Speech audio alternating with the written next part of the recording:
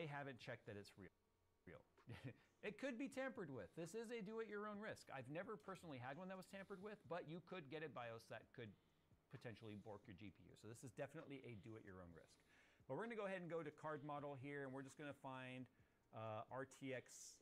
And sorry, this text is really bad looking. This is just part of the tweaks I've done to this OS for extreme overclocking, but I digress. We're going to find RTX 5070 Ti. Boom. They have 11 different VBIOS for them. You could potentially try other brands. Look, one-click OC, that's, I'm assuming, going to be a custom one right there. I'm not entirely sure. But you can see right here, here's the Tough OC. That's got the 2588 BIOS, but two different sub-IDs, a .2E and a .2F, probably two different variants of the same card. But anyway, we can just go ahead and download the Asus Tough. You just click download, and then it's going to be like Asus RTX 5070 Ti .16384. Blah, blah, blah, blah. Just rename that something like 5070 Ti Tough or something easy. Put it in the same folder as your NV Flash, and we'll be good to go. Do NV Flash 64 space dash dash override sub space and then the file name. Now yes, this is exactly the same as the process I showed you guys when I did the 5090 gigabyte versus Asus BIOS, but that was where I was showing you how to take a non-like supported custom BIOS thing and put it on a different brand. This is for you to actually get a benefit to the money that you've spent without having to actually spend the money, if that makes sense. So we're going to go ahead and now do the BIOS, which I have on here, which is the 5070 Ti Tough.ROM. So 5070 Ti Tough.ROM. Boom. Say yes. It's running as administrator. There we go. Reading the EEPROM. It says, are you sure that it's basically saying there's a mismatch? Are you sure you want to override? Say yes. It's like you're going to override the current version with this version. So you can see the only thing different on these is actually the last two numbers, a .31 versus a .2E. Again, two different graphics cards, and that's the reason why those. If we had another Tough or another Prime, it would flash just fine without having to do anything. So I'm going to say yes.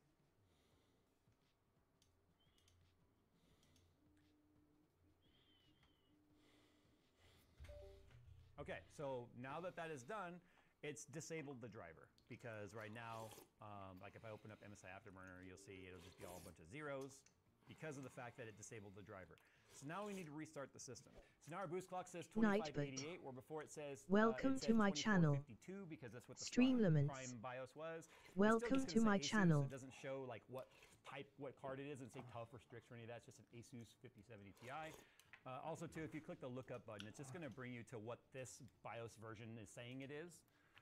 And then, as you can see right now, our Prime, which is on the test bench right now, is identifying as a Tough, which it's not. And it also doesn't carry that price of a Tough either. But as you saw in the charts, it gave us the performance of the Tough. Oh, actually, our max power limit is 330. So that's really interesting. The Tough BIOS has a lower power limit to us, which we saw in the charts.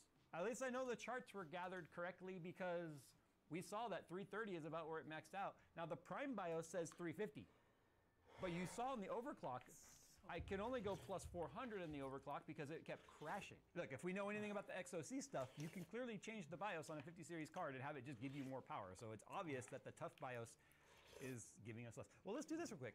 Why don't that one's the .2E. Why don't I download another one real quick and see if the other one is different? Maybe it's a variant, a BIOS thing. So I actually just installed the other Tough variant. There's a 2E and a 2F. Both of them have the same 330 watt power limit. So that 10% additional power limit obviously means they're both still 300 watt base 100% power, which is what the spec of the 5070 Ti is from NVIDIA.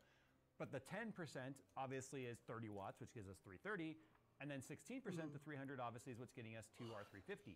So I don't know why they're allowing more power limit on the Prime card because the Tough BIOS is using less power and actually getting better performance, which you guys saw in our charts.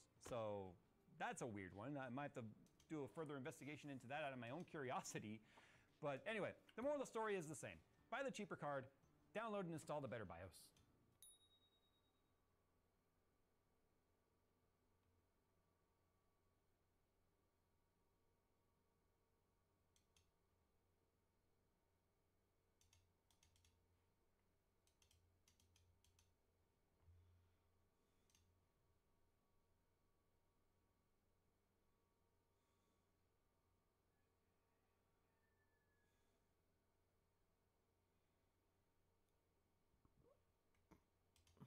Mads Mikkelsen is not your typical movie star. He didn't start acting until his 30s and didn't break out in Hollywood until he was 40. While most actors would have cashed in on the success of Casino Royale, instead, he turned down roles that didn't interest him and chose the ones that pushed him further, like Valhalla Rising, A Royal Affair, and The Hunt. It wasn't about building a brand, it was about chasing the next great part. But when you're that good, Hollywood doesn't let you stay away for long. Over time, Mikkelsen became a go-to actor for everything. Marvel, Star Wars, Indiana Jones, Fantastic Beasts. He led Hannibal, gave one of the best video game performances in Death Stranding, and still always returned to Danish cinema. Almost like Hollywood was funding the roles he was passionate about. This is the story of an actor that was too cool for Hollywood. Someone who dipped in and out of the system and still became a fan favorite. This is Mads Mikkelsen. Mikkelsen didn't grow up dreaming of Hollywood. He didn't even start acting until his 30s, and even then, he made no career plans. He once said he approached every role like it could be the best film ever made, just focusing on one at a time and living in the moment. Born in Copenhagen in 1965, Mikkelsen trained in gymnastics from a young age and aimed to go pro. But at 18, a choreographer spotted him and suggested that he try dance instead. He took the advice and studying at a ballet academy school in New York for 2 summers. He eventually returned to Denmark to join a contemporary ballet company, performing professionally for nearly a decade. He even met his future wife for Hannah Jacobsen during this time. He said he was more the drama of dancing than the aesthetics. What he really wanted was to perform, following in the footsteps of his older brother Lars, who had started acting just a few years before him. After almost a decade of dancing, he enrolled in the Aarhus Theater in 1996 at age 30.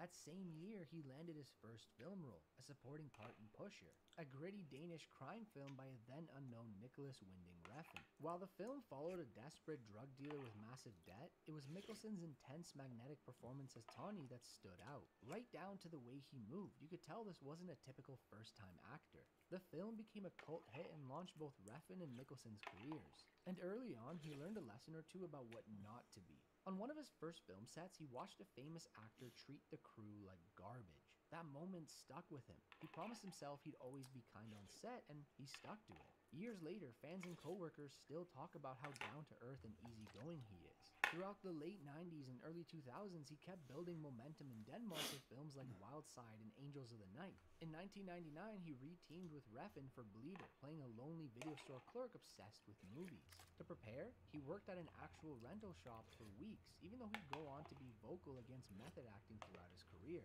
He also told Refn that the character Lenny, based on Refn himself, couldn't be so cool and exciting, saying that Lenny can't be this cool because he is you and you are not cool. So the role was rewritten to be more awkward and introverted. His range started showing fast.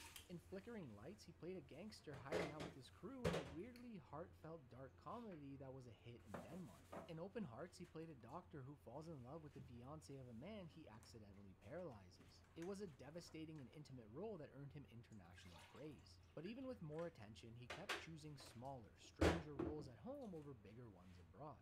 At the same time, he was becoming a household name in Denmark. From 2000 to 2004, he starred in the hit police show Unit 1, playing one of the main investigators. It was a national phenomenon, and by the final season, 40% of the country was tuning in. He even won Best Actor on Danish television in 2002. Slowly but surely, he was becoming a star. Just not in the way most actors do, not in any rush. In 2003, he leaned into his offbeat instincts again with The Green Butchers, playing a small-town butcher who accidentally becomes a cannibal. It's weird, hilarious, and he totally committed by shaving his head for the role. He hated the look so much he wore a hat throughout the entire shoot, and his wife made him keep it on in bed.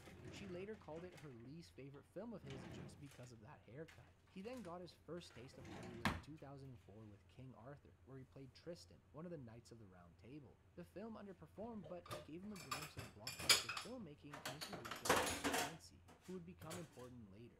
But Mikkelsen didn't stay long. He went back to Denmark and back to the role that started it all. And how did he get back to Denmark? Well, probably by flying, but if he knew about the sponsor of today's video, he may have been tempted to walk. Today's video is sponsored by Vessi, the makers of my new favorite shoe.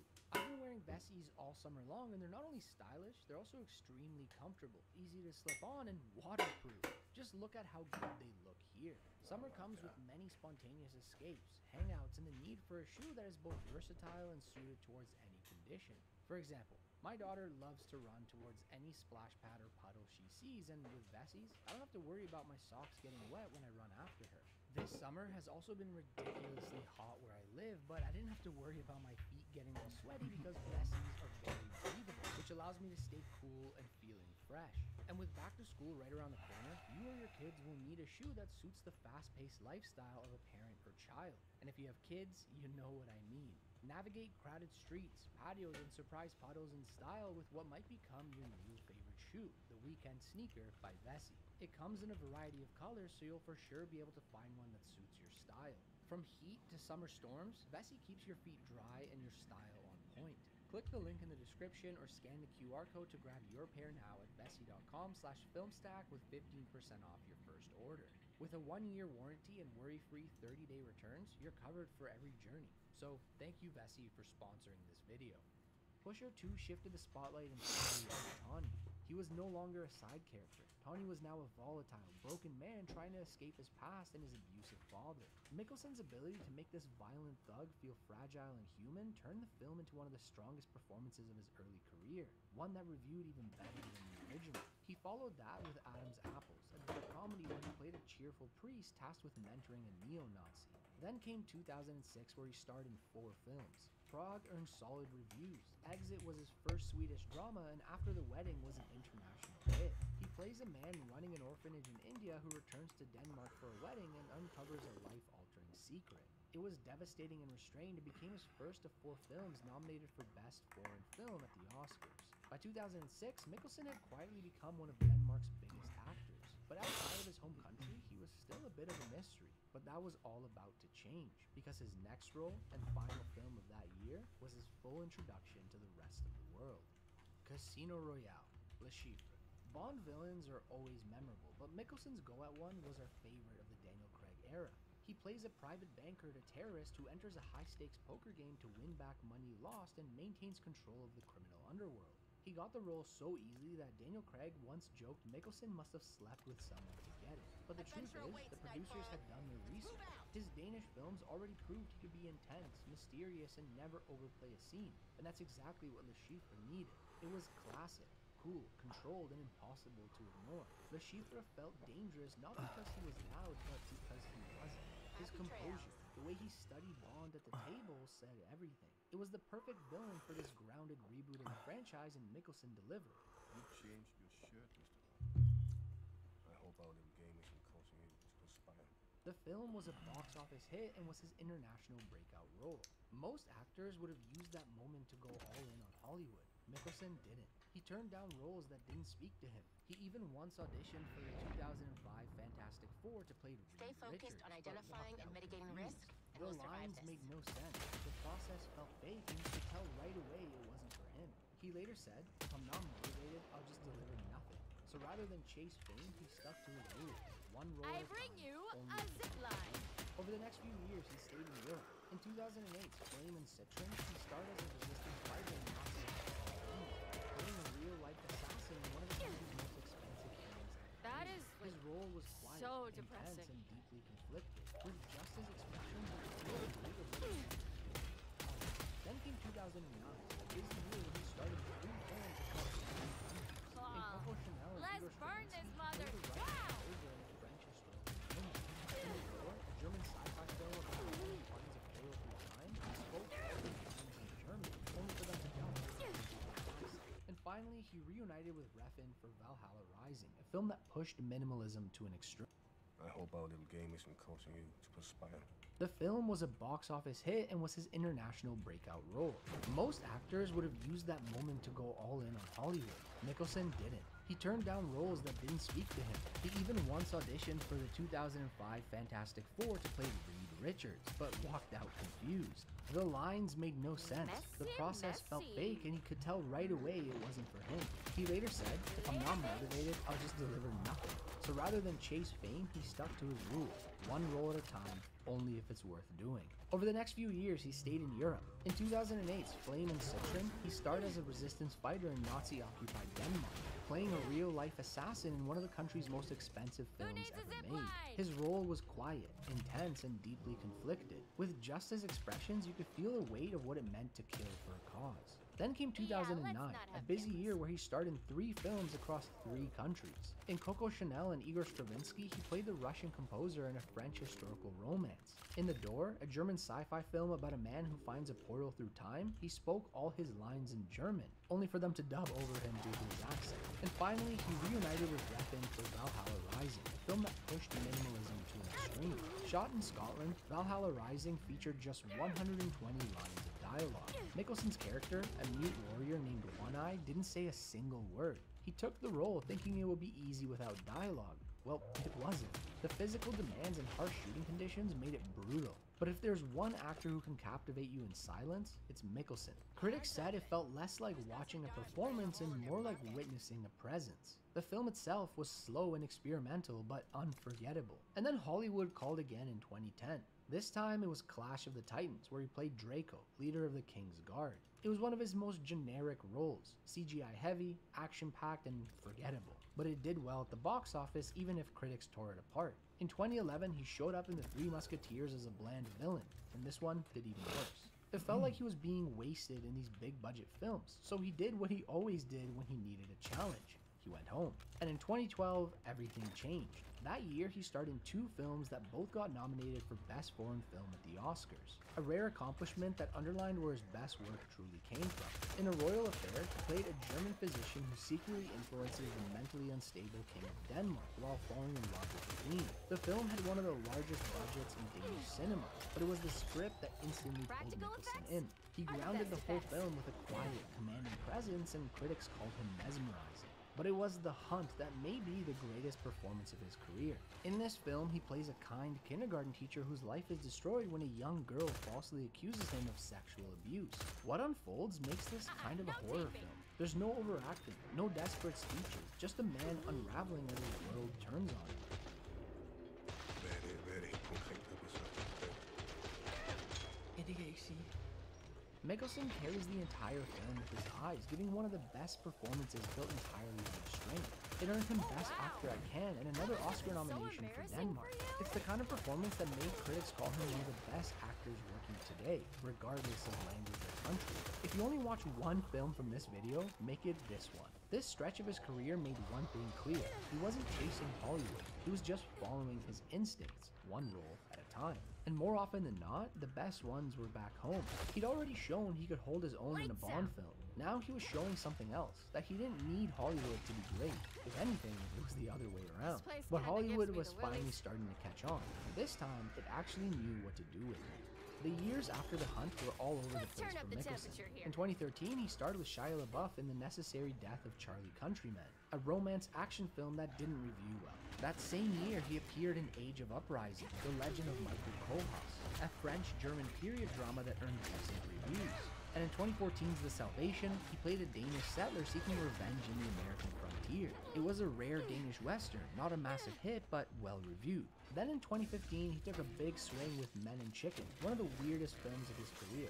He played a socially awkward outcast brother in a comedy that pushed his usual calm image to weird new extremes. It was Mikkelsen at his most unrecognizable, but it reviewed very well. Even when the projects were mixed, Mikkelsen's performances never were. Still, in film, he hadn't quite hit the highs of 2012. But that's because his best work at the time wasn't in theaters, it was on TV. From 2013 to 2015, he redefined one of cinema's most iconic villains in Hannibal. When news first broke about a TV show starring Hannibal Lecter, most people rolled their eyes. Anthony Hopkins had already given a legendary performance, why try to follow them? Mikkelsen was hesitant too. He said Hopkins' version was perfect, but showrunner Brian Fuller had something different in mind. An elegant, seductive Hannibal. And Hugh Dancy, who'd worked with Mikkelsen on King Arthur and was cast as the show's lead, personally recommended him. His approach didn't work right away. Early on, Mikkelsen tried a British accent that didn't work. Lawrence Fishburne had to pull him aside on set and tell him to take control of his scenes. Once he dropped the accent and found that screen presence he's known for, it clicked. Just keep it professional. Oh, so socialize with apples. God forbid we become friendly. His Hannibal was unnervingly still, charming, terrifying, and unreadable. Critics praised him for doing the impossible, making a character that could stand alongside Hopkins without imitating him. And with such a focus on cooking in the show, Mickelson actually trained and prepared all the food himself. The show lasted 3 seasons before being cancelled, but became a cult hit. And Mickelson's performance was often called the best part. He wasn't trying to outdo Hopkins, he made the role his own, and in doing so, helped Hannibal rise above the wave of mediocre IQ cash grabs. It gave him a whole new fan base, especially in North America, and despite the growing fame, he stayed unfazed by it. In one interview, he said, "I have a strange but very nice gene. I forget I'm famous every time I step out the door. I think it's a healthy approach. This is a rare attitude for an actor." And with that renewed exposure and a memorable appearance in a Rihanna music video, Hollywood came knocking again, this time with bigger roles in major franchises. 2016 was one of the busiest years of his career. First, he joined the MCU in Doctor Strange as Caecilius, a former disciple of the Ancient One who becomes the film's main villain. The character was criticized as underwritten, but Mickelson made the most out of it. He performed most of his own stunts and loved the wire work, calling it his childhood dream of doing a kung fu type of movie. This made him the happiest person on set and a joy to be around. And although fans wished he'd played a more iconic villain in the MCU like Doctor Doom, many still appreciated what he brought to the role. That same year, he joined Star Wars in Rogue One as Galen Erso, the scientist forced to help design the Death Star. It was a small role but crucial, and Mickelson gave it a lot of emotional depth. With limited screen time, he conveyed a lifetime of regret that made his scenes very memorable. The pain of that loss is so overwhelming, I risk failing even now. It's just so hard not to think of you. Rogue One became a huge hit, and many fans still consider it the best Star Wars film of the Disney era. And with that, Mickelson became the first actor to appear in Bond, Marvel, and Star Wars. But instead of turning those hits into a franchise-focused career, he slipped right back out of the system again. In 2018's Arctic, he played a pilot stranded in the frozen wilderness, a role with almost no dialogue. It was shot in Iceland over 19 days, and Mickelson called it the most physically demanding shoot of his career. Like Valhalla Rising, it was a stripped-back performance, and critics praised his quiet performance again, even more this time. That same year, he had a supporting role in At Eternity's Gate, appearing alongside Willem Dafoe in a film about Van Gogh's final years. Then in 2019, he did something he'd never done before. No, not Polar, the Netflix assassin movie that critics shredded. I'm talking about Death Stranding. Directed by Hideo Kojima, Death Stranding was a cinematic post-apocalyptic game where players delivered packages across a fractured America. Kojima, a huge fan of international cinema, had built the game around a dream cast that included Norman Reedus, Lea Seydoux, and Guillermo del Toro. But he believed Mickelson was the best actor alive and wrote the role of Clifford specifically for him. The performance was eerie, emotional, and heartbreaking. Hard to describe without spoilers, but it elevated the entire game, easily being a level or two above the rest of the cast.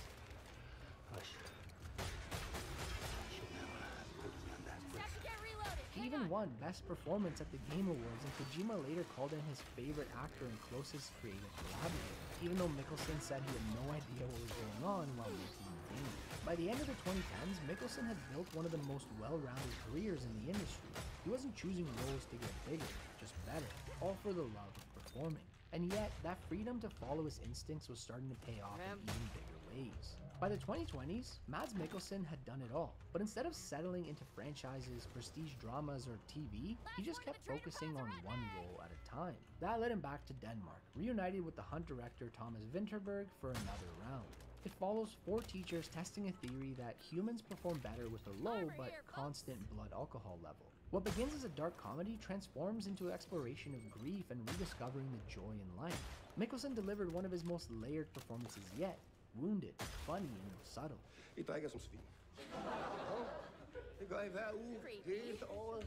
Rigtig mange genstande, og derfor skal jeg lige stille nogle spørgsmål her. Interestingly, despite the premise, no alcohol was consumed during filming. The cast carefully studied the effects of intoxication at each alcohol level to help portray their characters. The film also includes Mikkelsen's improvised, now iconic dance scene, tapping into his dance background. He was actually against the scene originally, thinking it was too cheesy and out of nowhere, but it worked. The film became an international hit, even winning the Best Foreign Film Oscar. That same year, he starred in Riders of Justice, a revenge-fueled dark comedy about a man who loses his wife in a suspicious train crash. It was his 5th collaboration with Anders Thomas Jensen, and it required him to pack on 14 pounds of muscle. But the real challenge was balancing the tone of the film.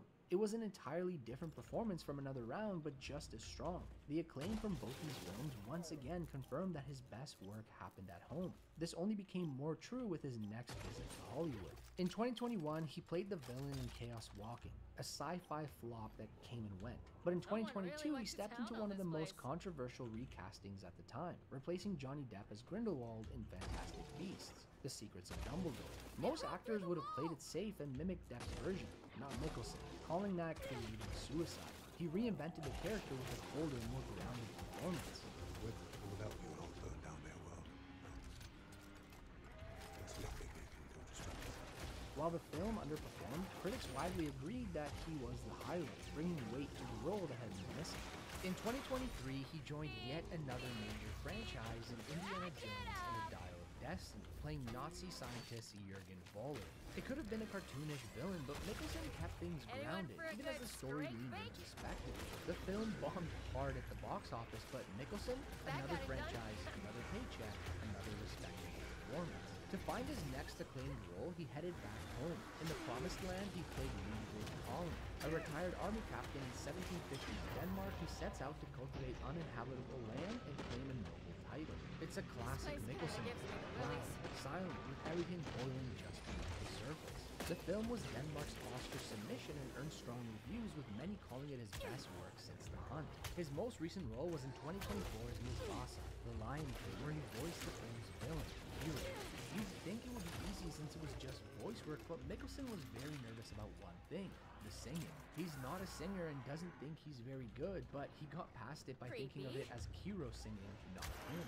The film was a box office hit. Critics were mixed on the movie itself, but many agreed Nicholson was perfectly cast. As for future projects, Nicholson looks like he'll keep having fun with his choices. He's reuniting with Anders Thomas Jensen for the 6th time in The Last Viking, a dark comedy set for 2025.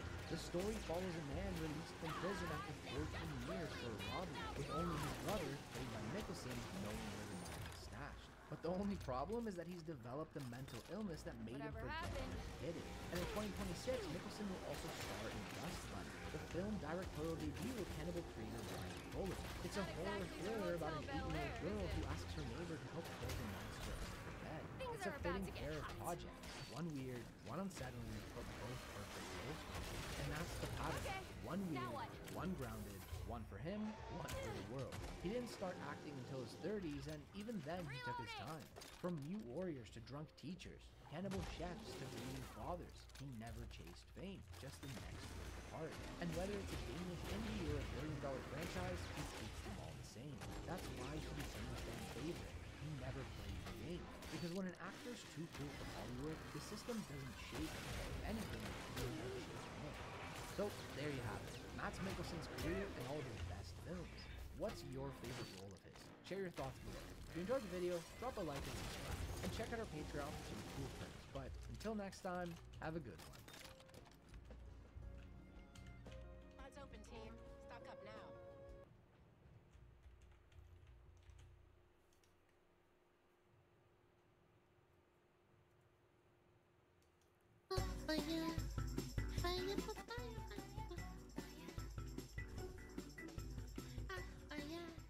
Whoa! What is this title? Excuse me?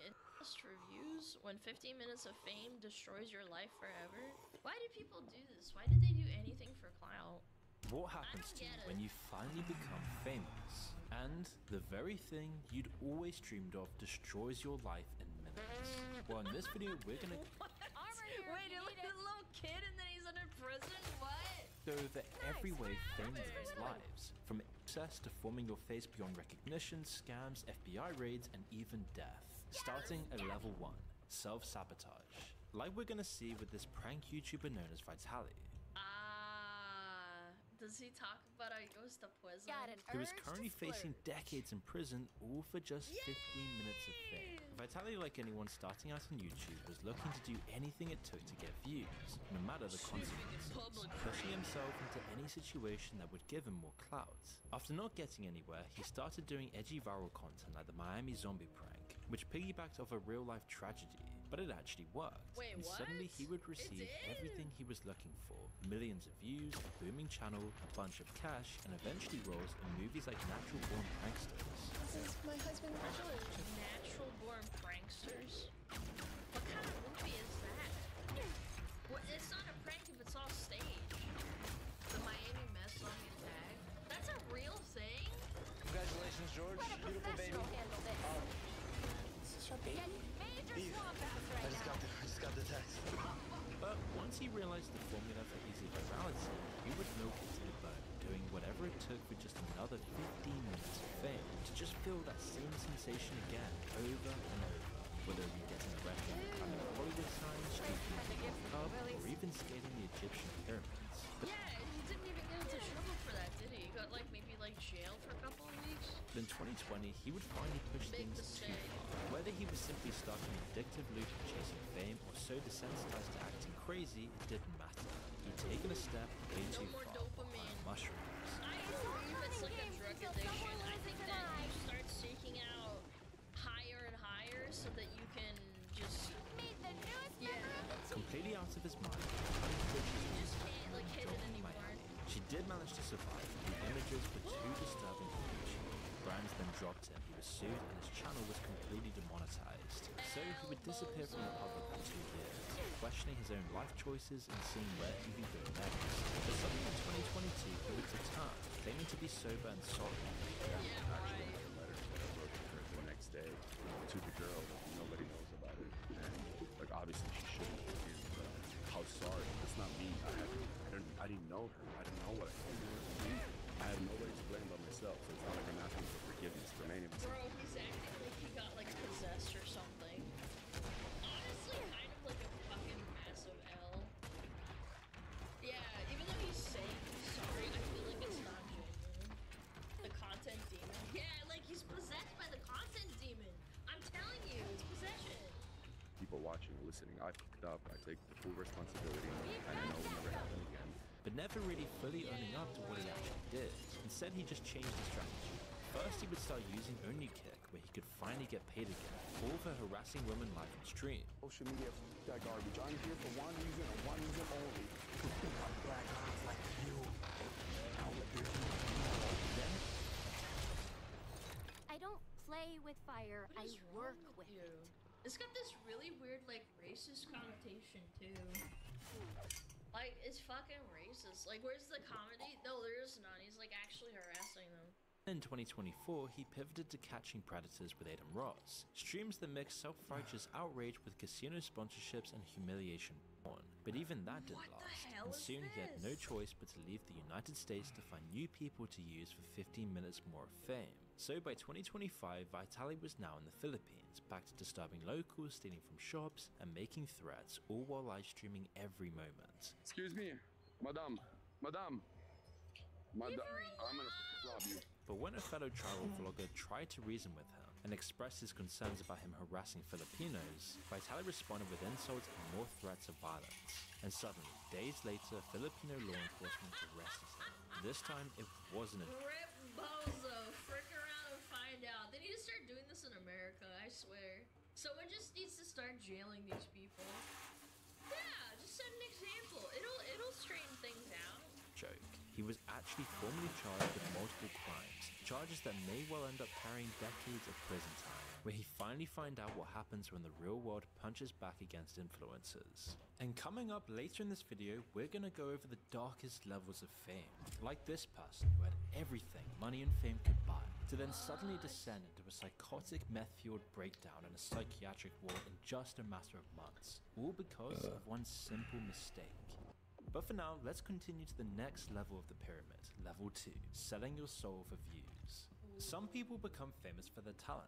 Dabo got famous for being the kind of guy who'd humiliate himself for public attention, the type everyone loves to laugh at and not with. This 17-year-old started out doing music reaction videos on YouTube, crying to Frank Ocean albums and gushing over Playboy Carti. But this isn't what made him go viral. What made him get his 15 minutes of fame was one photo. where he looked what people called chopped. The photo had a bad angle, it had acne, scars, headphones, and a bulletproof vest, and the internet would roast him for it. Overnight, memes exploded calling him chopped, but instead of disappearing or rebranding, Dabo leaned into it hard. He would keep on posting selfies with bad lighting, weird angles, greasy skin. His own fans started Maybe he started like, you know, getting McDonald's grease and putting it on his face. That's a real thing, by the way. begging him to stop. Videos would spring up on YouTube asking why Dabo was so chopped, and why young Dabo is ugly as hell. People would start saying I made Dabo even more chopped, with some people even being genuinely concerned about how chopped he was. But this was his viral strategy to get 15 minutes of fame, because every time he either humiliated himself or had someone say he was ugly, he would then get more and more. Chat spamming, ew. At 15 minutes of fame, because every time he his own bot is like, ew, don't do that, back up. He either humiliated himself or had someone say he was ugly, he would then get Chad does that with me too. But I know they're totally kidding, right? more and more views, as these clips would rapidly get millions of views. His own self-degradation was a profitable business, one that propelled him to fame and got him rich. Soon he was now hanging out with the top streamers, like Kai Cenat, but it didn't take long for him to be quote-unquote expelled from streaming university over a bad haircut. He then got into physical fights with other streamers, with each humiliation going more and more viral. And as he became more known, He can't stop, he's gonna push it to the limit. as the ugly guy everyone could beat on, soon enough he built an entire reputation of being chopped and ugly, and this was the only way he could stay relevant. No one actually cared what he had to say, they just wanted to laugh at how he looked. You could also argue that he's making these decisions consciously and leaning into all of this for likes and views, but either way it's kind of tragic to look at, seeing a literal teenager humiliate themselves just to get their viral moment, and eventually you know this can't go on forever. Once he's I don't know. I feel like when you start out that young, I feel like it probably also like weighed on his mental. just known as the ugly guy, it will be I don't know if I could have taken it when I was 17. Like, I don't know. Like, I wasn't like ugly or like fat or anything. It just feels like when you're younger, you have no assurance of what you are or what you could be. become boring and everybody will normal? forget Yeah, it about looks it. like just It's the a same dude kind on of the street. humiliation we see from girls like Bonnie Blue, Don't remind me of her, please. doing anything it takes to just get 15 minutes of fame no matter what it takes, whether it be self-humiliation or degrading yourself in front of millions. But sometimes selling your soul for views isn't just about humiliating yourself. It can also be by turning serious accusations into content, prioritizing fame over basic decency, like we'll see with Colleen Ballinger. You see, Colleen had over 10 million subscribers with her I have to wonder who's gonna be like the anything for views for VTubers.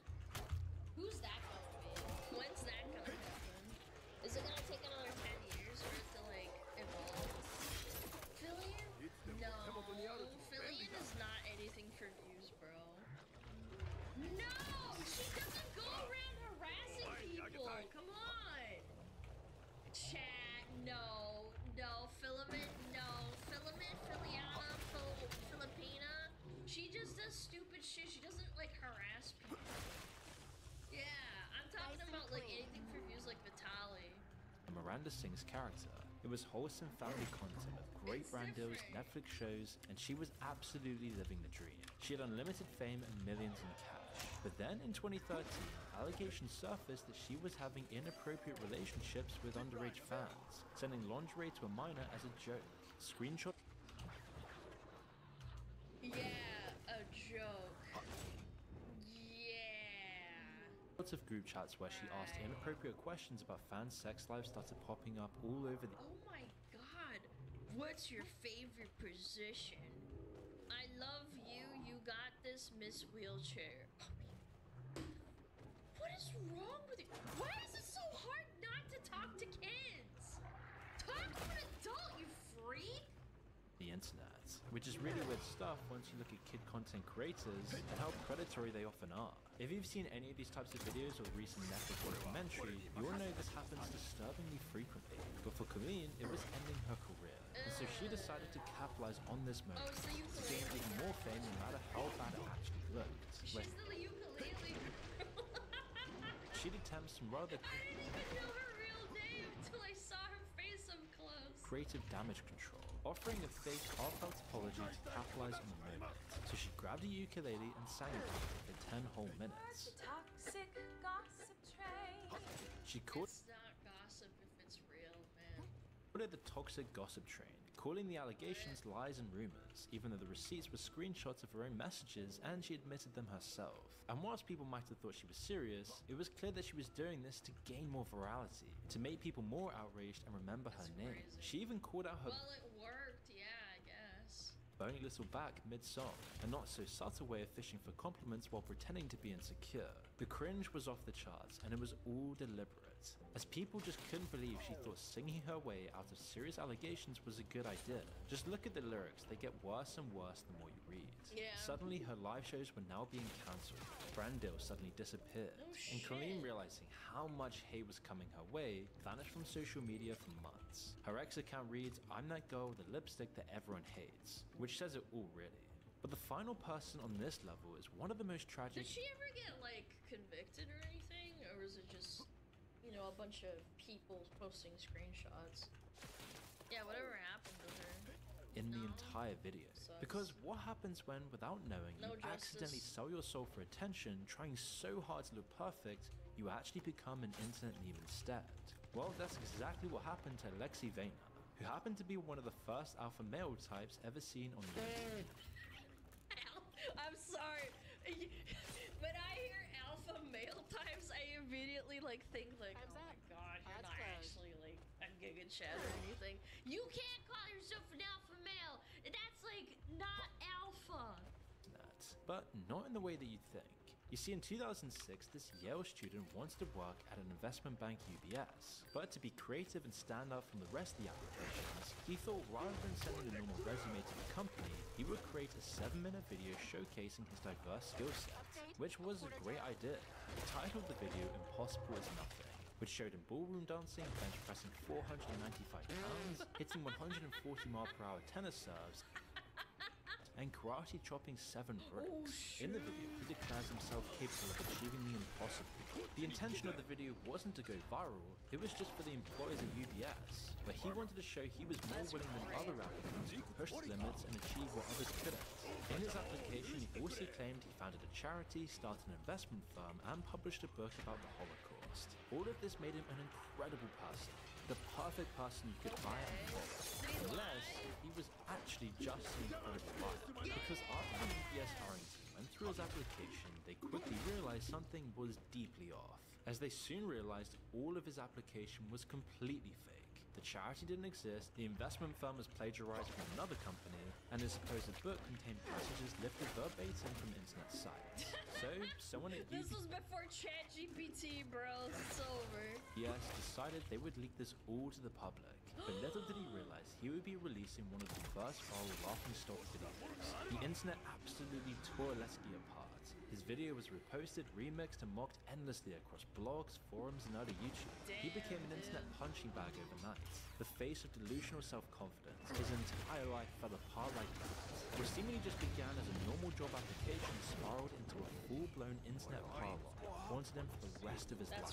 And it's even worse when you consider the fact that he probably hadn't even used or even known about YouTube at the time of making the video. Was this He during obviously YouTube never got the times? job, and his life never actually recovered.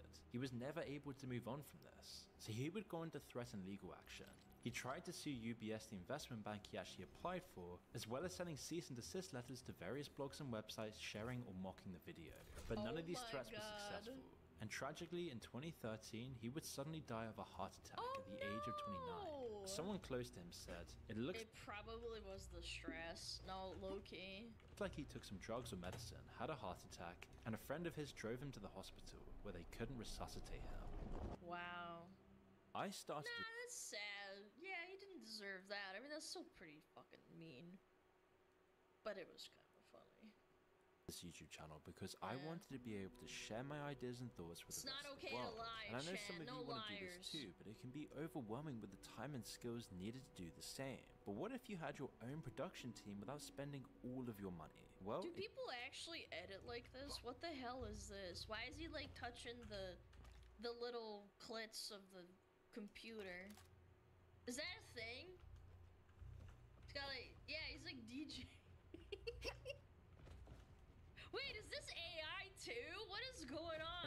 all of your No, it's AI too. Look at his hand. money? Well, in Oh video my god, it's AI. That's why it's got like a computer clip. That's what the AI wants. spending all of your money. Well, in video AI enables you to do just that. All you gotta do is It's just AI type in the idea that you want to create a video about. Imagine a world where the internet suddenly vanishes. No warning, no explanation, it's just gone. This is seriously You know what game-changing. else is You can gone? even edit whatever you like using Smuggle simple on. text commands like add my voice and make the video more intense. Unlike traditional video tools with steep learning curves that Jarvis, make my voice deeper and hotter. Thank you. only solve for parts of your video creation process, InVideo is the creative partner that you've always wanted. It removes all friction and puts you in the director's seat, letting users focus entirely on their vision and their idea while Why is he poking at a screen that says nothing? letting users focus entirely on their vision and their That's idea while crazy. Video AI does all the heavy lifting. And you can try InVideo AI for free. This will save you hundreds of dollars that you would otherwise spend on editing, animating, other production costs. So make sure to check out InVideo AI using the link in the description below. Now, let's go on to the next level of the pyramid. But let's not reveal exactly what level 3 is about. Let's see if you can actually guess with the first story of Belle Gibson. Belle Gibson was Instagram wellness perfection. She was I thought Belle Gibson was Mel Gibson's daughter. young and glowing, but was dying of brain cancer that she cured through her own health routines. According to her Okay. remarkable story, she was diagnosed at the age of 20, but miraculously she rejected chemotherapy and was able to heal herself with diet and alternative medicine. Her whole pantry app hit 200,000 downloads in a month. An app That's crazy, dude. You guys don't realize this? Like, for a company, for that to happen is like insane. 200K? I'm calling cap. I'm not saying that a healthier diet will not help you if you have cancer. I absolutely think that eating healthy can prevent you from gaining diseases, but like to completely cure yourself of cancer, I just don't think that's like a realistic thing. You need help, man. Apple made this their featured. helps! Because of the amazing success of overcoming cancer, her cookbook became a bestseller. But Belle was selling more than just recipes. She was selling hope to other cancer patients. She claimed to have donated $300,000 to sick children in African schools. That's a lot. Parents doing everything they could to fight their kids' cancer sent her all of their last dollars, believing in her miracle cure through smoothie bowls. The media Bro, I have smoothie bowls in my fucking freezer, man. I have a dragon fruit one. It's actually really tasty. Woo! That's gonna cure cancer? praised her as a hero, even when her list of diseases became a little bit ridiculous. A terminal brain tumor, blood cancer, cancer in the spleen, Lady, you have every type of cancer and you think that your homemade smoothie is like gonna save you? Who buys into this? and even liver. So when journalists investigated all of her claims in 2015, they revealed the true extent of her lies. Only $7,000 had ever been donated. The rest funded Belle's designer clothes, cosmetic procedures, and luxury lifestyle. Then came the next big revelation.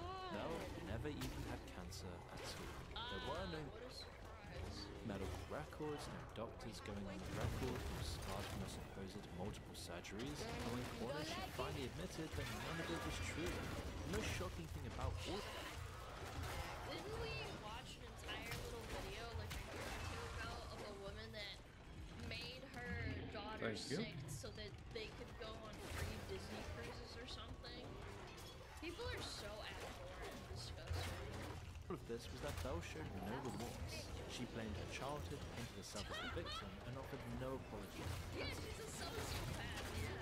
The patients who rejected treatment to follow her theories. She made up an entire narrative about having cancer just to get famous. And as a result, the courts fined her $410,000.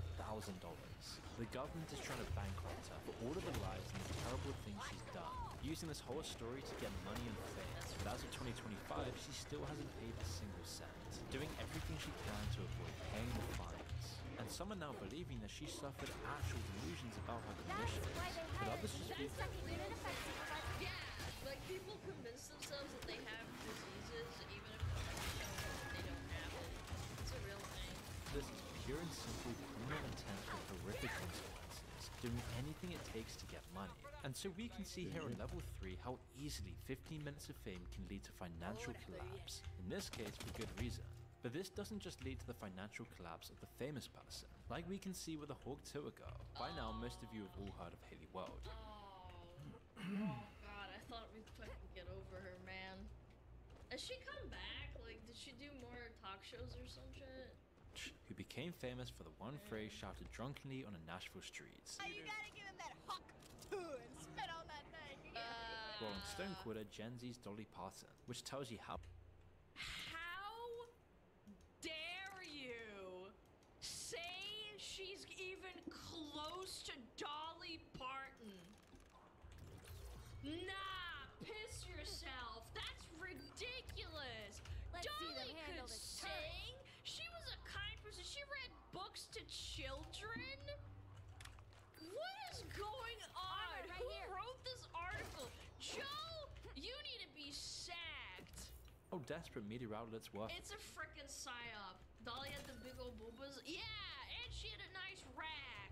Clicks. Initially, she did seem sweet enough though. She used her platform to donate to animal shelters, launched a podcast called Talk Tour, and it all seems so genuine and wholesome. But when you become famous like this, it always comes with... Yeah, I don't give a shit if you donate to a bunch of doggos. I mean, it's very nice of you, but at the end of the day, you crypto scammed a bunch of people. Dolly never crypto scammed anybody! unexpected costs. And Haley had no idea, but her 15 minutes of fame was a goldmine for a group of shady crypto influencers and ex-agency marketers, looking to use her fame and milk it for all it was worth.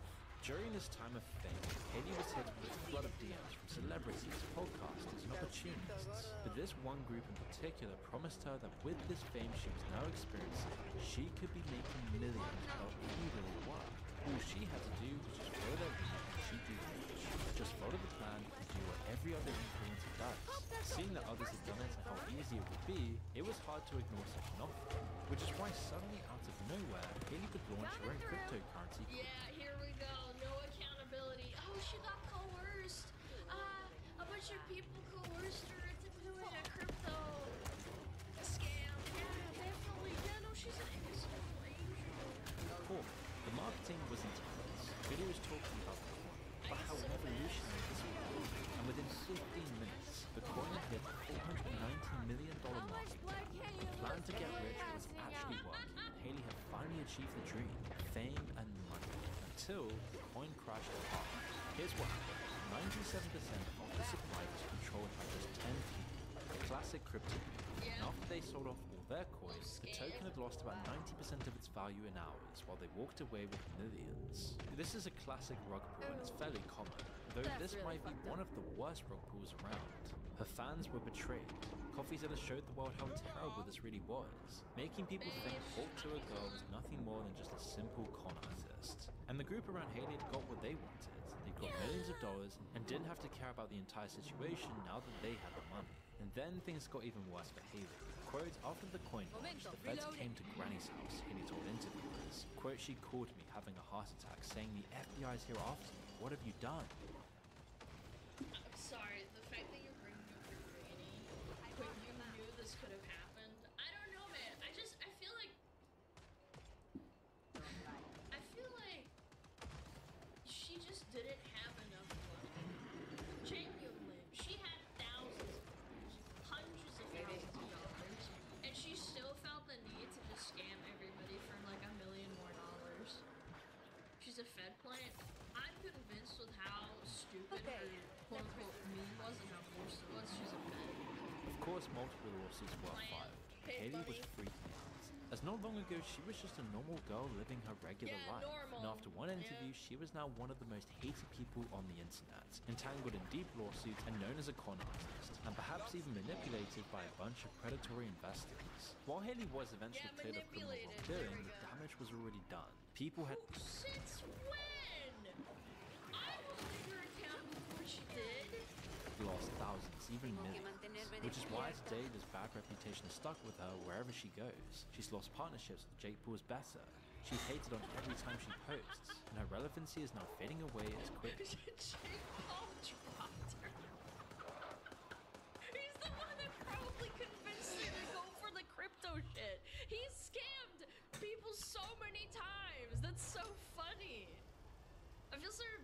definitely used. I know, but like you just put two and two together. It's like, oh, Jake Paul, yeah. She was sponsored by him and everything. He found her. I think he took her into his agency too. As her rise. Even so, financial ruin and government investigations are still just money and reputation.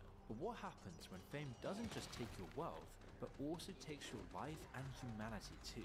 Well, buckle up, because level 4 on this pyramid is where we stop talking about careers and now focus about how fame destroys lives.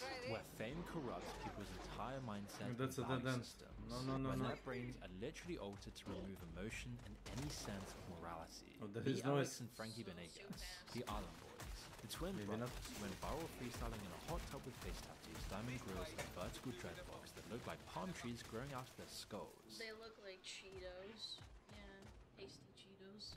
Who used their 15 minutes of fame to hide their alleged gang association, violence, and befriendment of child murderers? You've probably seen them by now. They were the classic Florida stereotype.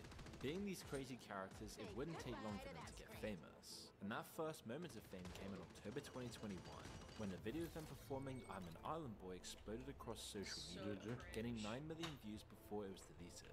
But now everyone knew their faces, their hairstyles, and their infectious yet pretty awful freestyle. Cause I'm an island boy, and I've been trying to make. This is an insult to Floridians, man. What the hell? Stereotypical Florida? Nah, this is extreme. I'm an island boy. I'm a just island boy. That is I'm a just island so boy.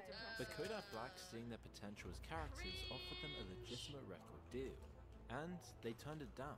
This was their first real path to success, handed to them on a silver platter by the top of the Florida rap scene. And instead they just walked away from it. And it was this sort of decision making that would later gain them more infamy. Thinking they could go without Kodak and anyone's help, and do it all by themselves, they continued to try and get to the top of the music industry. But when their music career predictably failed, desperation soon set in. They realized they couldn't just bank on their look alone. Their character wouldn't be enough for long-term fame. So now they're gonna kiss each other for views, despite being related. And they're twins, aren't they? And people like George Janko were now calling them out on it, having explosive fights like in this clip. An accident, God forbid, a situation would happen. You know me from Island Boys, but you know I'm thugging, bro, right?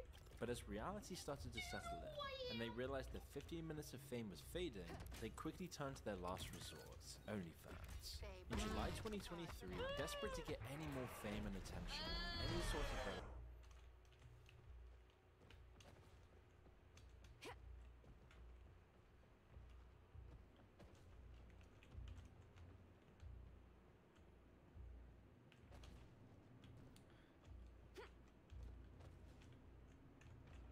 Yeah, we really want to go stay in a tunnel. Okay.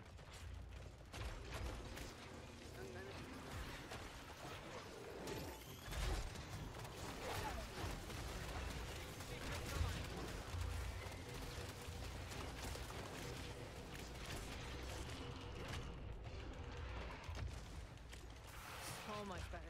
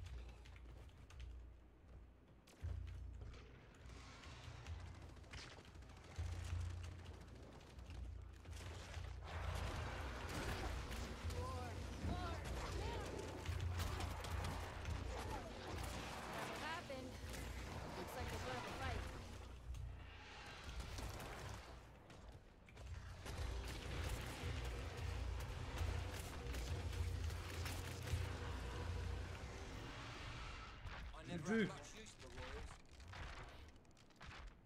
Oh.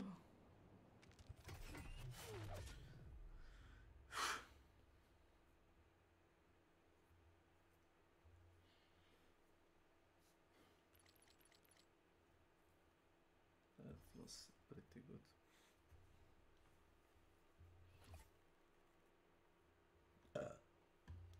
Sto pedigree nikon venim jaz.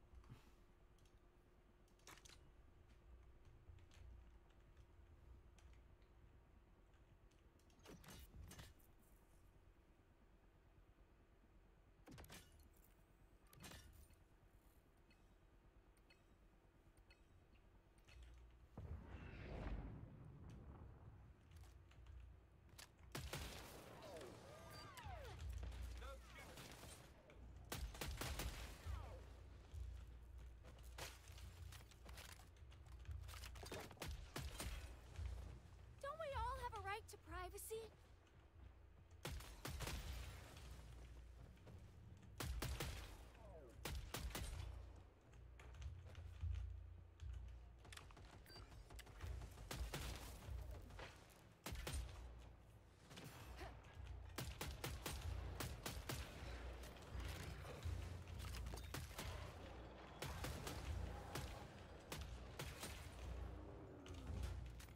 Just wait while I reload!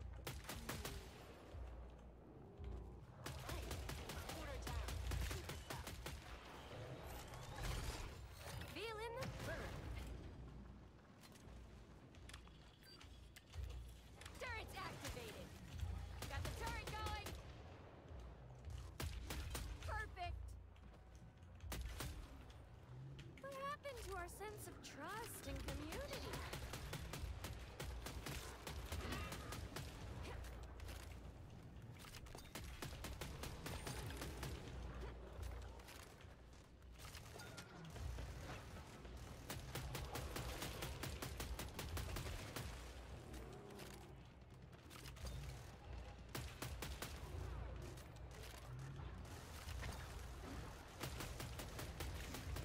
Headshots for days.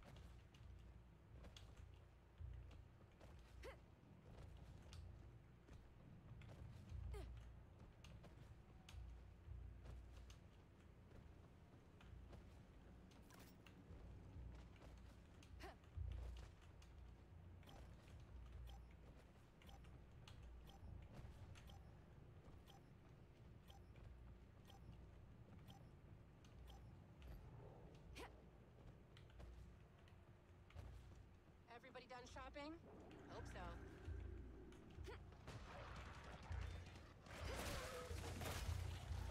The wall!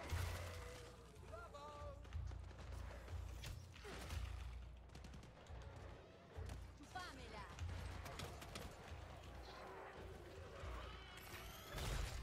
Let's fight fire with fire. We're coming through the wall. I get inside, like a lot of husks, trust me.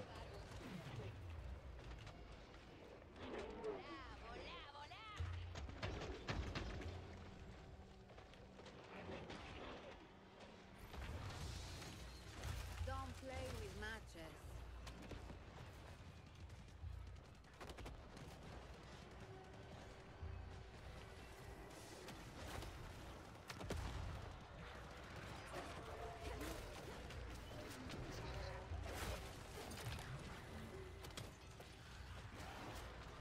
Why didn't someone tell me it was going to be this hot? Does this count as ironic?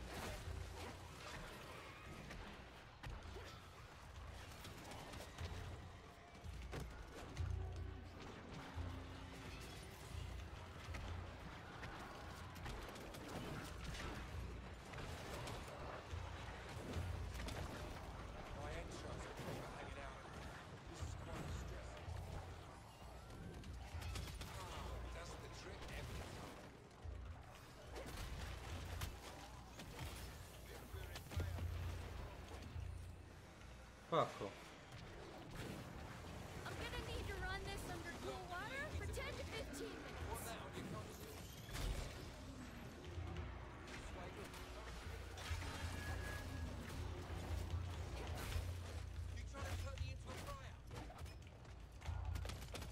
Fire is not a toy. Okay, time for a break.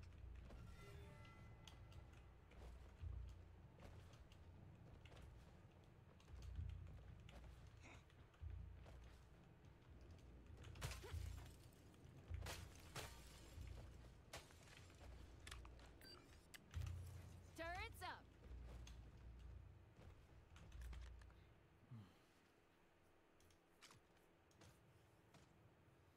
That's a bit of all right. 10 quids. 10 quids.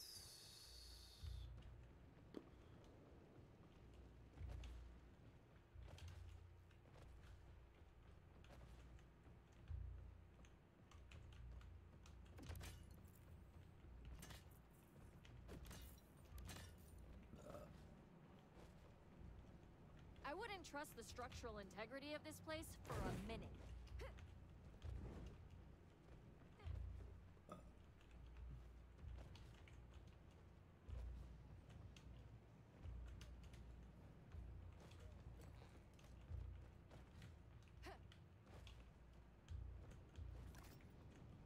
Not exactly the Hotel Bel Air, is it?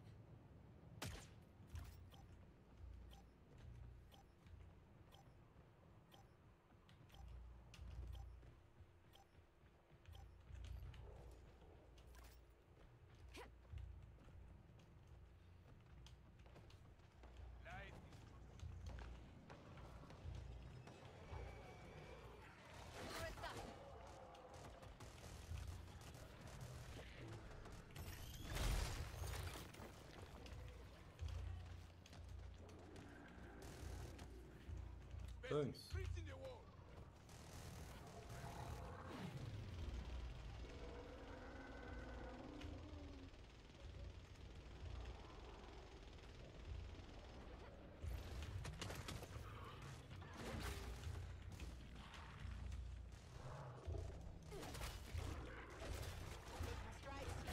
25% down. Can someone get poison control? Still surprised by how messy it always is.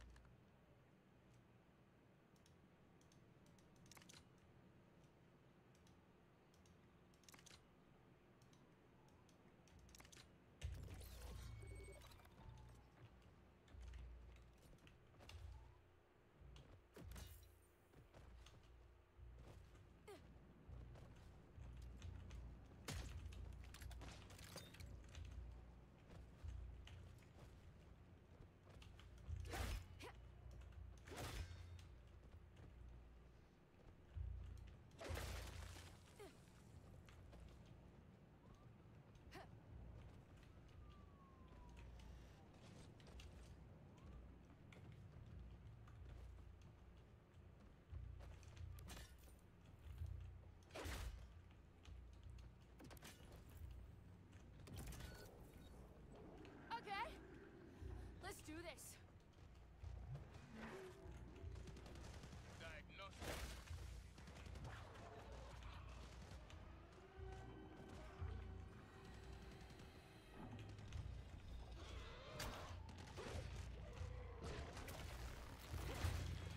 That kinda got everywhere, didn't it? That got messy.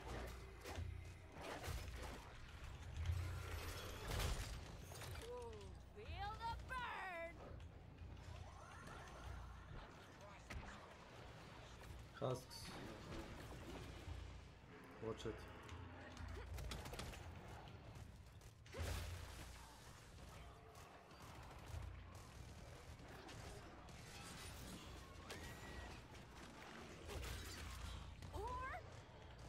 Thanks. Fire beats fire every time. You gotta know.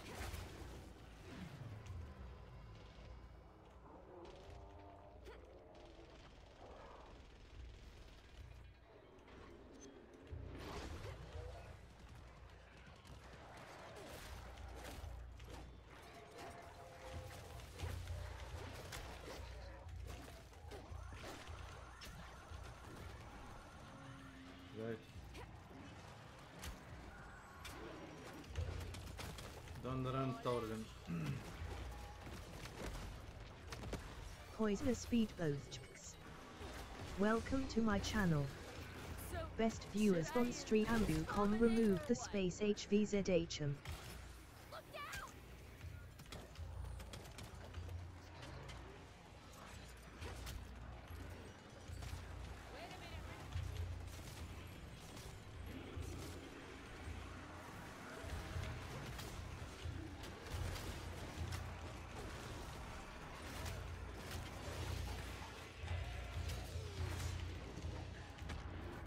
Is that my blood?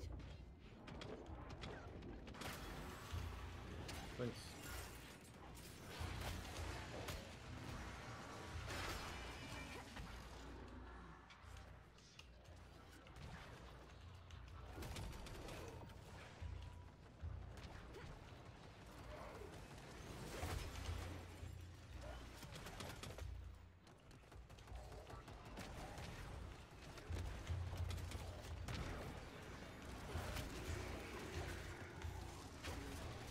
It's like San Fernando after the 83 earthquake.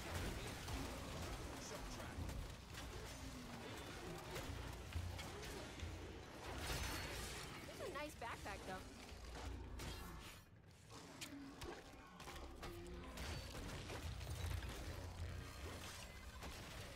Seems empty to me.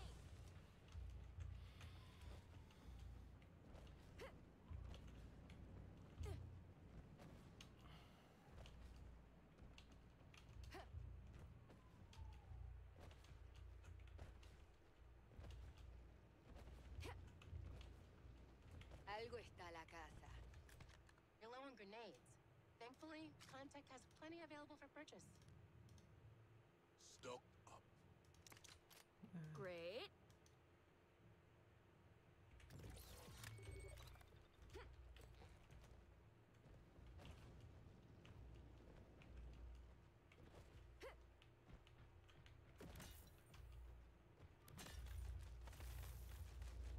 Haha, cash. Easy count. Ram.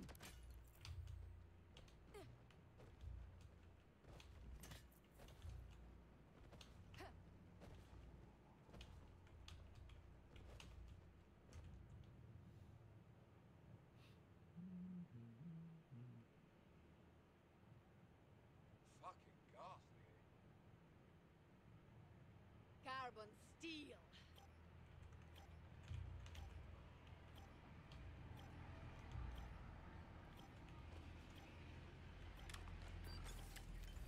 Let's see them handle this turret. Done shopping? Well, you are now. Okay, finally, guys. Let's get this done.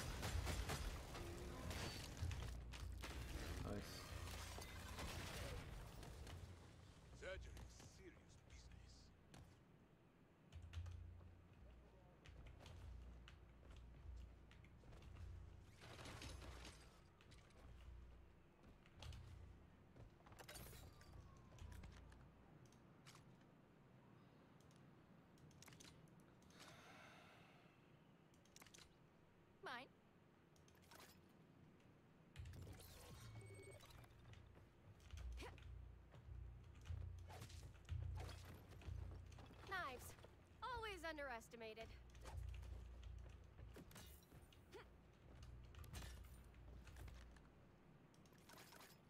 Ooh, just got a little serotonin burst. Thanks.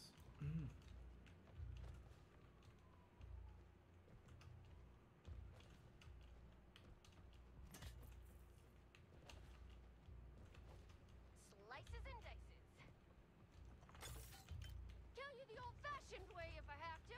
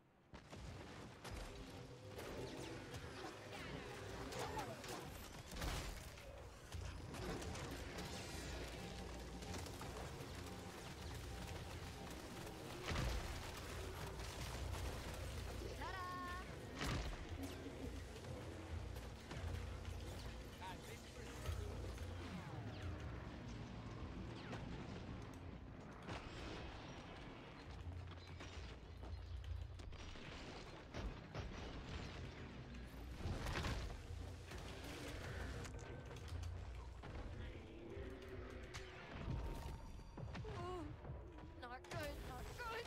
Thanks.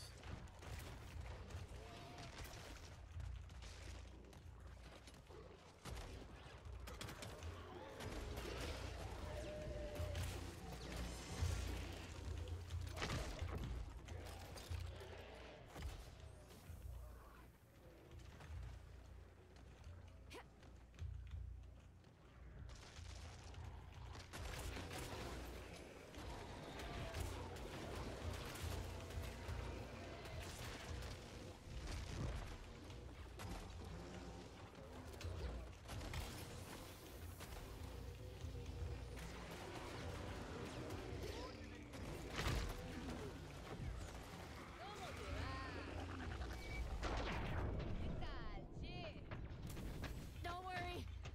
I'll be fine. Just suffering massive blood loss.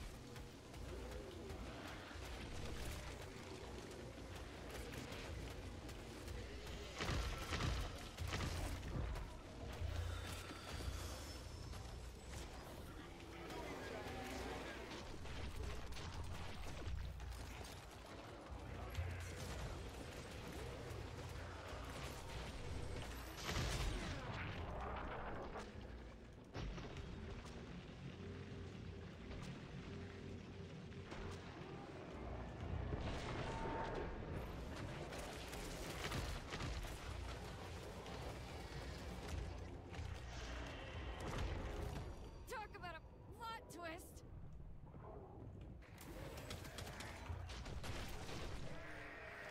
GG. Fantastic work. Keep it up. No.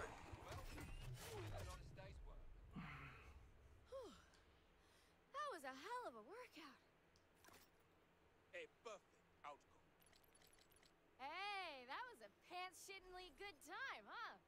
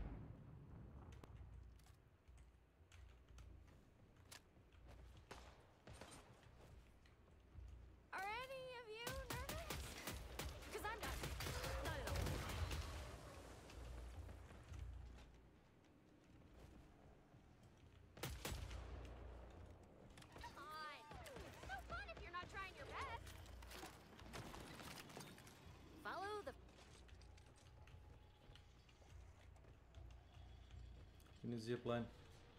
Put her down. Keep the heat on.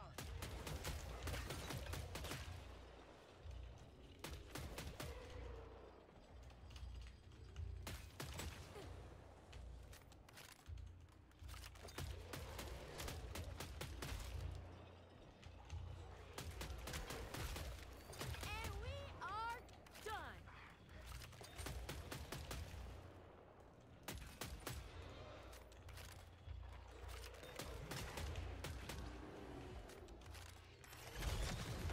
Oh, fired up. Adios, motherfucker. Oh, this is great. Just great.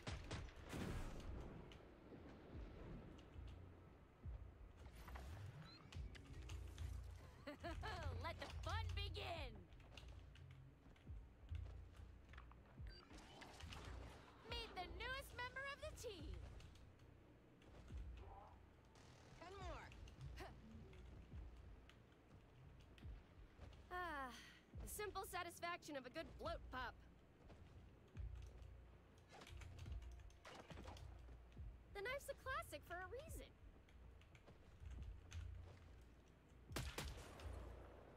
Hey, do not record me.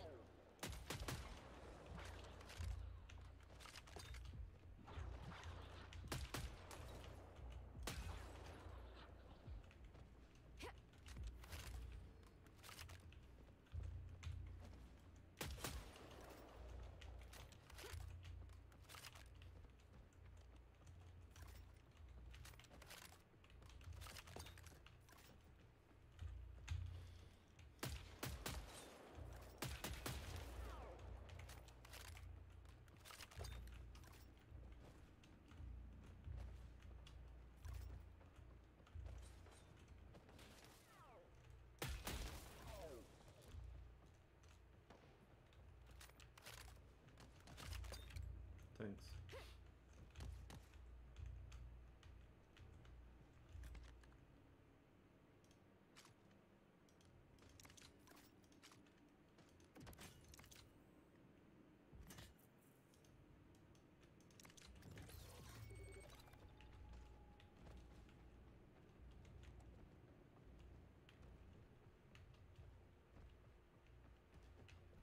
That looks slippery.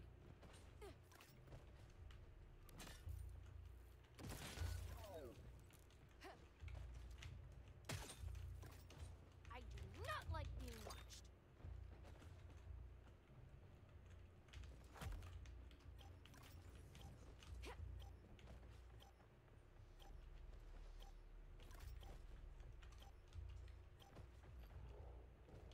Oh, nasty. That's it. Pod's closed. I refuse to consider the possibility of failure.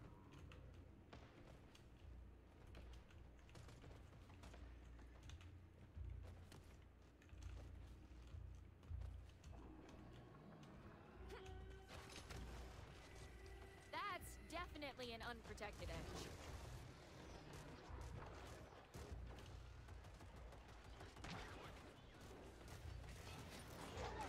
Putting 5% down. Keep it up. You need to back off!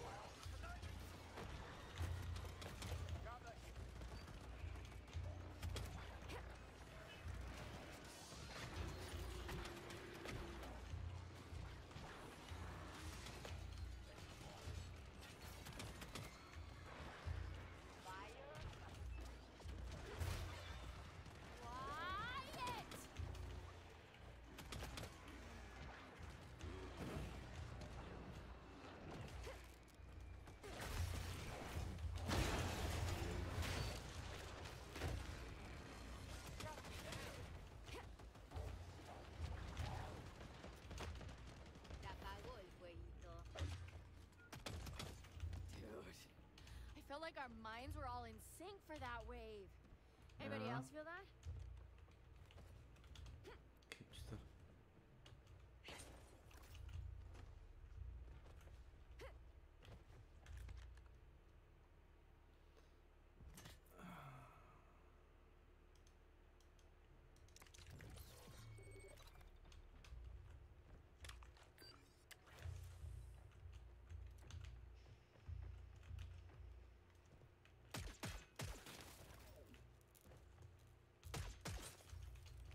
Security cameras aren't a solution. They're a symptom of a larger problem.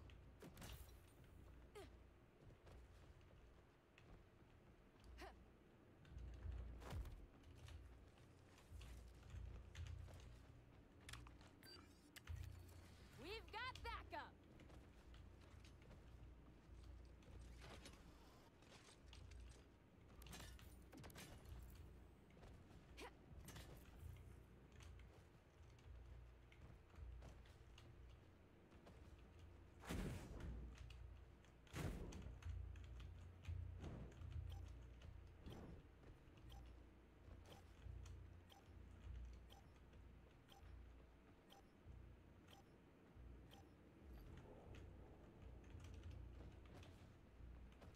Did you all get what you needed?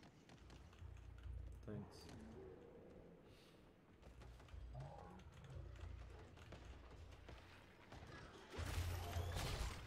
Give me some space!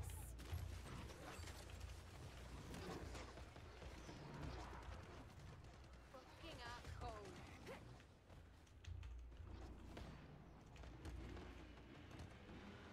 So mixed.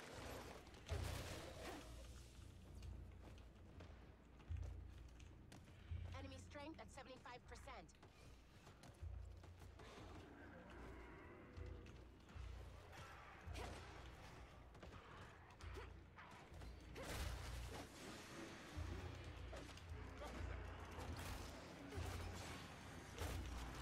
Have a great rest of your day.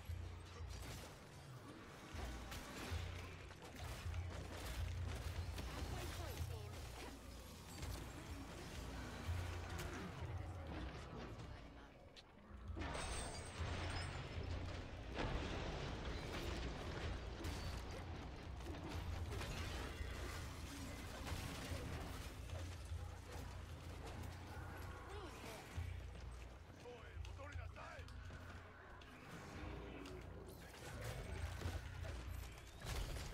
I've got this under control.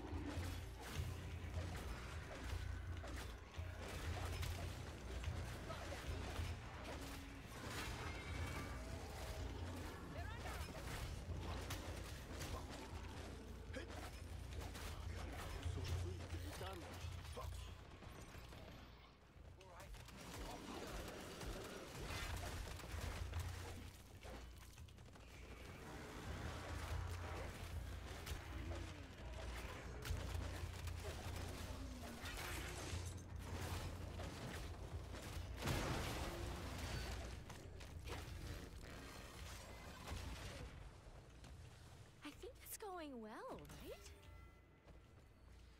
All obstacles removed.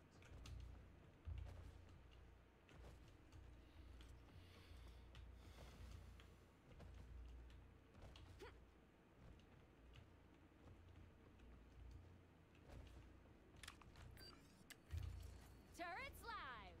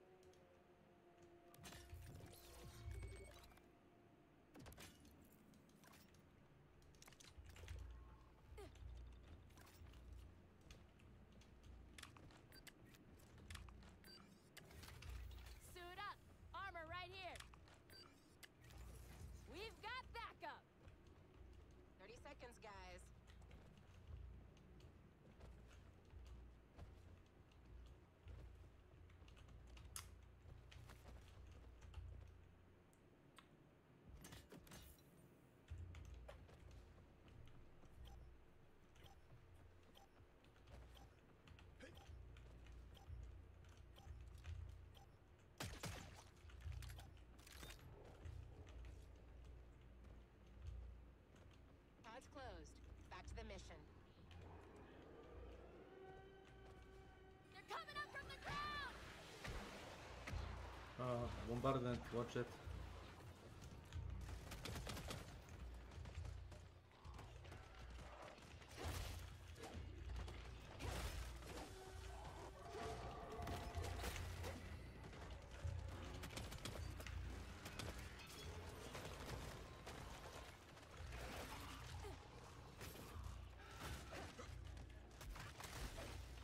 Status update. 25% of Zeds eliminated.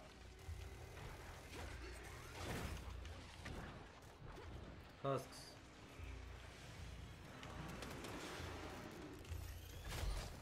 Pyrotechnics isn't a hobby, it's a calling.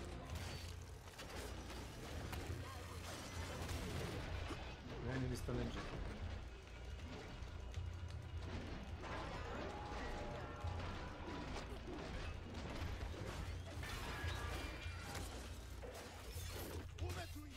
Got him. What's your volume?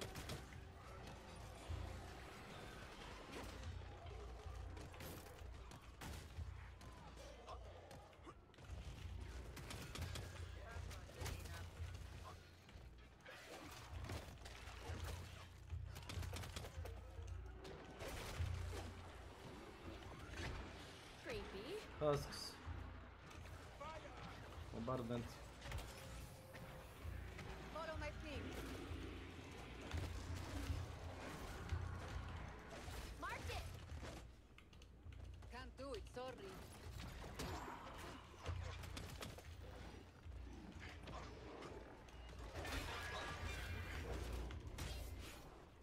Nice.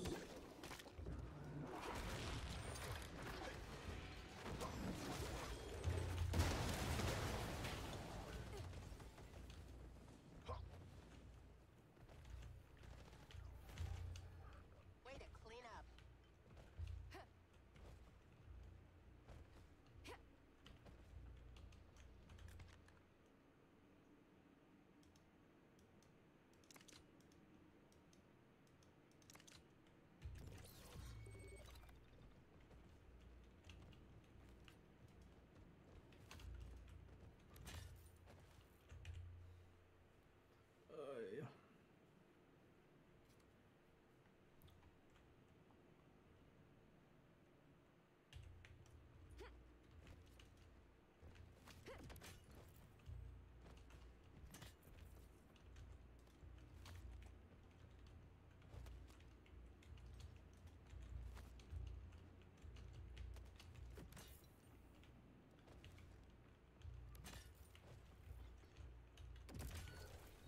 Buckle down now. I'm seeing the final wave just around the corner. Siren, watch it.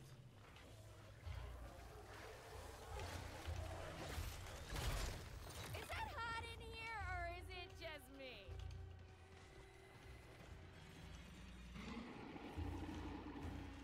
Once burned, twice cautious.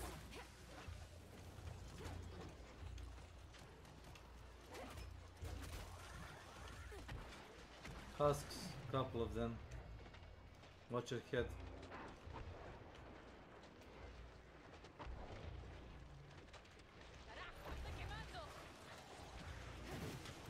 Hope that's only a first-degree burn.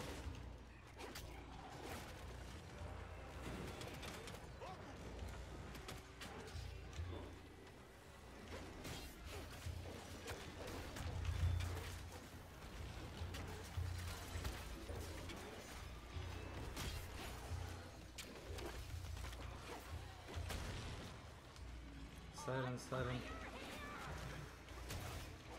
Toodaloo.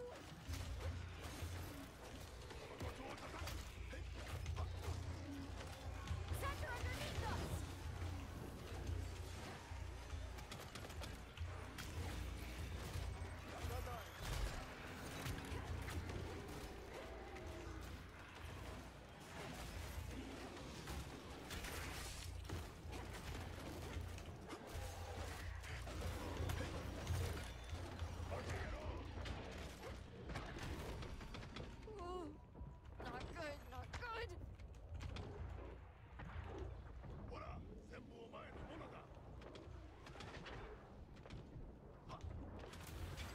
Thanks.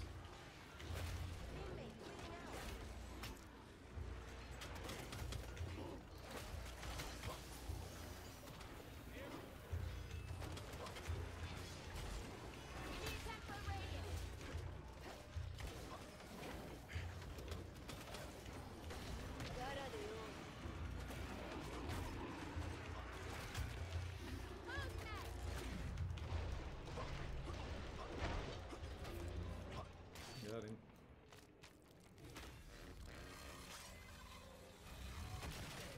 Good news, I think it's dead. Marked it. That got me.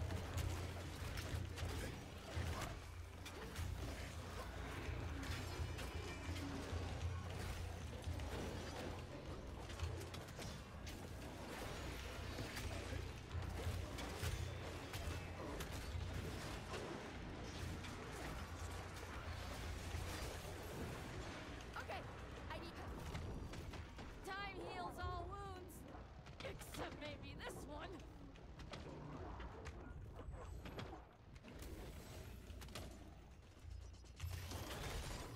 I didn't get a first-class pyrotechnics license for nothing.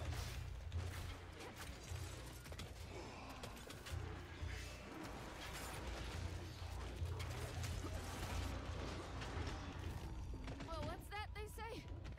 May you die in interesting times?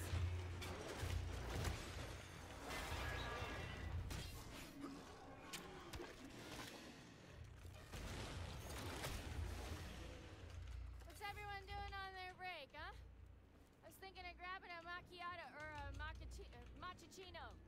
That one.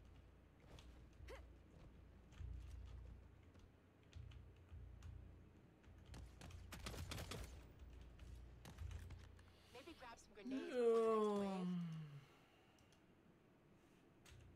next wave. Another satisfactory purchase. Feeling right as rain.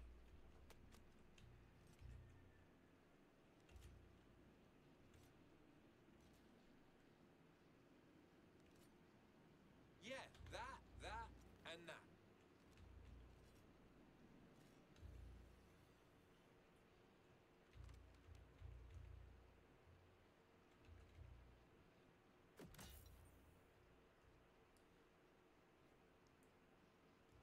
What's a scrick? What's a flesh pound? I don't know. It's hard to tell. Oh my god. You've caught me in a rare generous mood.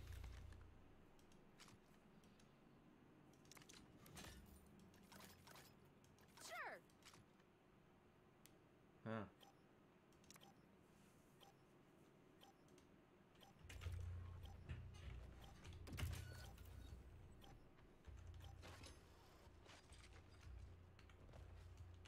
Thanks.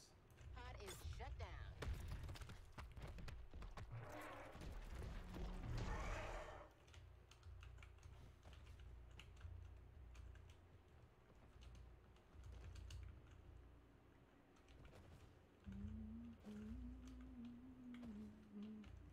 I'm in a bad romance. That's it. Marked it for you.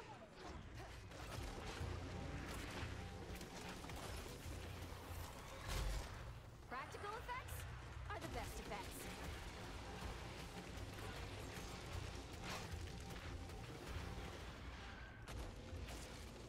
Get down, bitch. That's really fucked up.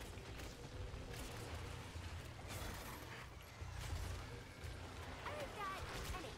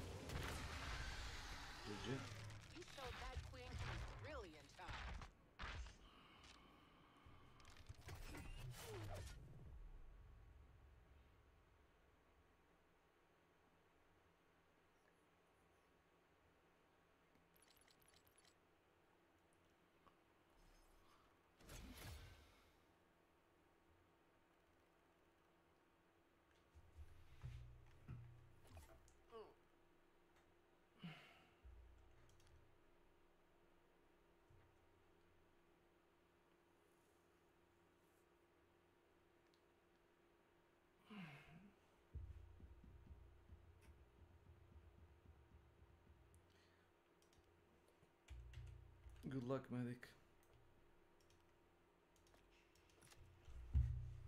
I'll always say that.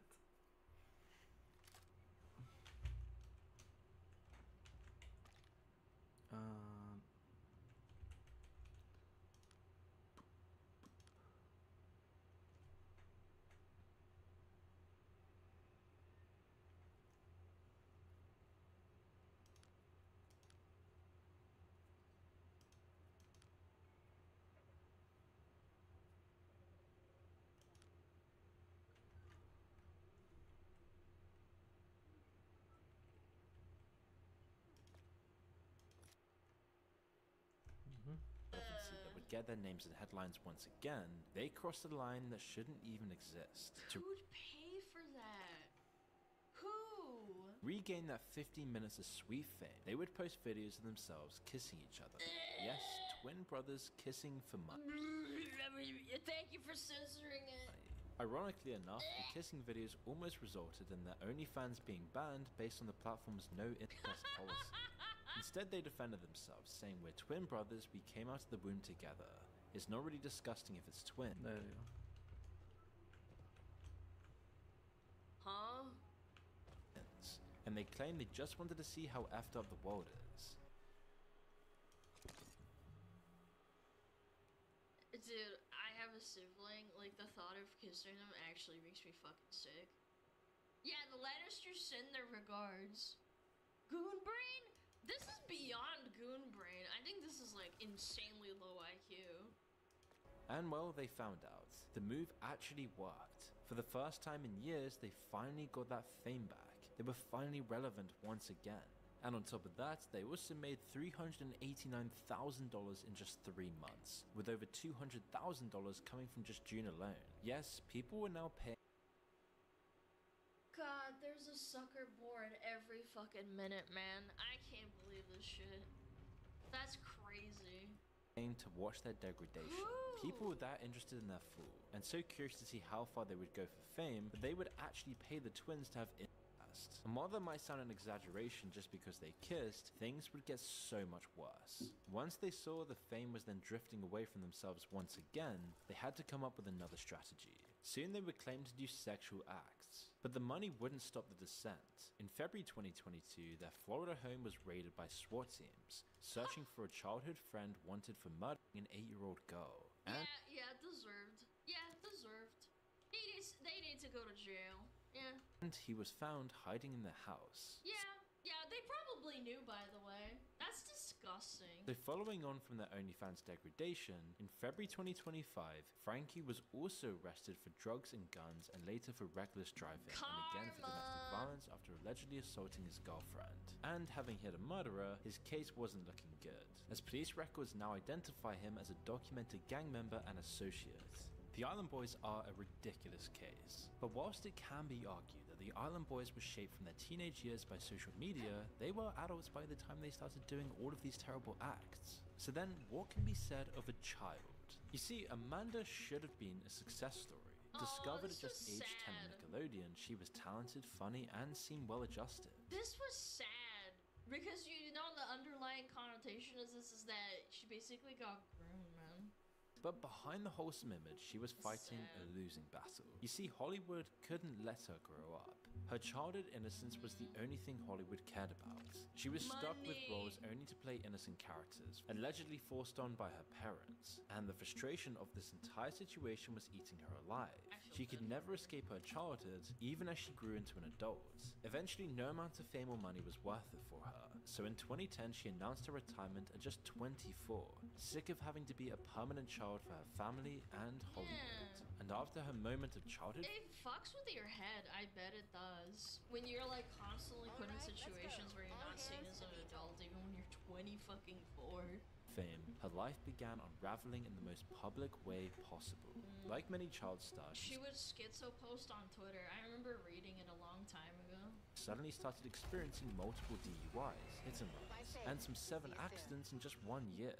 The horror show played out on Twitter, with Amanda's manic oversharing becoming legendary for all the wrong reasons. In one famous incident, she told Rihanna, "Chris Brown beat you because you're not pretty enough." But instead of treating this like a mental health crisis, the media treated her breakdown like entertainment. This was great for clicks and views. Her real-life collapse was happening in real time for everyone to see, and this was an amazing way to get more views and thus more money. So the media and influencers started circulating around her, reporting on her every movement as she had. It's like Britney Spears, but like the Hollywood version. Yeah, they grew up around at the same time. I think Britney got thrust into music stuff like when she was 15, and she did it when she was obviously younger, but basically they both cracked. Full-on mental breakdown, all while the world laughed at her. But things went from bad to worse. As her life got more crazy, she locked herself in a New York cupcake store bathroom and was then arrested for allegedly throwing a bomb at them in public. Yeah, this is the really famous picture. Yeah. She then started a fire in a stranger's driveway, and so it wouldn't take long for her to be placed on an involuntary psychiatric hold. But the love Looks like they put up a fight. At the time, I thought she was just a crazy bitch, and then like later on, all this stuff came out about Nickelodeon and Dan Schneider and how Hollywood like corrupts child stars, and I actually felt really bad looking for me that way. Yeah. This point came when she tweeted horrific allegations against her father and claimed she now had a microchip in her brain. In 2013, it was a normal sunny day night. Tourists were sightseeing Hollywood, people jogging, cars cruising by, until one person noticed a strange lady in the street. People dismissed her as just another crazy on the streets of LA. But then somebody noticed her face looked familiar. It was Amanda Bynes, waving down cars with no clothes on her. Get over yourself. Face looking completely deranged. She called 911 on herself and was whisked. Wait, on herself? Isn't that a cry for freaking help, man? Way back into the psychiatric hospital. She'd been taken into Hollywood, seeing the sun, the bright lights, the fame and fortunes, and churned out the other end. Just one of hundreds of thousands of crazy people on the streets of Los Angeles, living a life after fame. And since all of this, she's just dropped off of the radar. And with multiple plastic surgeries, she now looks completely unrecognizable and has aged well beyond her years. This is exactly what fame does to a developing brain when combined with mental illness and relentless public scrutiny. Yeah, her parents just didn't care about her. So sad. It's a tragic mix, and all part of the dystopian Hollywood machine. But even level 4 isn't the bottom of this pit. There's one more level we need to dive into. Welcome to level 5, the darkest side of fame. When fame takes away anything left of your sanity, strips you of everything you love and makes your life a living hell. In these final cases, you start to realize fame, whether pre or post social media, is truly a double-edged sword. And in these most tragic cases, it was never even a choice, as we'll see in our next example. This is Orlando Brown, a child star who had everything with his part in That's So Raven. Oh yeah, I remember this show. Orlando was living every child's dream. He was on one of the biggest TV shows. He was the main star, a Disney Channel golden boy with a bright future. With this kind of gig as a child, he could become anything as an adult. It was the perfect ride for him. He was already a star and never had to worry about his life, as he played Eddie Thomas, the lovable best friend, a goofy, loyal, full of energy character. For millions of kids, he was a familiar face after school, cracking jokes and lighting up the screen. It wasn't just a role, he was part of the magic of early 2000s Disney. But because of the character he played, it was very hard for him to find other work afterwards. Simply because nobody... That's a really common trap. If you're a child star, even if you try to break out, it's extremely difficult. It's like Harry Potter and Robert Pattinson. Not Harry Potter. Daniel Radcliffe and Hermione, the fucking Emma Watson and Rupert Grint and a bunch of other child actors. It's really, really hard for them to get out. Yeah, Twilight and Robert Pattinson. They usually go to the extreme and have to like do really serious movies to like have people take them seriously. You could see him playing anyone else. He was born just for that role, and transitioning into any adult roles was too difficult a task.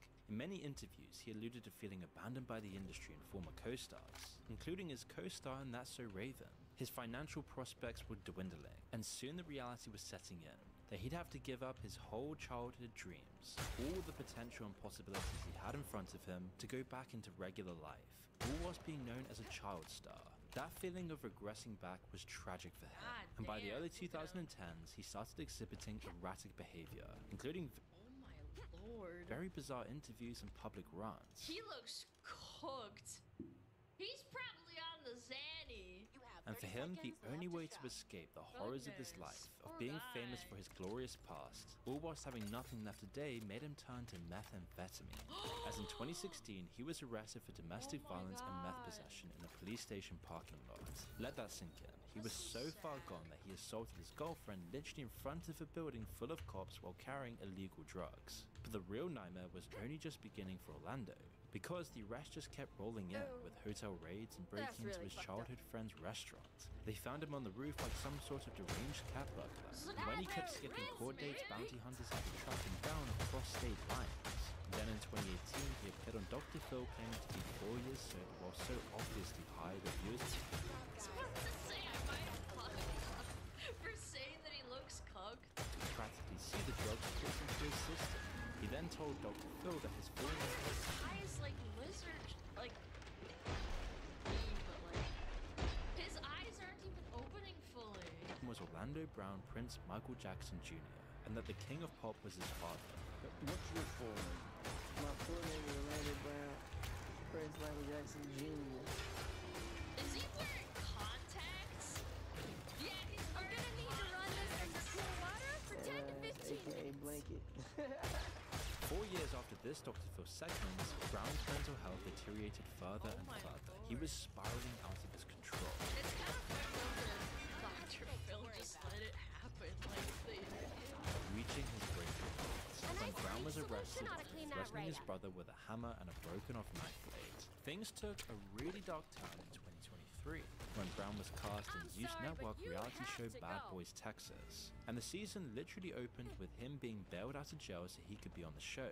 He showed up to the premiere in a prison jumpsuit, with the very people who made him famous to begin with and caused him this downward spiral, now using his rock bottom to make television. Since this, Brown has been undergoing psychiatric evaluation and was homeless at his last arrest. The Disney kid who once made millions of children laugh is now a cautionary tale about what happens when drugs, fame, and mental illness collide spectacularly.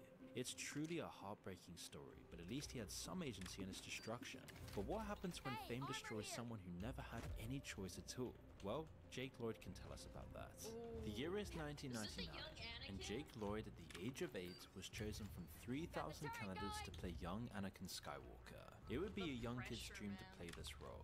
The prequels were just released, and this was the perfect opportunity for an 8-year-old to take over the world and become a famous star in his adulthood. Before he was even 10 years old, he was destined for Hollywood success. He was going to be the face of the new Star Wars. But instead, it turned out that this role would destroy his entire life. I think that all the parents that have kids that grow up from childhood acting, you have to do a really good job and actually care for your child, and the ones that don't have parents that actually take care of them. Don't worry, They're the I'm a ones that licensed crack. pyrotechnic operator. Because, like, there are examples of child actors that don't go down this rabbit hole. The bullying after the film was released started immediately and never actually stopped. From elementary school through college, other kids would make lightsaber sounds every time they saw him, and the cruelty stemmed from the film itself. Instead of propelling his career, The Phantom Menace was widely seen as a huge disappointment. The film was hated on by almost all Star Wars fans, and it was labeled a joke in Hollywood. And Jake, being one of the most prominent roles in this film, playing a young Anakin Skywalker, It's not his fault, he's just a kid. became the main laughing stock for fans of the movie. People would mock his line days, made fun of the pod races. That's not his fault. Again, it's, I always try to say, like, give benefit of the doubt to an actor if they can show in other films that they Cameras off. Yeah. It's not really your fault if the director tells you to say a line and then they don't fix it or do something about it. It's absolutely All like this the killing director's really fault. promotes togetherness. And teased him relentlessly for all the awkward, cringe dialogue that he was forced to read out. Things completely outside of his Creepy. control. And with the film releasing, he was only 10 years old by this point. He was feeling the weight of an entire film's backlash. Everybody The first bullies time he you. achieved fame as just a young child, which was now destroying his life completely. But the real horror was happening inside Jake's mind. By college, he complained of people with black eyes following him and had imaginary conversations. Feeling His tired. I just want to get They this done. actually crazy. His grades then plummeted as his grip on reality slowly began. That sounds like some sort of like onset of like schizophrenia. Like people following you and stuff. Began to unravel. In 2015, Jake's mental health reached a breaking point. During a cross-country road trip, he led South Carolina police on a 25-mile high-speed chase exceeding 100 miles per hour. He was then arrested and spent 10 months in jail before being transferred to a psychiatric facility and finally diagnosed with schizophrenia. Then, tragedy struck again. In 2018, Jake's 26-year-old sister Madison died unexpectedly in his sleep. Oh my god, that is so unlucky. From natural causes. She had also been an extra alongside her brother, and was one of the few people who could keep her grounded. She was one of the only lines of defense against the hatred towards the movie young Anakin Skywalker. And this is why his mom explained that he just couldn't handle life after this. He spiraled deeper into an even darker place. In March 2023, while his mother was driving an angry McDonald's, Jake suffered what she called a complete psychotic break. Without warning, he demanded she stop the car and then turn off the ignition himself, all whilst they were in the middle lane of a busy 3-lane highway. He had no acting prospects. He was losing. No, man. You can't like calm down your child. This is going well. Losing his mind, and his reputation was down in the gutter. Jake was then immediately hospitalized after the incident and spent the next 18 months in inpatient psychiatric care at a mental health facility in Southern California. Today, he's 36 years old and living at a rehabilitation center, slowly learning to manage his condition with medication and therapy. But do you know the saddest part of all of this?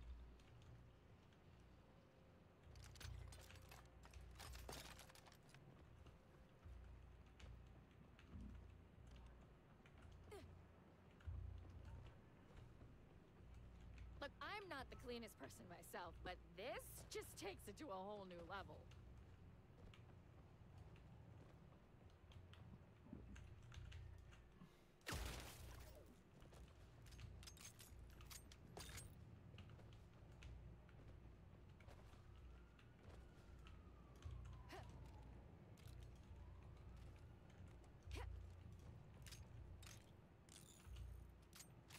Oh, that's really fucked up.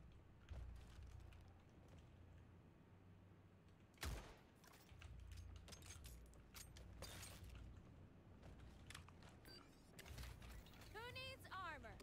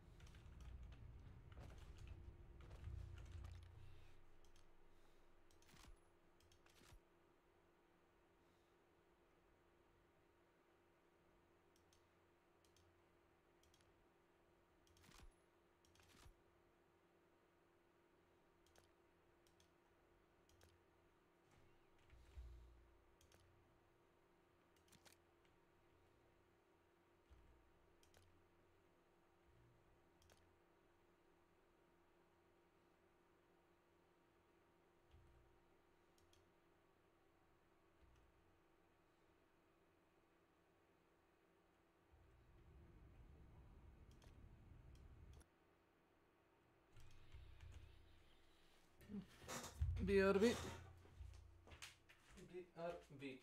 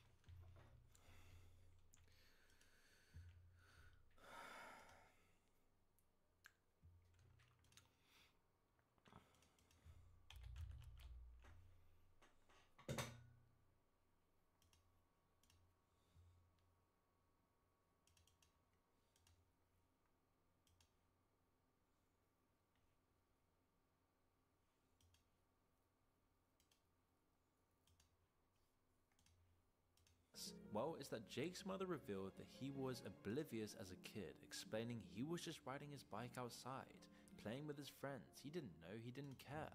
Now the breakdown probably would have happened when you finally become famous position to schizophrenia. The very thing that you'd always dreamed of destroys your life in minutes. But well, in this video we're gonna go over every way fame ruins lives. But it probably absolutely didn't help. Family continues to assert that his childhood fame was the short-term trigger. And ironically, Jake remains a huge Star Wars fan today. He even recently watched the Disney Plus series and received an action figure for his birthday. He loves all the new Star Wars stuff, his mother says. People think Jake Man, I wanted to make a joke, but it's kind of mean. hates Star Wars, but he loves it. I don't know about liking the fucking new Star Wars. I'm sorry, little bro. Like, but... However, all of these stories reveal a really disturbing pattern. Whether it's social media virality or childhood stardom, fame has become a double-edged sword that cuts deeper than most people ever realize. People trade their dignity for fleeting moments of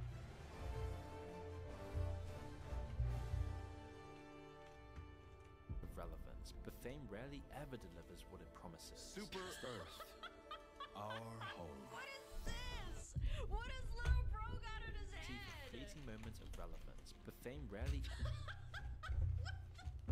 Sorry, I had to do a double take. I was reading chat and then I saw the fucking house.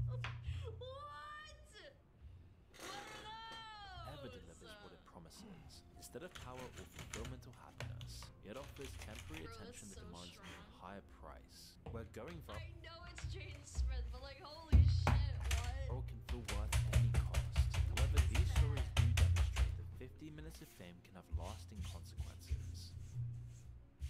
God damn, dude. Chat, remember, don't be an actor. It sucks.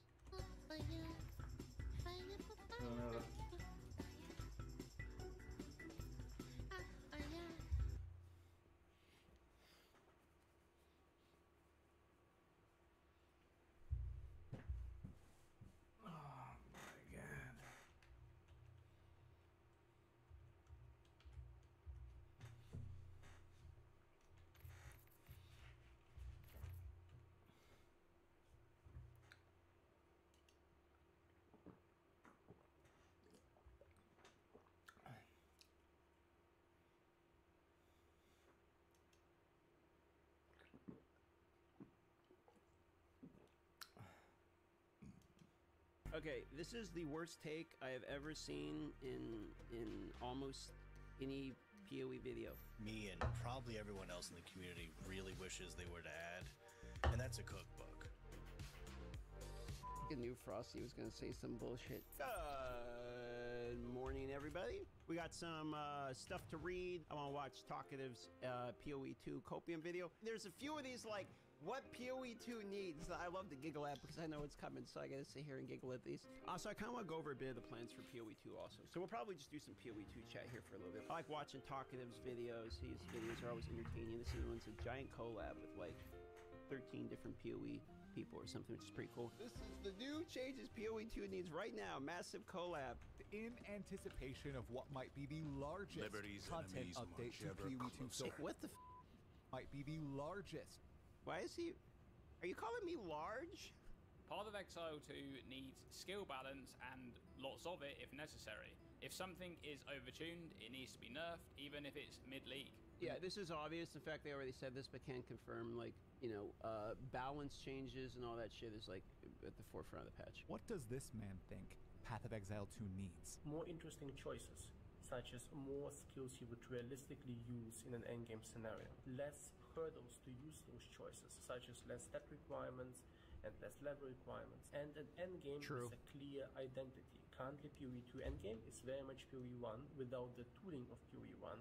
You're slow, and there's not enough surprises, and there's not enough interesting content, so that needs to become more clear. Helldivers across the galaxy are fighting for every I hear this need for surprises. Where will you join? What does Jonathan keep saying? If you feel must drive bored, the if the maps Terminids are too back big, it means from there's this just not world. enough shit on the Choose maps. an operation What do you want? and Do you want more strike. encounters in the maps? Do you want more unique maps on the Atlas? Do you want more choices to modify what's already there on the Atlas? Like when you're thinking about what you want, consider to spice it up in PoE 2, specifically in-game? What is it that you... What?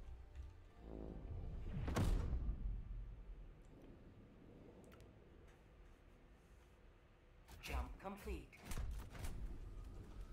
Mission coordinates locked. Hellpods primed.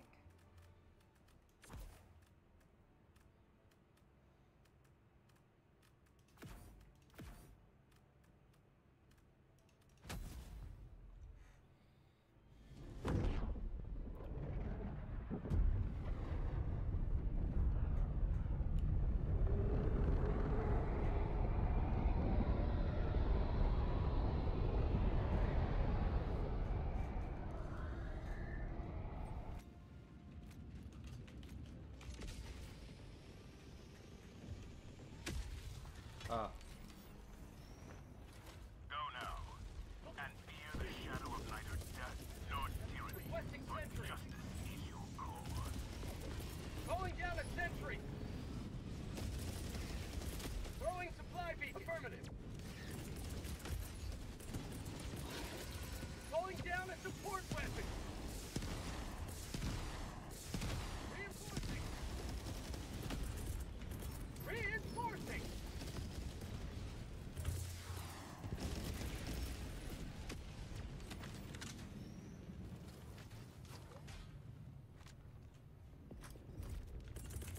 Calling in reinforcements! Destroyer has left the squadron.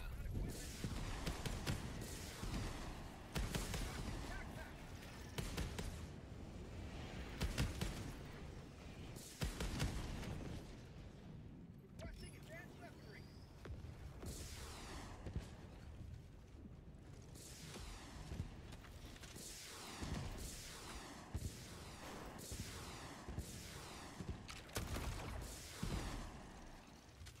Supplies. Objective location, east. Oh, it's bugged. Holy cannoli. Affirmative. Jesus.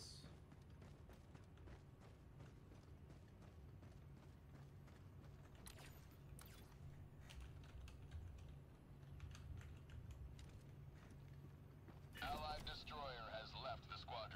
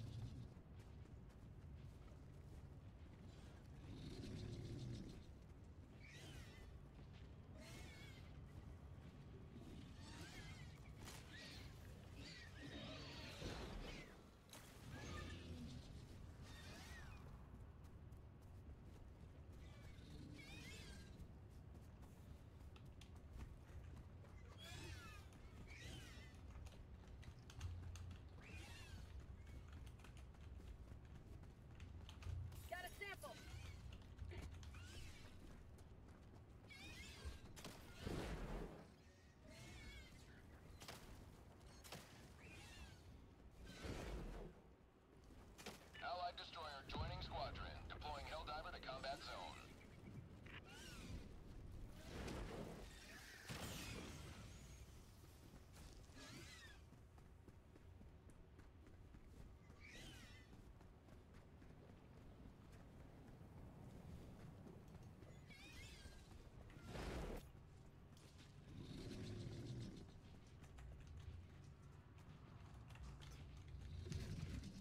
Allied destroyer has left the squadron.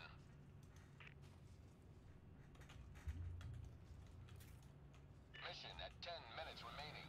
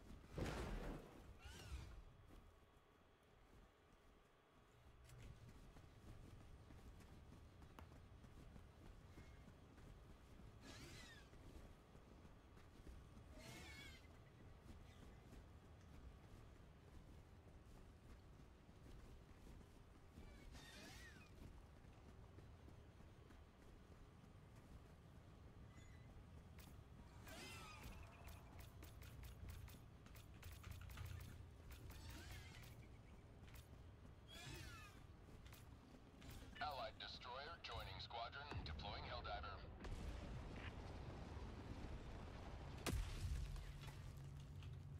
Sending in an Eagle. Calling in reinforcements. Requesting TAC. Requesting advanced weaponry.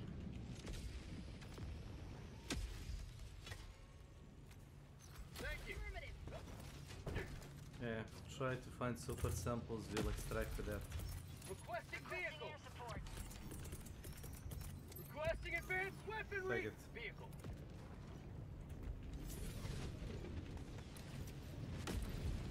Thank you. Nice.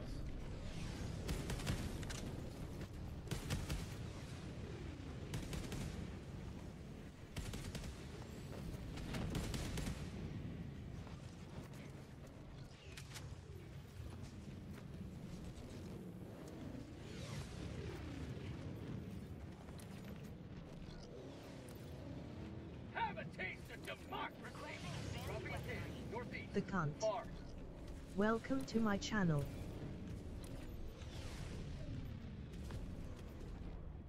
Tagging map. West.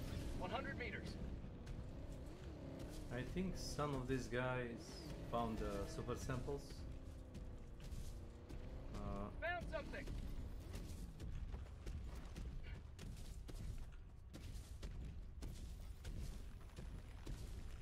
Rare sample acquired.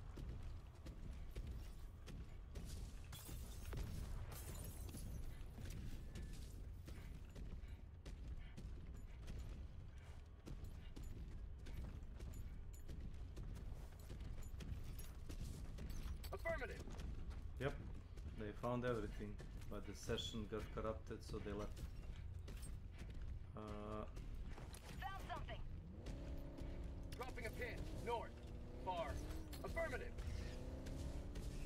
there is actually a radar. No, it's not a radar.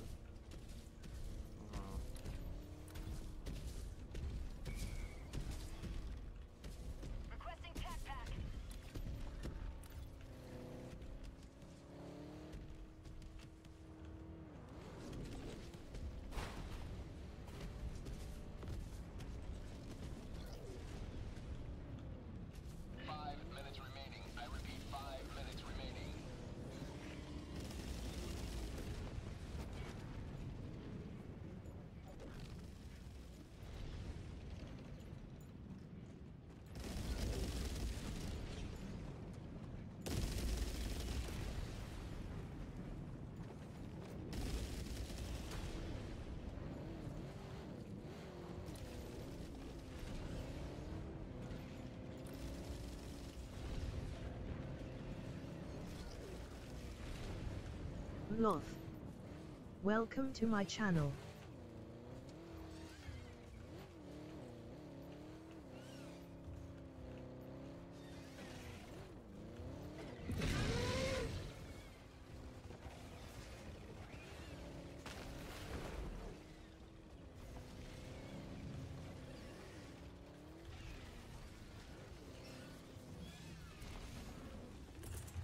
Tunnel requesting air support.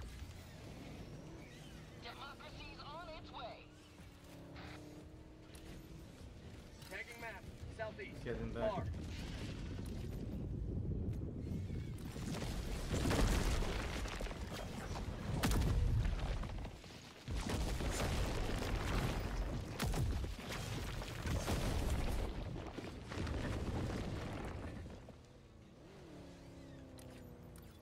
Three more minutes, okay? Affirmative.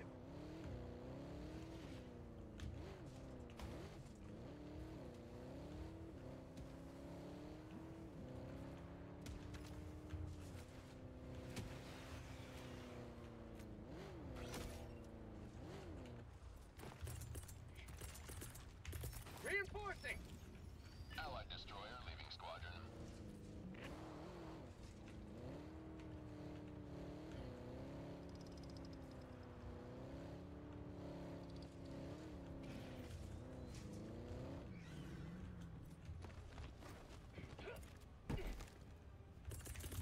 Eagle 1 rearming. Be back shortly. Calling down supplies.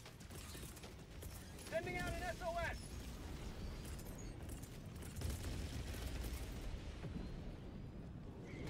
Requesting sentry. Calling down a sentry.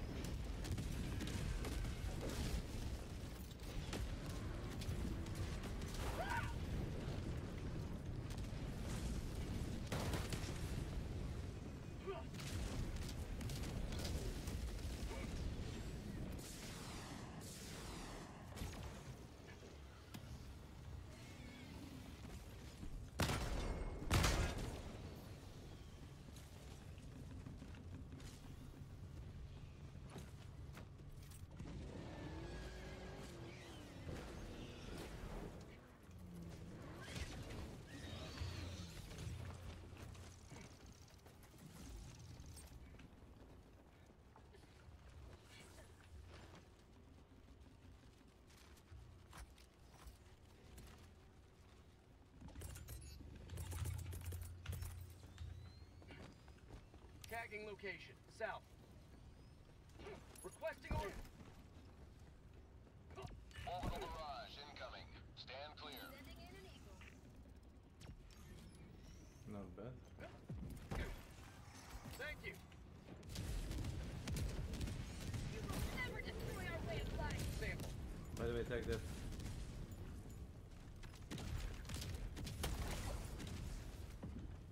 Allied destroyer joining. 1 minute remains. Destroyer departure imminent. Sam, cancel that. Requesting air support. Take it.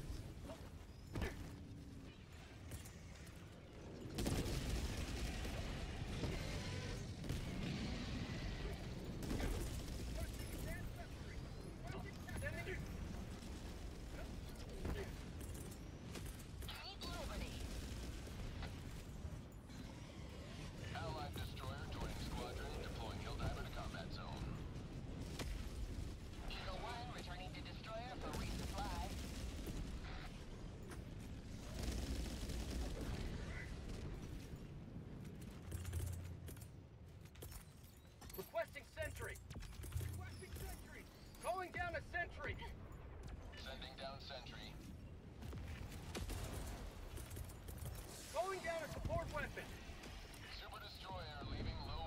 That's Swiss. We lost support.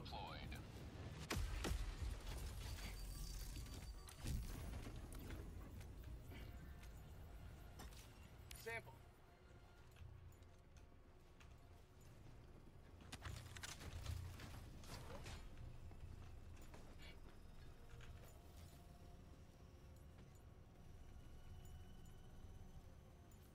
Marking location. Never mind. I'll take it.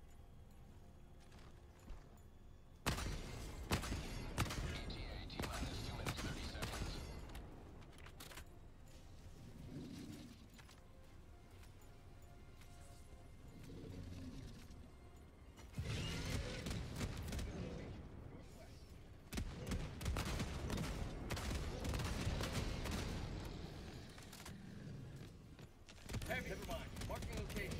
West.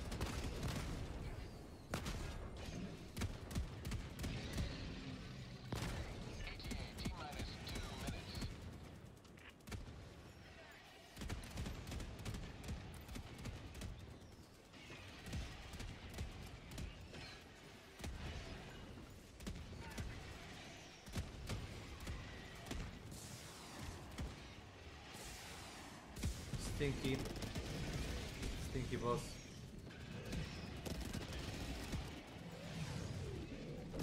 That's called democracy. ETA, T-minus 1 minute and 30 seconds.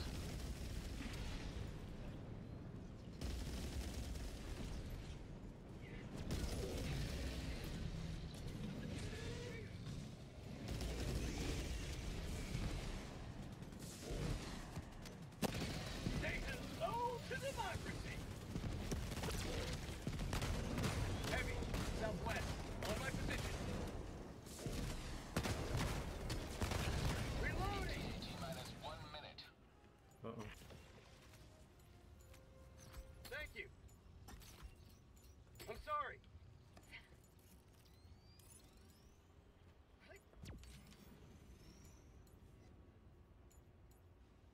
Mm-hmm. Got it. Affirmative.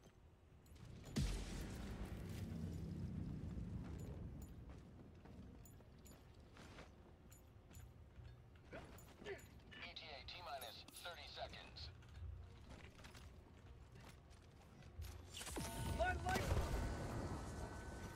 Almost got stuck. ETA, T-minus 20 seconds. Reloading. ETA, T-minus 10 seconds.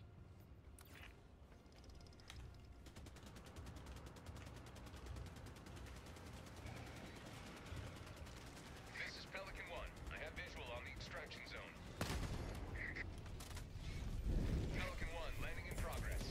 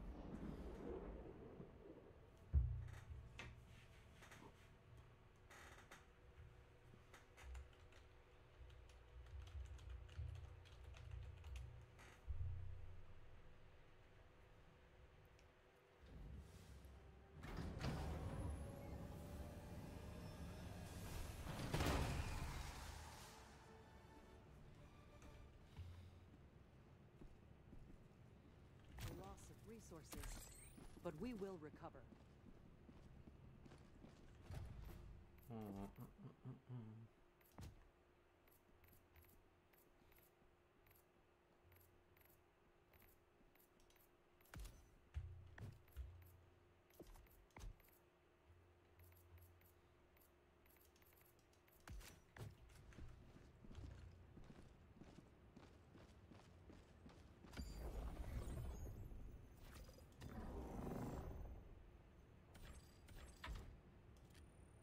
Mission coordinates locked. Hellpods primed. Engaging orbital thrusters.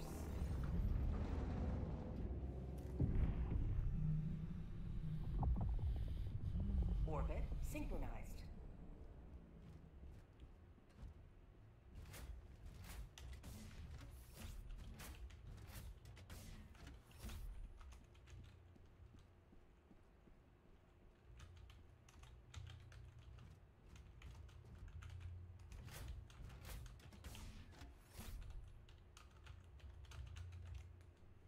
What about here? اضرب.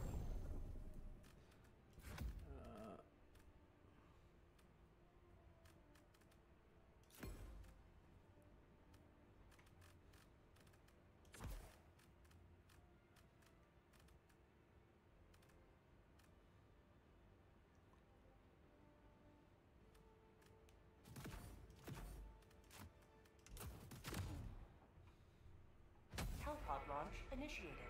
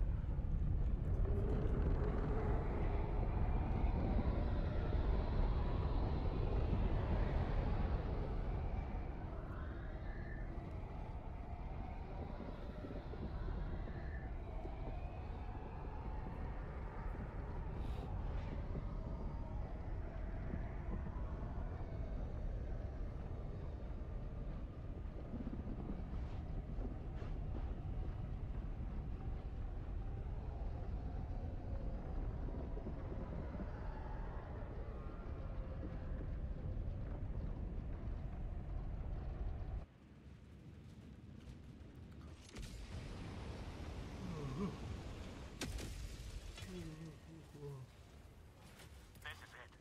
This is the solemn duty for which you were born. Requesting sentry. Defend democracy. Calling down a sentry. Any call. Calling down a vehicle.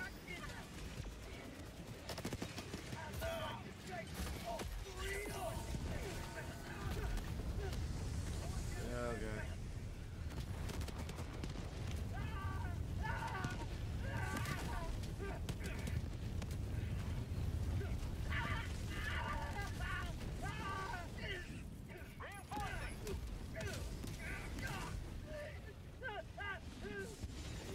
Request approved. Deploying reinforcements. Affirmative. Calling down a support weapon.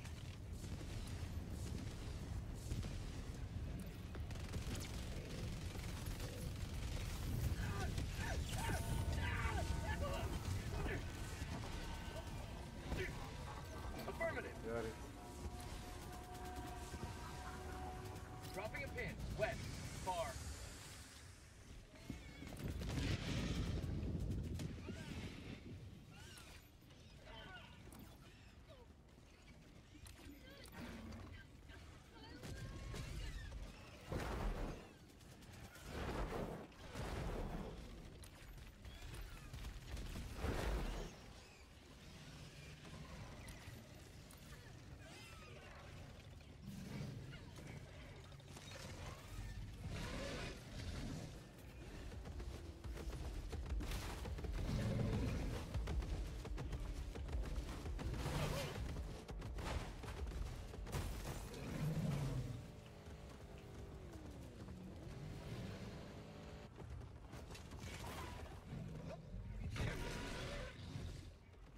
Objective located. North. 100 meters.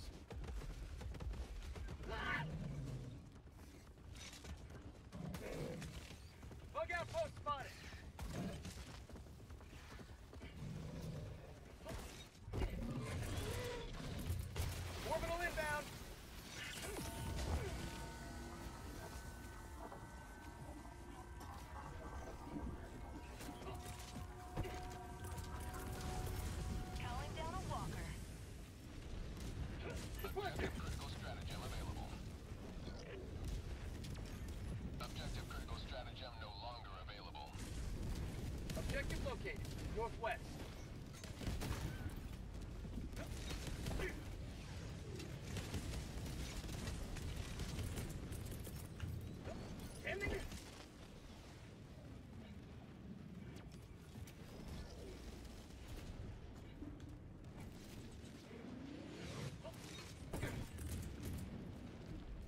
Objective located. North, 100 meters. No one. Trying to rearm. Sending down sentry.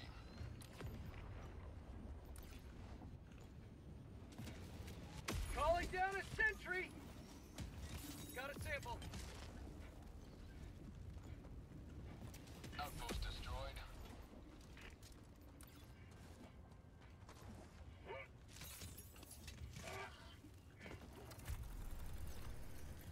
Dropping items. I got the terminal. Orbital inbound. They fucked my car up so.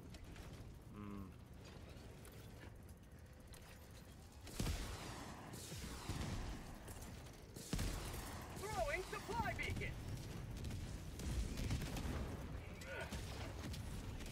Activating stone pack.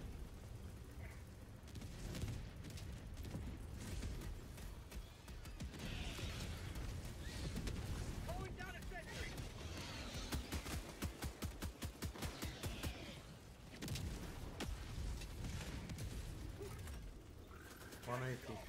Get some!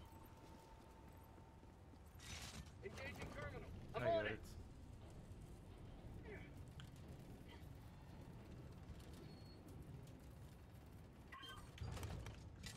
Objective completed. Thank you. Supplies. Objective nearby.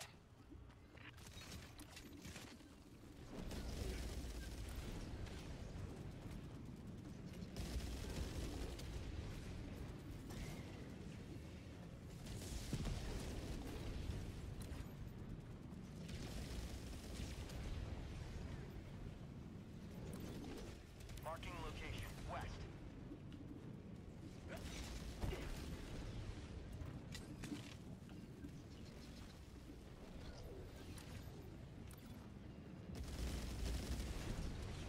Calling down a sentry.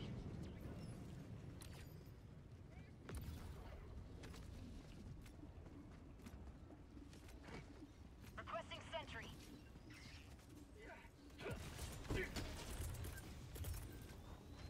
Requesting. Sending down sentry. Calling down a sentry.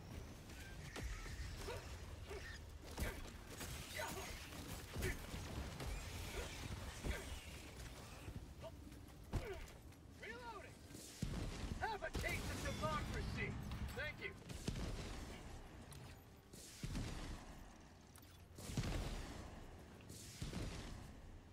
Say hello to democracy.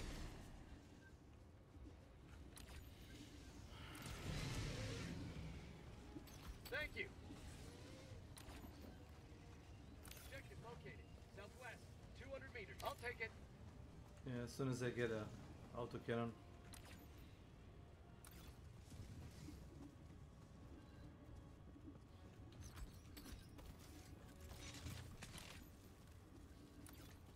Requesting sentry.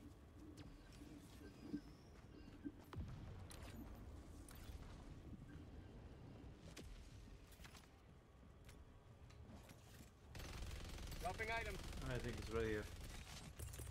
Calling down supplies. Walker. Requesting advanced weaponry. Attacking map. South. 200 meters. Have a taste of democracy. Dropping a pin. South. 200 meters.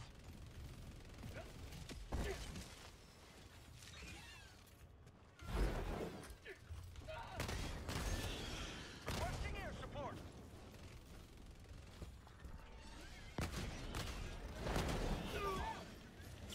Injury. What injury?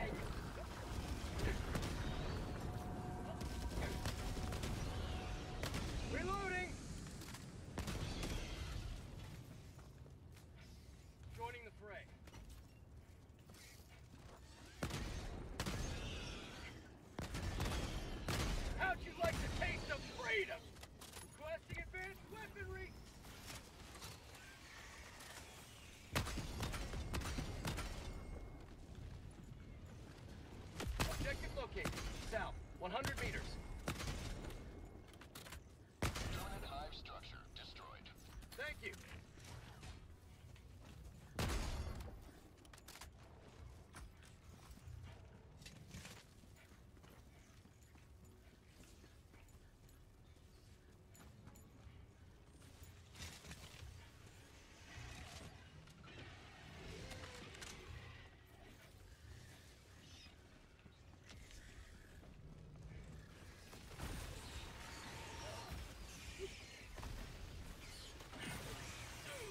Tactical asset near your location.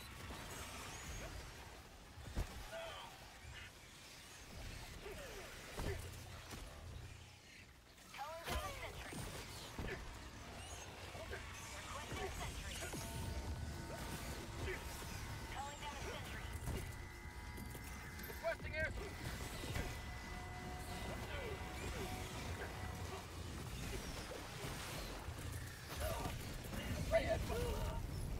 Bug hive. Reinforcing. Sending in an eagle. Request approved. Reinforcements on the way. Thank you. Aha. Mission at 30 minutes remaining. Requesting sentry. Bug outpost destroyed. Get some! Get some! Calling down. Rare sample acquired.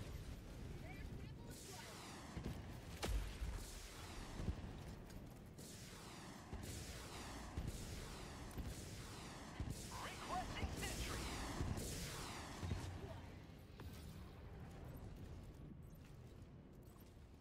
Marking location. Southwest. Drop-in package.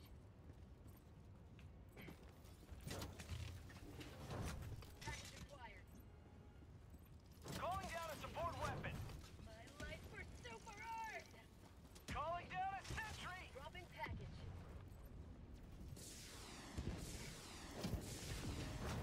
Package acquired.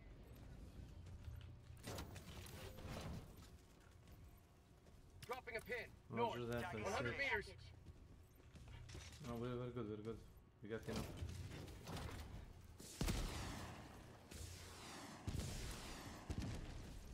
Wait, Pink, wait.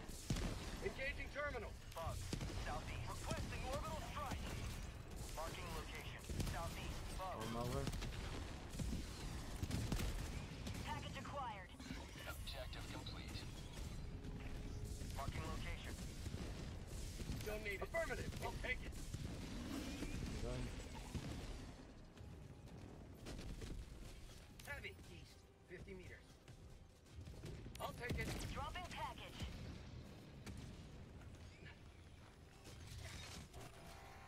I'm on it. Thank you. Tagging map. Supply. Cancel that. Tagging location. Ah, Can't say that. samples and... Ooh, Thank you. nice. Rare sample select. Tagging map. South. 200 meters.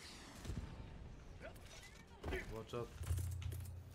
Activating jump. Requesting vehicle. Eagle 1 withdrawing to rearm.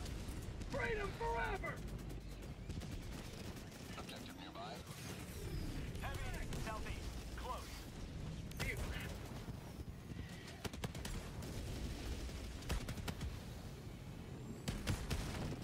Never mind. Vehicle.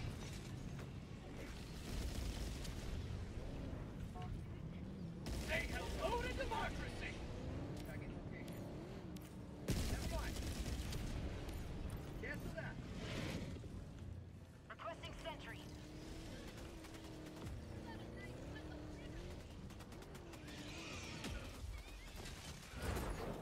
Requesting sentry. Calling in reinforcements. Calling down a sentry. Calling in orbital strike. Requesting advanced weaponry. Have a taste of democracy.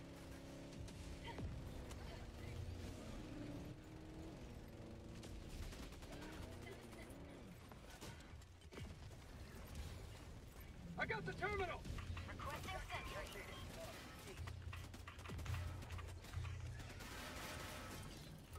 Engaging terminal.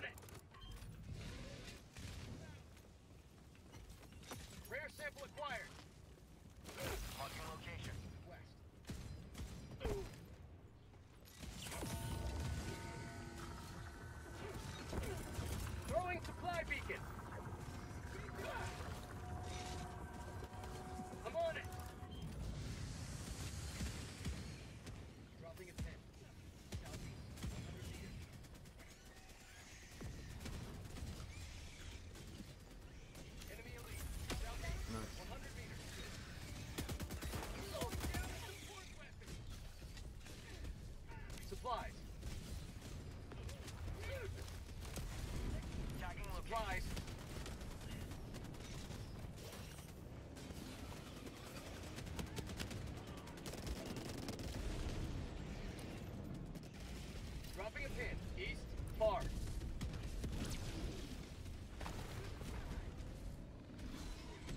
Bug hide spotted. Requesting orbital strike.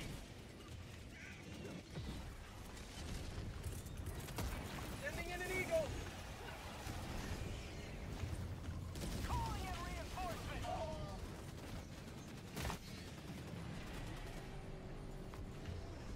We almost died.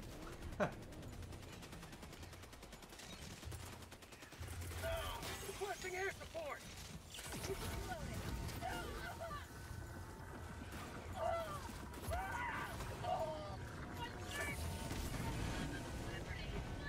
Jesus Christ.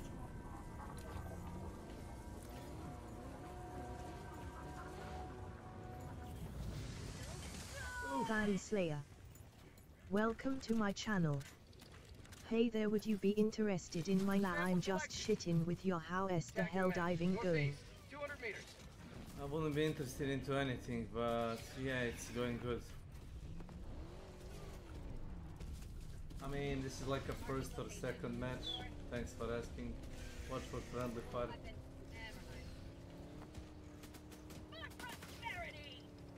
Switch seat.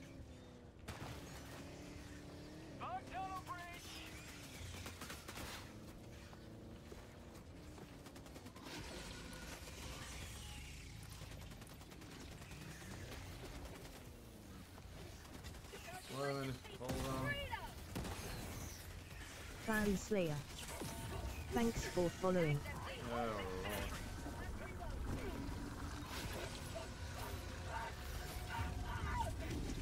Look!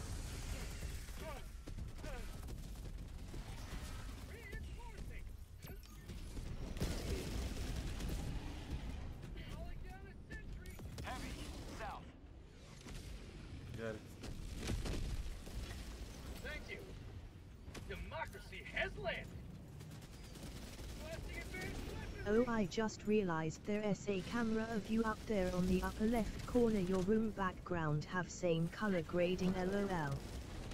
Well, I don't know. Probably. Could be. Thanks.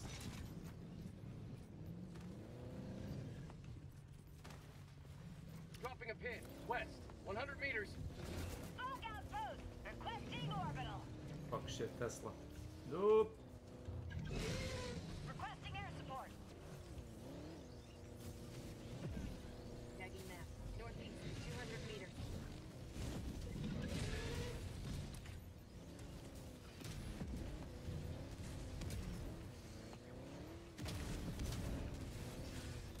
Requesting sentry. Calling in orbital strike.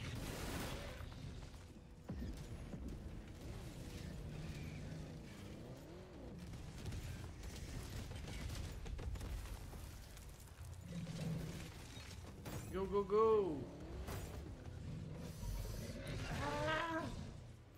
Tagging map. East. 200 meters. Follow us, Rhino. New mag. Stupid Rhino charger.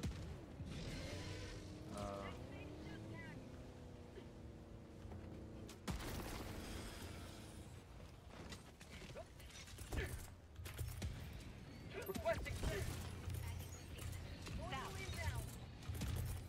Calling down a sentry. Calling down supplies.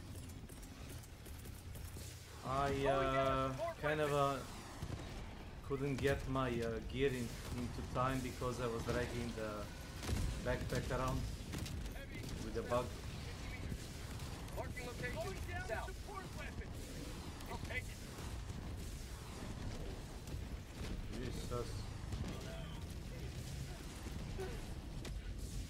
Calling down a sentry.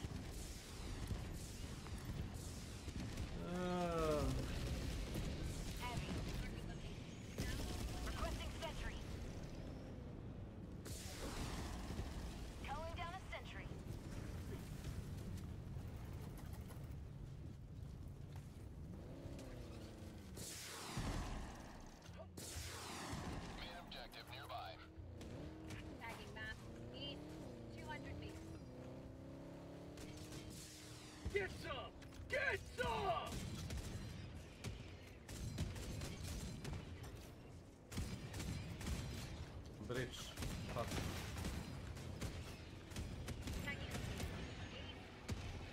passive.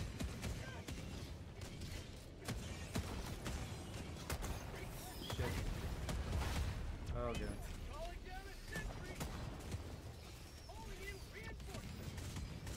Request approved. Deploying reinforcements.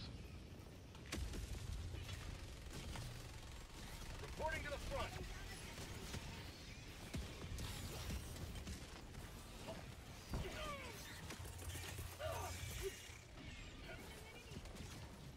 Like that! Firing orbital barrage. Clear the area. Ending. Coming in hot.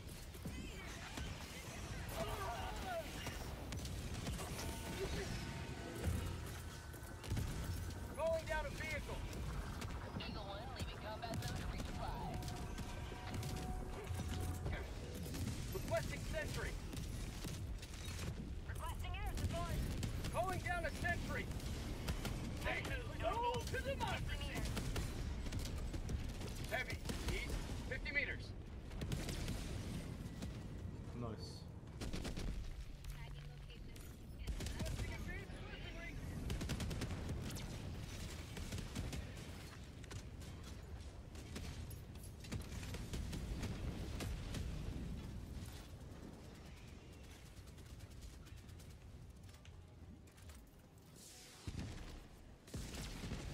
Now, is there a super sample anywhere?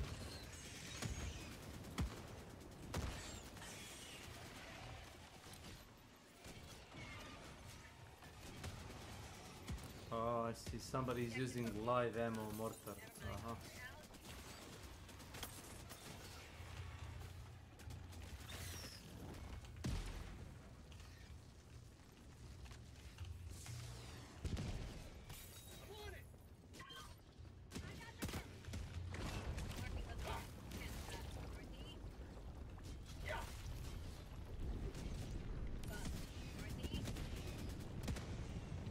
That's why I got killed.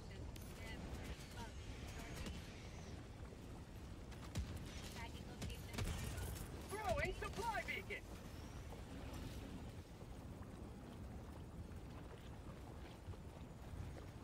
View.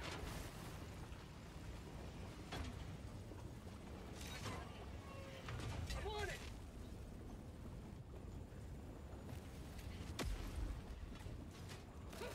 Dropping a pin. East. On my Supplies. position. Supplies.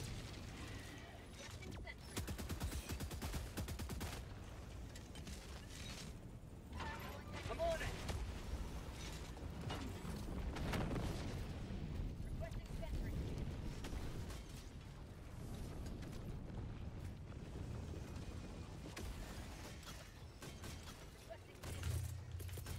Requesting sentry.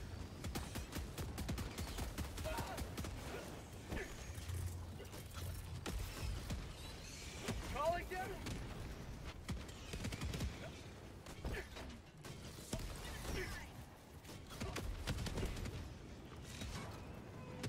I'm on it.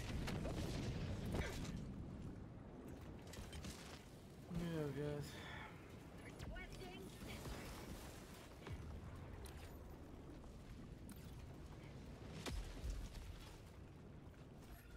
Supplies. Objective located. Get it? On it. You have served democracy well. Extraction awaits. Dropping a pin. Yeah, we may leave.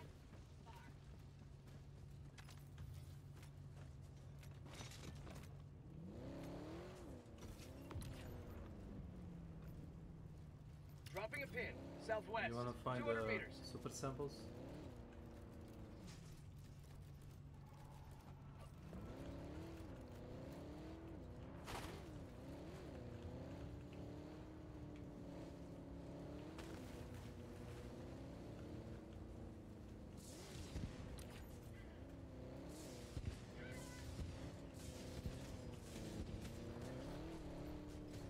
DSS Eagle.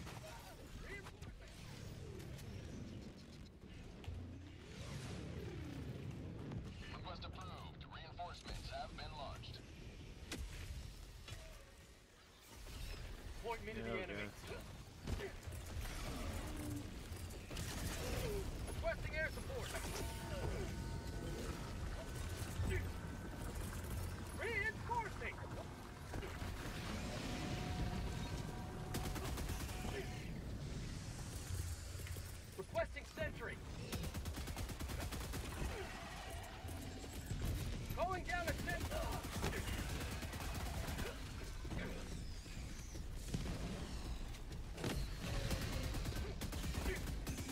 Heavy, northeast. Close. Sending in an eagle.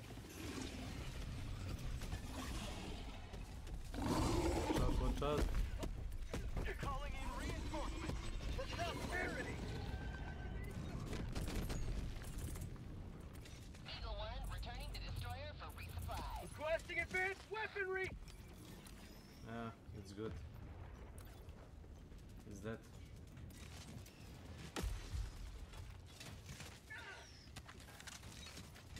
Get some. Get some. How do you like the taste of freedom?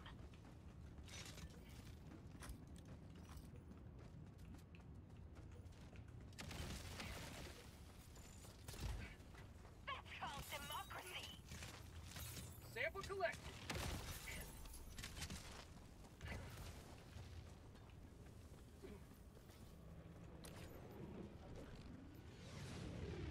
Tagging map. Northwest. 200 meters.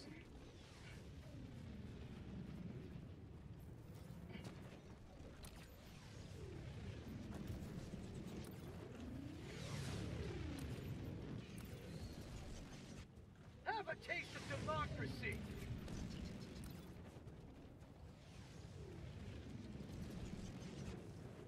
Yeah, you can. You can. Affirmative. Tagging location. Northwest.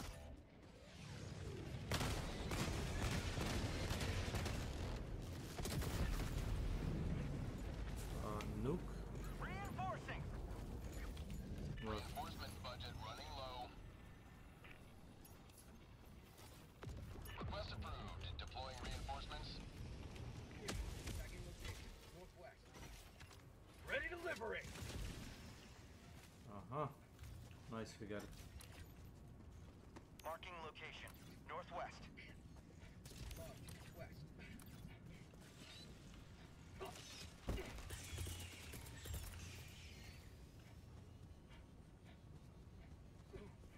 Activating jump pack. Request. Sending down sentry. Calling.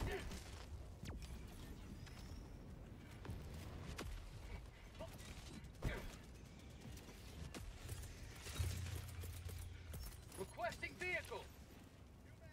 Supplies. Northwest.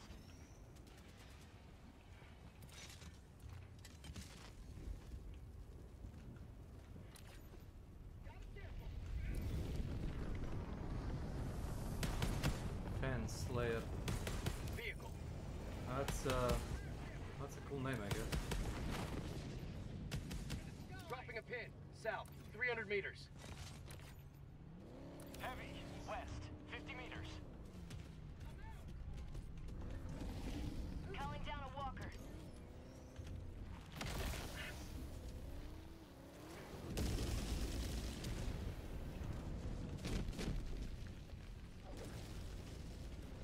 Heavy. West. 50 meters. Requesting sentry. Calling down a sentry.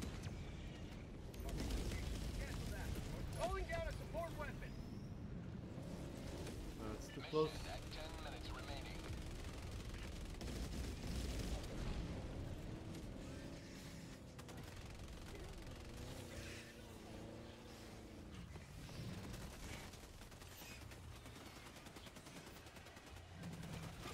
Calling in extraction. Extraction Watch out, watch out. shuttle inbound. Requesting air support. Requesting orbital strike. Sending in an eagle. Keep liberty.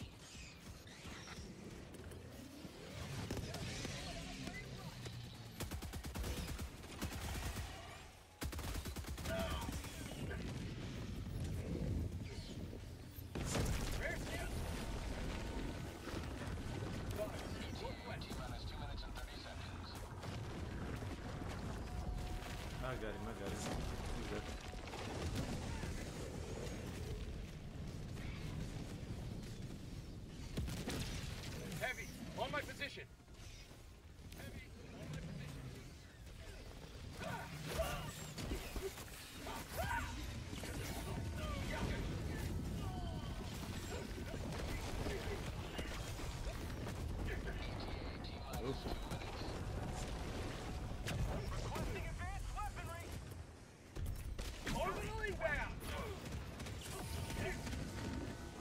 Die, bastards.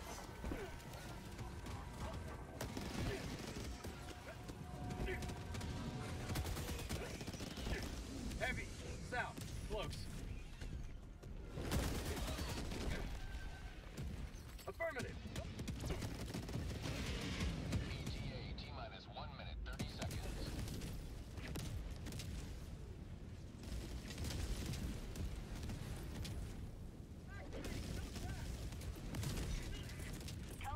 Calling down supply.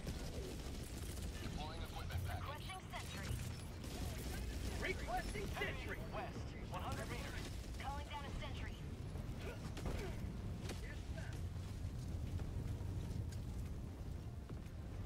ETA T-minus 1 minute.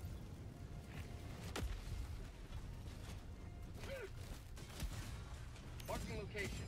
Supplies. Requesting sentry. Calling down a sentry.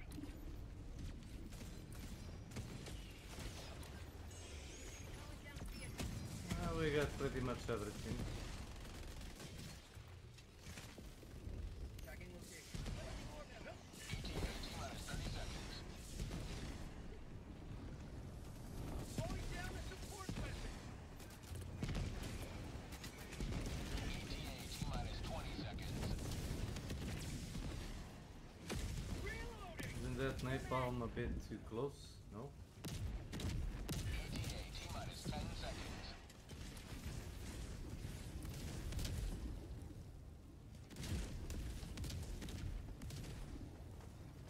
Pelican 1 approaching pickup.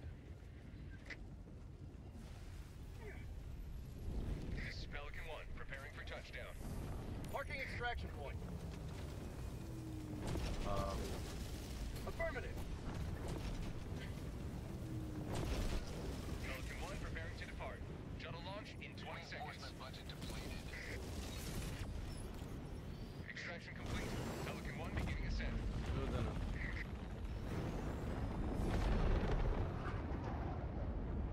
Today you carved another foot in a long climb to liberty.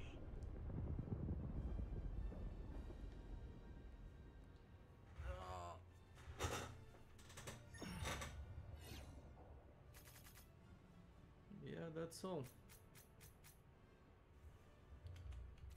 Nice. 100%.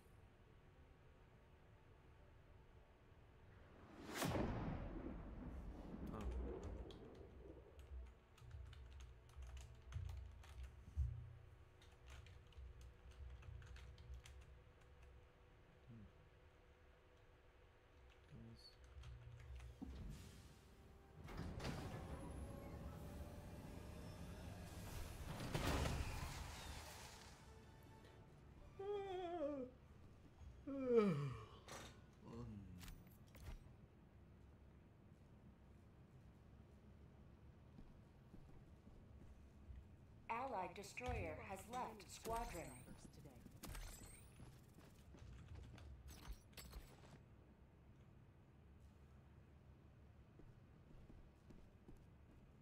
That's not much. I wish I could see the look on the squid's faces. I've seen worse.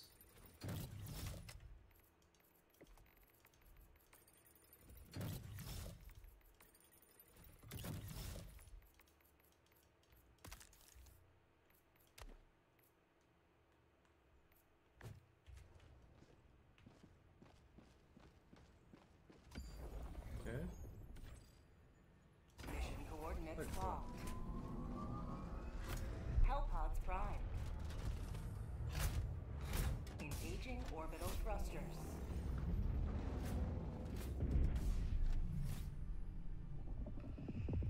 Orbit synchronized.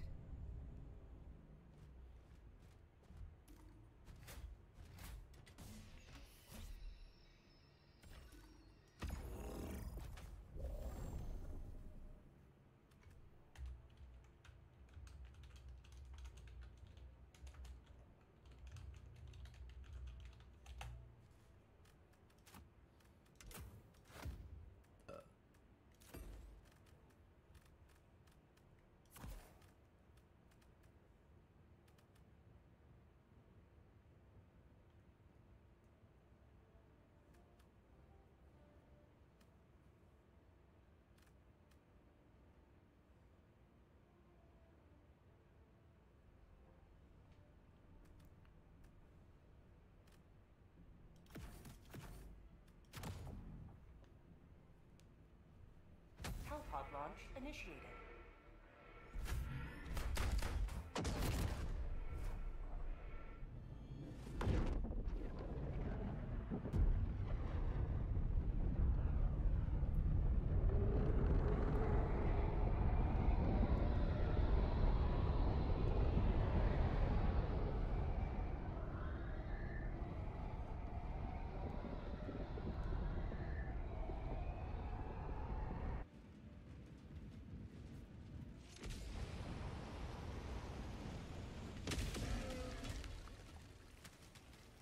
Go now.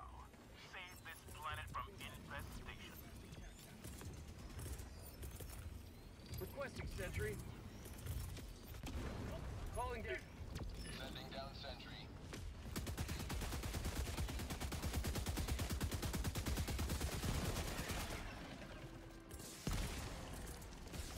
Sending out an SOS. Calling down a support weapon.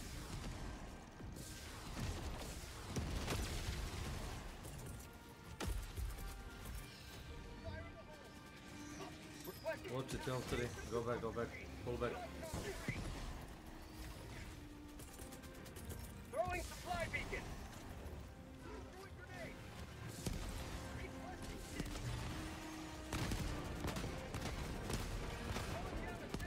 Reloading.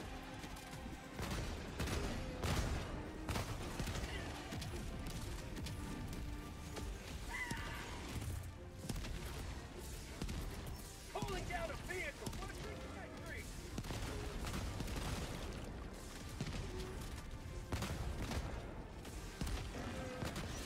Say hello to democracy.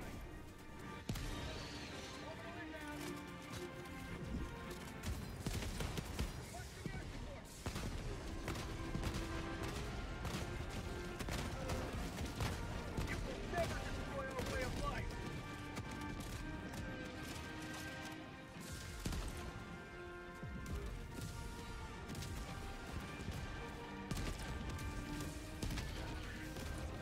Oh god.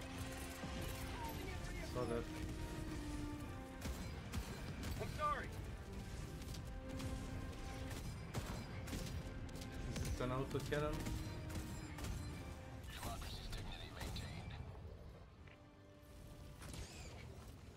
Allied destroyer joining squadron. Deploying Helldiver to combat zone. I'm sorry. I don't know what killed you, but if it's me.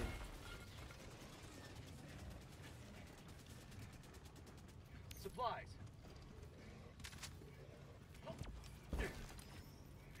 Calling down a support weapon. Tagging map. South. 300 meters. Allied destroyer has left the squadron. Straight up left.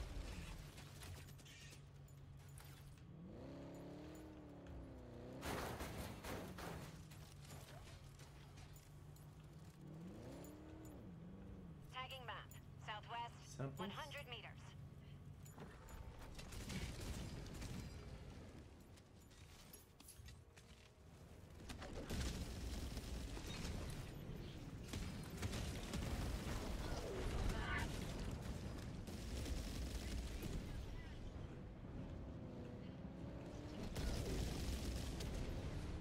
Bounce off it.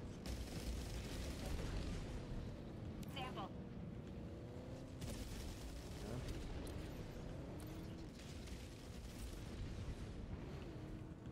Found something.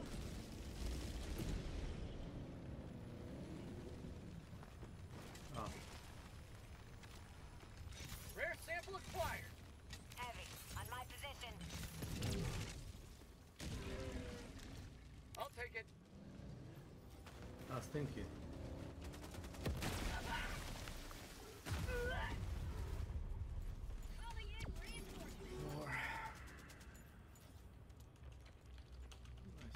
Request approved. Reinforcements on the way.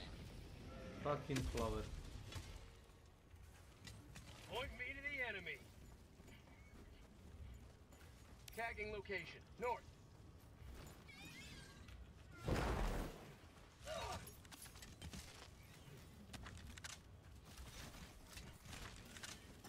Hey, bunker.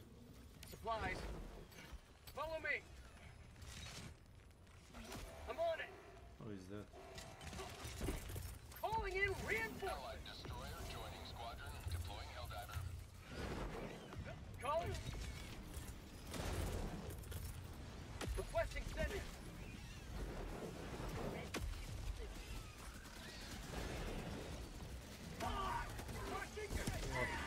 What?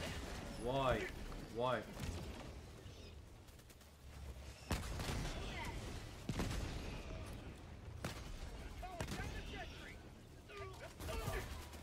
Reloading! Feels good. Calling down supplies.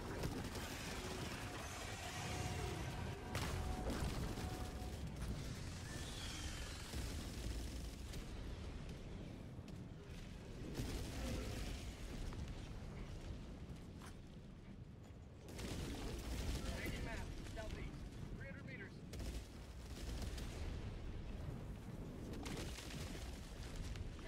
Supplies. Dropping a pin, southeast, 300 meters.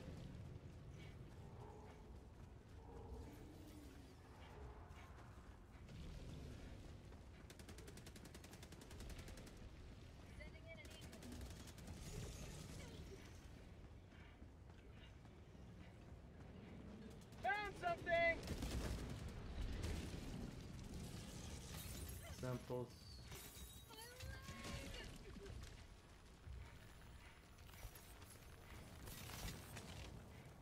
Affirmative.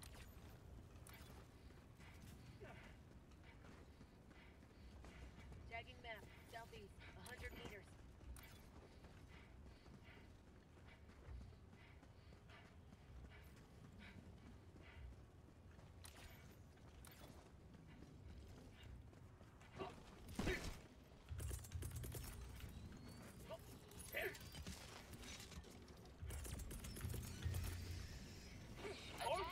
Yeah, pull back, press me, pull back. Orbital on the way. Get back. Eagle 1 returning to destroyer for resupply.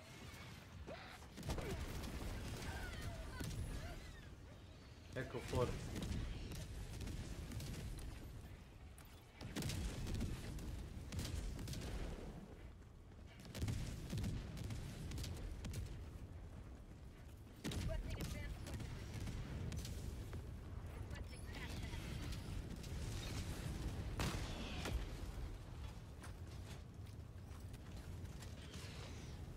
Main objective near your position. Fuck. Eagles. Requesting advanced weaponry! Have a taste of democracy! Calling down a sentry! FYVM. Welcome to my channel. Freedom! Reinforcing! Did you fall into the hole? Enemy tactical asset within threat range. Heavy, on my position! We all been there. Marking location, take it! Tagging map, east, 200 meters.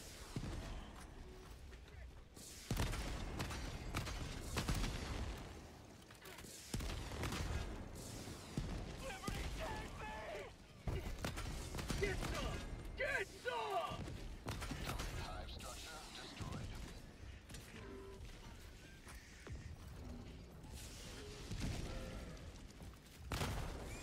Sending in an eagle!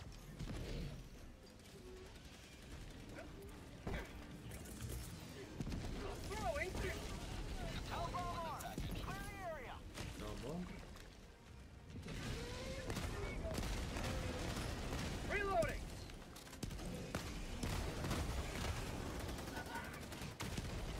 Wait! Dog tunnel break!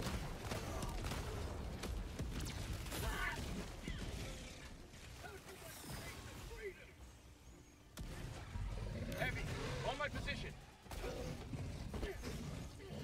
Charger.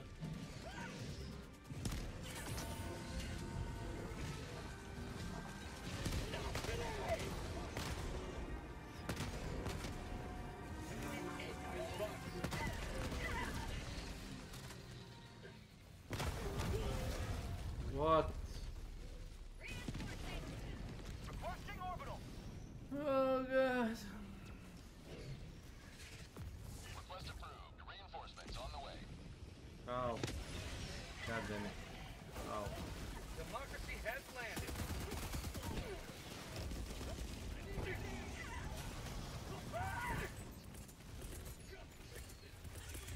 Calling in reinforcements.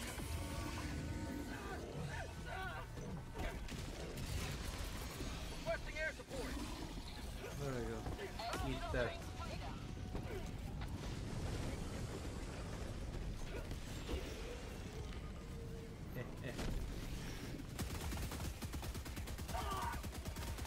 Eagles, duck, duck, duck. Sending in an eagle. Rare sample acquired. Eagle 1 returning to destroyer for resupply.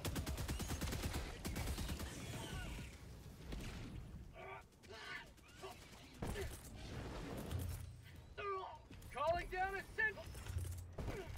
Requesting sentry. Enemy tactical asset within threat range. Thank you. Supplies. Reloading. Nice. Requesting vehicle. Dropping a pin. East. 300 meters.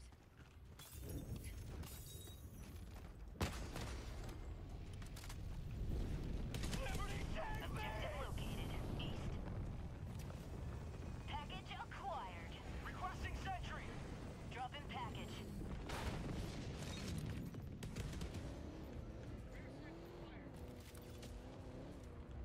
Package acquired. Objective located.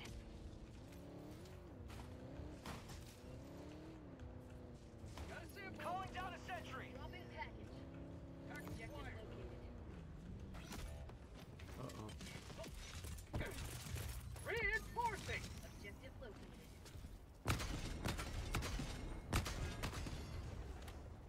Drop in package. Unit hive structure destroyed. That's it.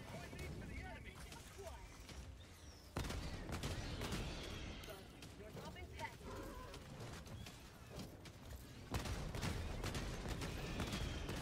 Package acquired. Reloading. I got the terminal. Go, go, go. North. We got it. Northeast. Bag's empty. Dropping a pin. East. 300 meters. Tagging map. East. 100 meters. Liberty dispensed. Bug tunnel breach. Bugs. East. Tagging map.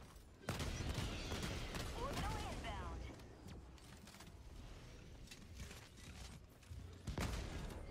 Heavy. On my position. Tagging location. Southeast.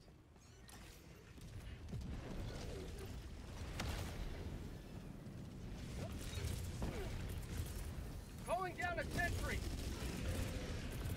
Requesting sentry.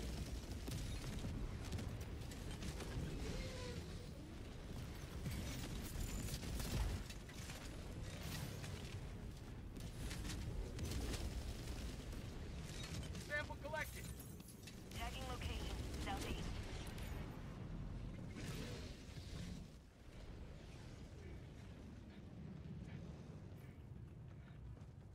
Okay. Heavy. Northeast. Requesting air Close. support.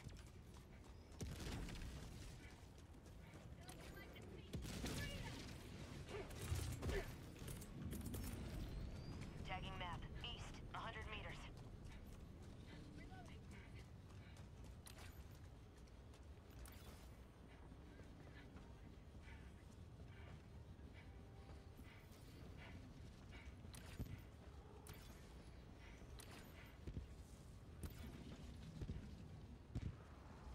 Bug outpost spotted. Heavy nest. Oh, okay. Okay.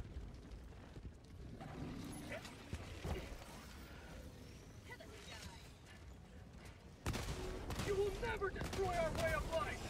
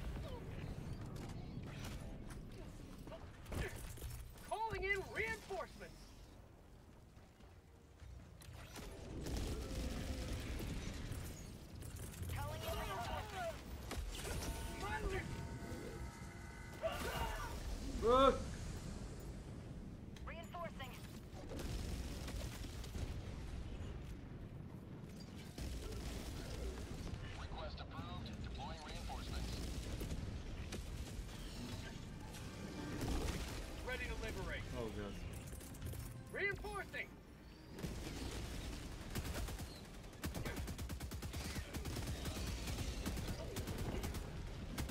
Dropping a pin north, 100 meters.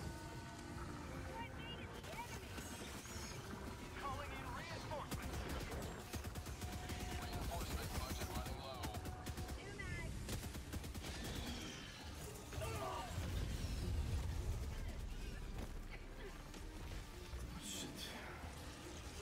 Ready to liberate. Orbital inbound. Requesting advanced swiftly.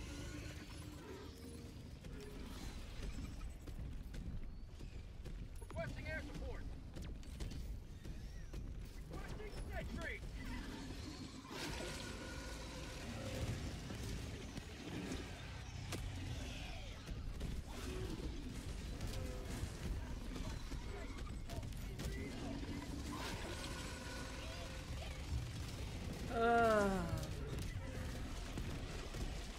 Calling down a sentry.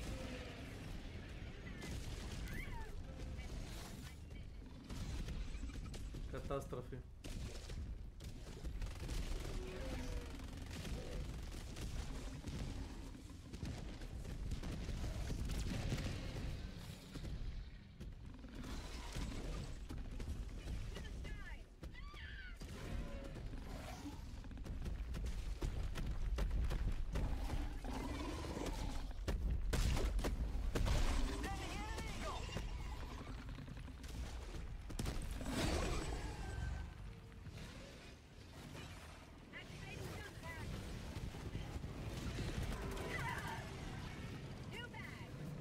Heavy on my position.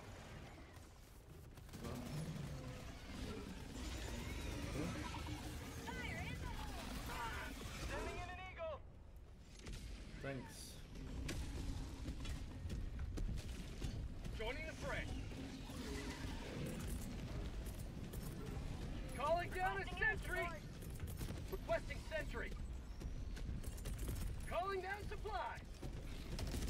Sending down equipment package. Calling down a support weapon. Enemy tactical asset within range. Sending in an eagle. Heavy. Southeast. Close.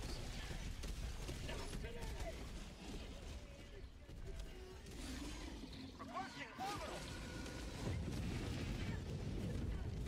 Boom.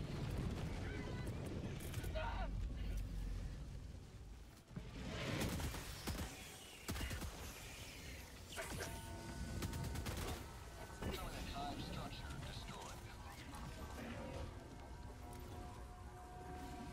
Stalkers? Really? Tunnel breach.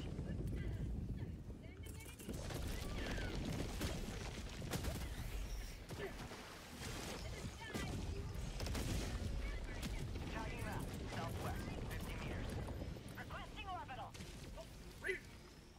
Same. Orbital barrage incoming. Stand clear.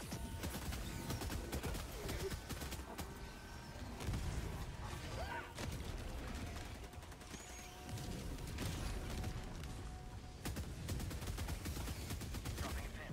South, 100 meters.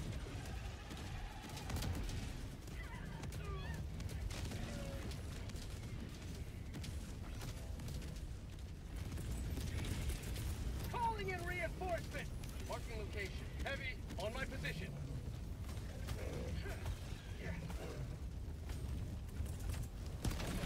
Reinforcing. Spread yet further. Extract when ready. Tagging map. North. 300 meters. Democracy is last. Activating jump pack. Tagging map. Northwest. 50 meters. Mission at 20 minutes remaining. Yes, they are. First time they put the eagles in a game, they actually target us, not the bugs.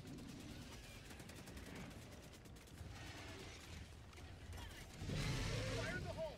Heavy. Northwest. Close.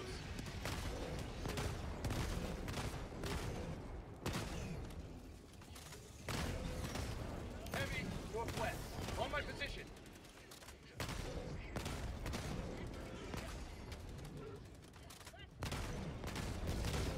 Heavy. Northwest. Close.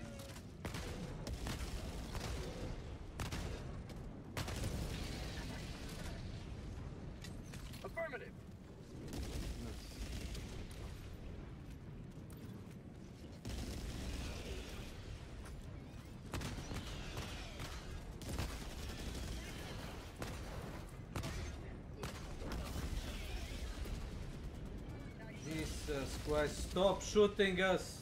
Calling in reinforcements. Reinforcement budget depleted.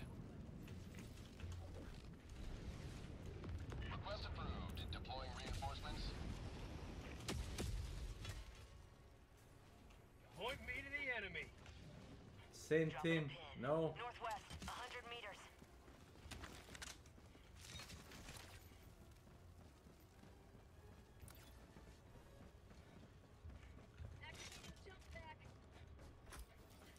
Reloading! Marking location, west. Enemy patrol. I'll take it.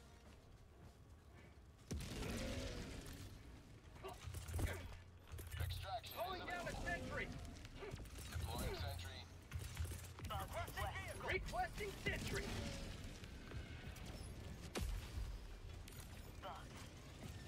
Requesting air support. Requesting air support. Requesting sentry. Have a taste of democracy.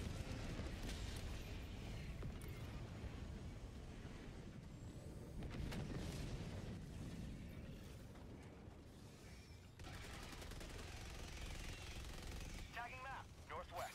300 meters. Duck.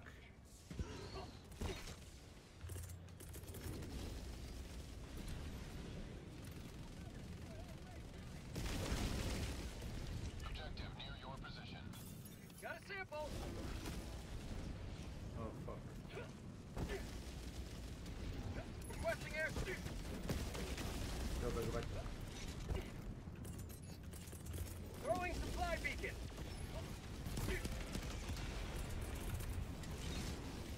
Heavy. Northwest, 50 meters. I'll take it. Calling down a sentry. Additional reinforcement funding approved. Reinforcing. New mag. Calling down a vehicle. Supplies. Supplies. Dropping a pin. Northwest. 200 meters. North.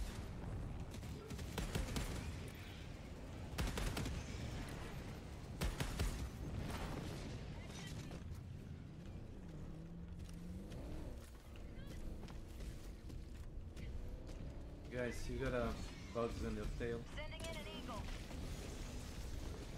Orbital inbound. Bug tunnel breach. Bug hot. Spotted. Requesting air support.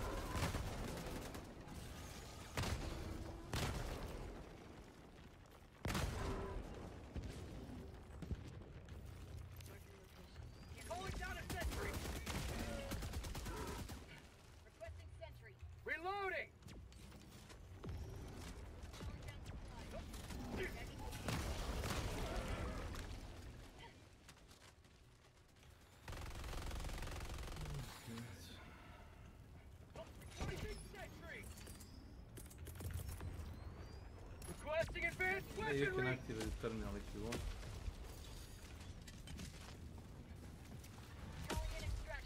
Eagles. Extraction shuttle. Calling down a sentry. Freedom forever. Requesting sentry.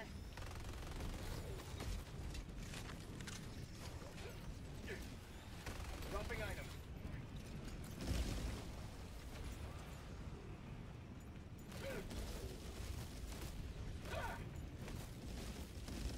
Tagging location. Supplies. ETA T-minus 2 minutes 30 seconds. Reloading. Anybody see super samples?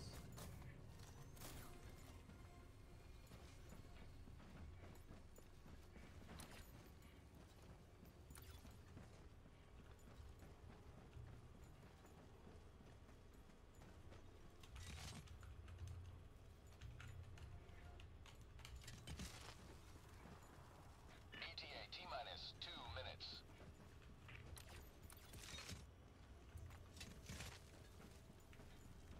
Ah.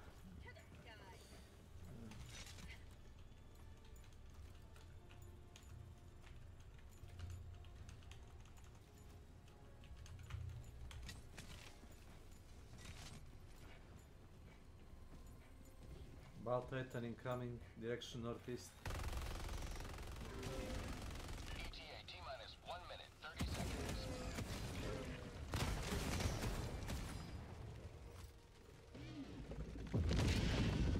Impaler. Marking location. Heavy north.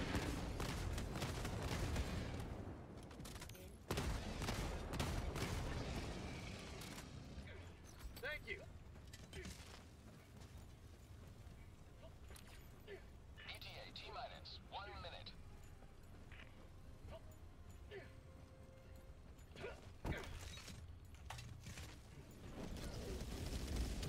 Calling down a sentry.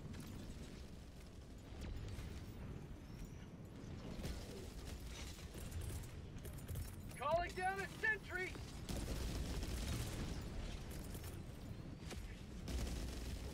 Requesting sentry. Deploying sentry. ETA T-minus 30 seconds.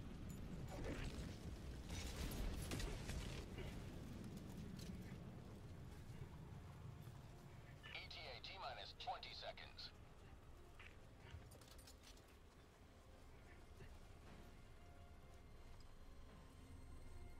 ETA T-minus 10 seconds. Clear landing zone.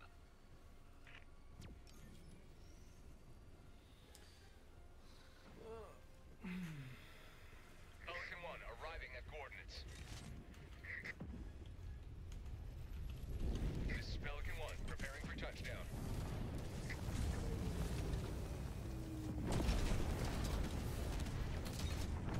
Marking extraction point. Activating jump pad.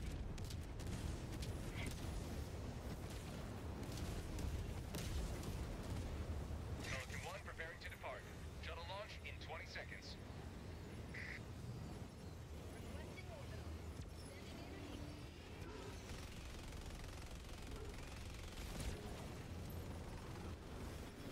Sending in an eagle. Extraction complete. Pelican 1 beginning ascent.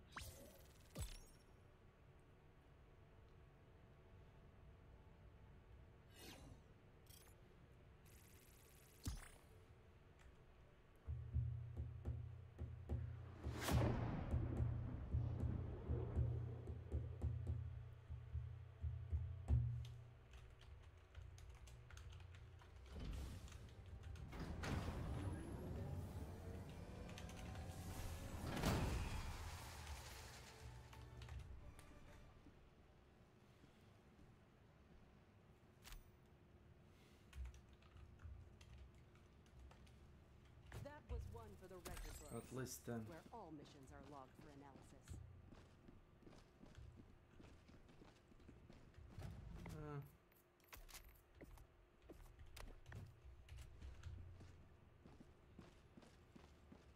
Ready for another mission, Helldiver? Mission coordinates locked. Hellpods prime. Engaging orbital thrusters.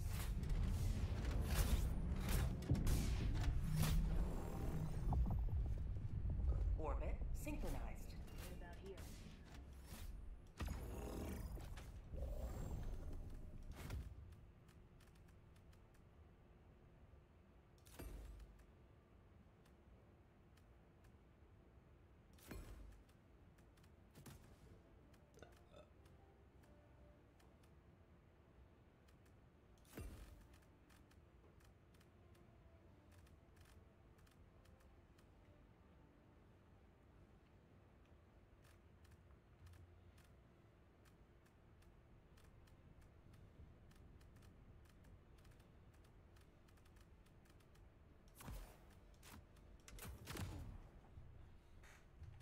Wait a minute. Wait a minute.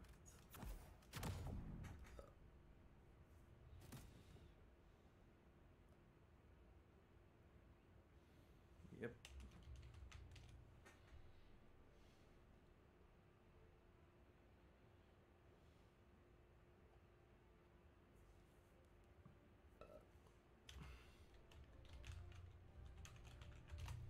Hellpod launch initiated.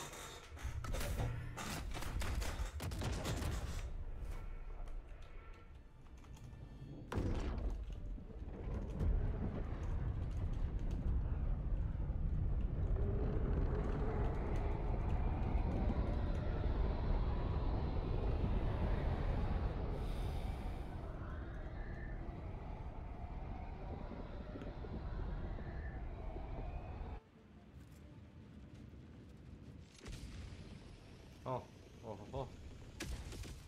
look at this. Check this out, guys. Remember your deeds this day. Going down a support weapon.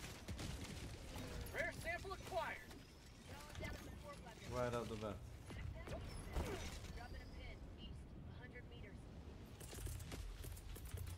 Calling down a walker. Objective located. North, 100 meters. Reloading.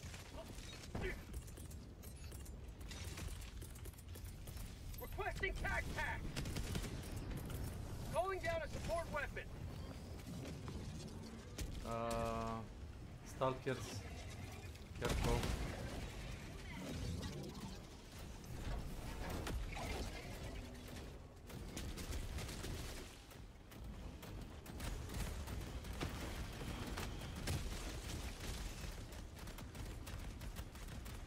Dominant hive structure destroyed. Hellbomb armed. Clear the area.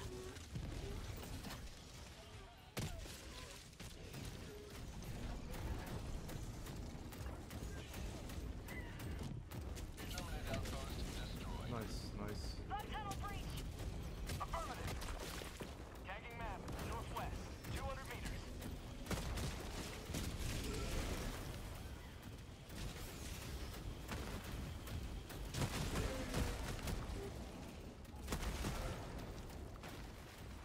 Tagging location, cancel that. Stalkers next to me. Right here. Tagging location, east. Safe. Oh my god. Cancer. Dropping a pin, northeast, 100 meters.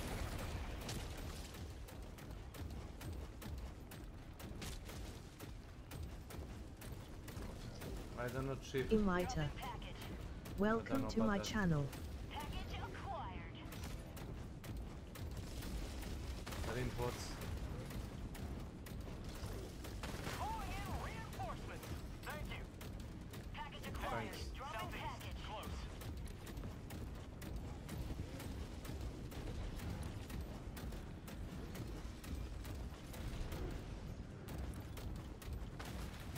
Objective located, northwest. Radar. Package acquired. Dropping package.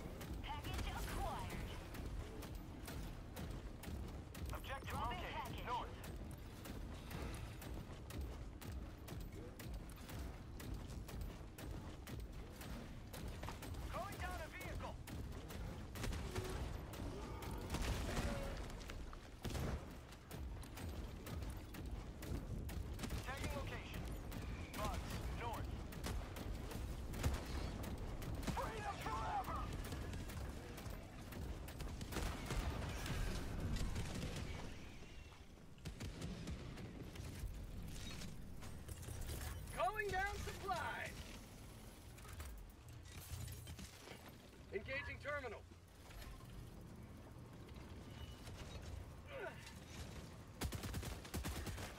Package acquired.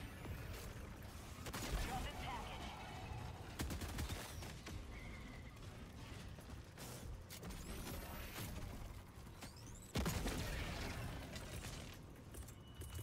Calling in reinforcements.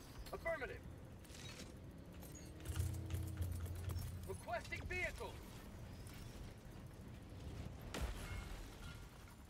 I got you. Joining the fray. Okay. It's all left. Engaging terminal. I'm on it. I got the terminal. Got a sample. Thank you. Nice. Let's go. Tagging map. Southeast. 300 meters. Vehicle. Requesting sentry. Dropping a pin. East. 200 meters. You may proceed to extraction when ready. Heavy. Northeast. Low. Eagles, watch it. Cancer. Space cancer.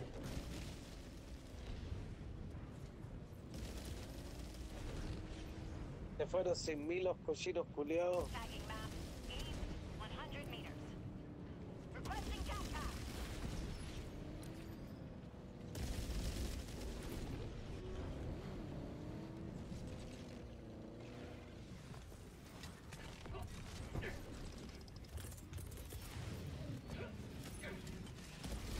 Watch out, watch out.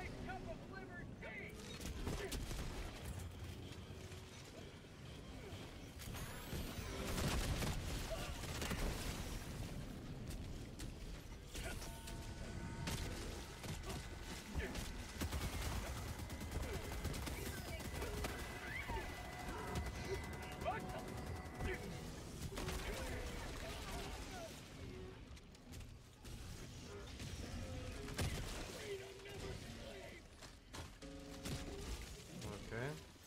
Affirmative.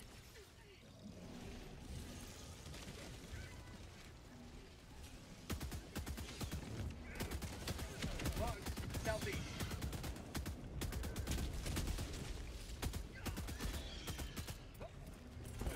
Reinforcing. Bug outpost spotted. Freedom forever. Orbital inbound. Sending in an eagle.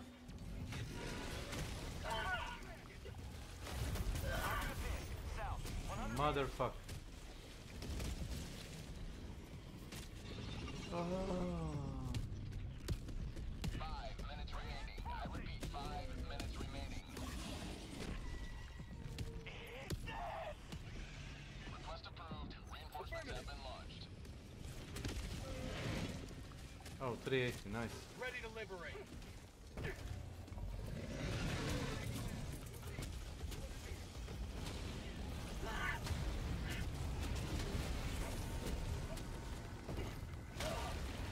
Go 380.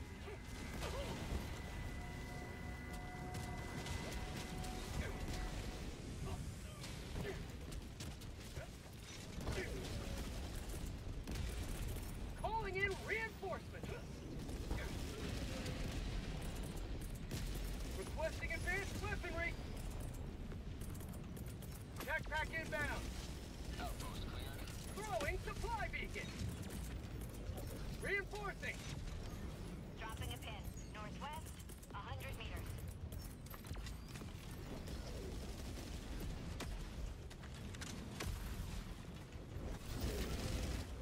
Diver reporting to the front. Tagging map. Northeast. 100 meters. Requesting advanced weaponry.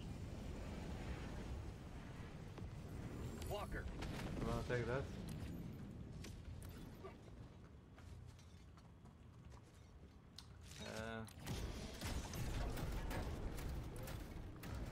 Supplies. Northeast.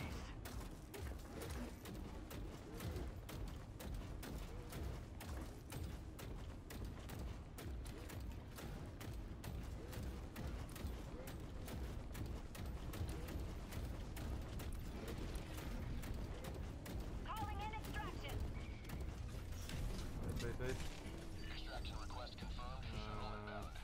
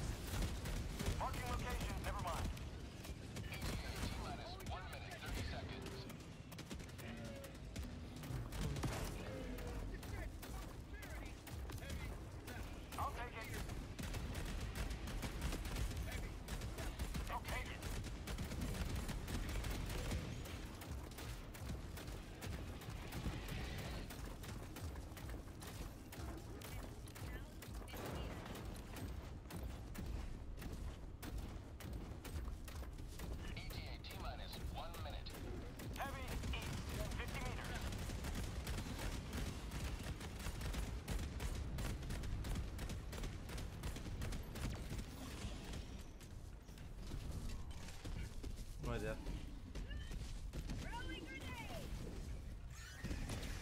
Shoot!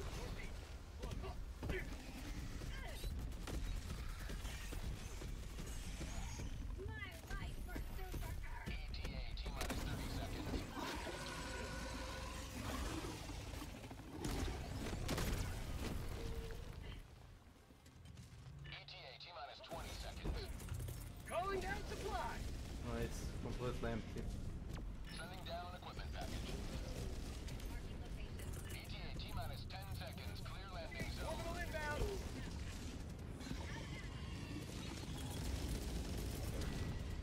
Requesting air. Pelican 1 approaching pickup. Democracy's on its way. Reinforcement budget depleted. Pelican 1 landing sequence initiated. Countdown initiated. Stand by for takeoff.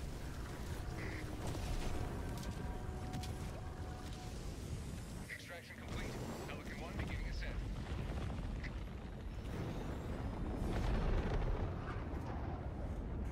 Democracy prevails once more.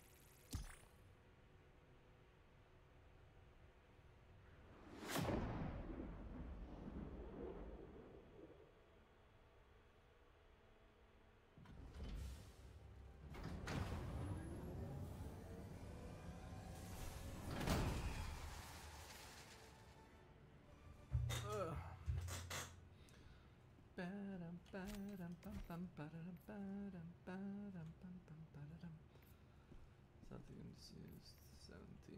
Welcome back. Well done. Welcome aboard, Helldiver. We can never have too many heroes fighting for peace.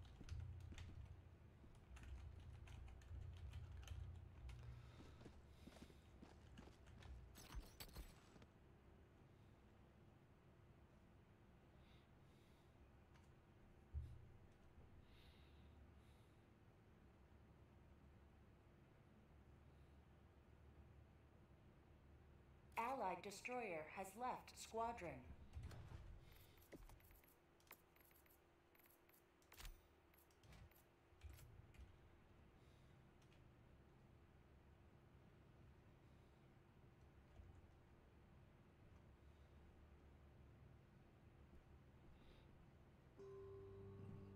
Envision the future. Your descendants smiling. Super Earth, bright tower in the sun. Your cape, mounted on a comb, waving in the gentle breeze. Take care, people. Peace.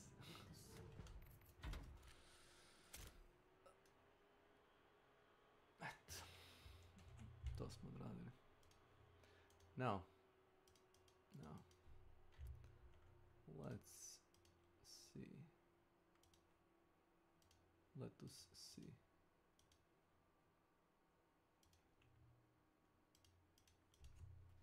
Let us see.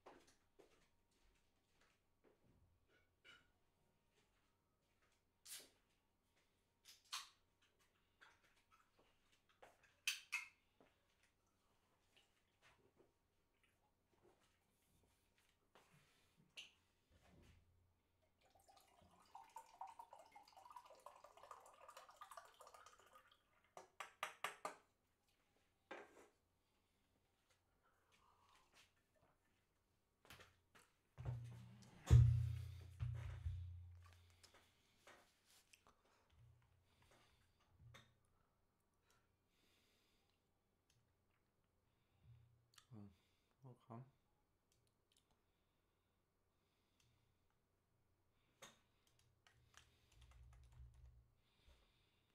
What your brain goes to. More unique maps, encounters, all of the above, all of it. I want PoE 1 customization. More types of content to do, league mechanics, different encounters, mostly more unique maps. I think the real issue with maps is lack of movement options, system and atlas tree improvements, more encounters, all of them, but more unique maps and better unique items. I see the better unique items come up a lot. What did you guys feel about the new unique items they did add in 0.2 mid-game? I'm talking about the new Desolate Crossbow Lament. I'm talking about the Whispering Ice Staff. Most of us didn't even get to try them. Yeah, that's true. I think most people probably had quit by the time, you know, the mid-league rolled around. But they aren't, like, very expensive. You can actually get them for, like, 1 divine or something, by the way.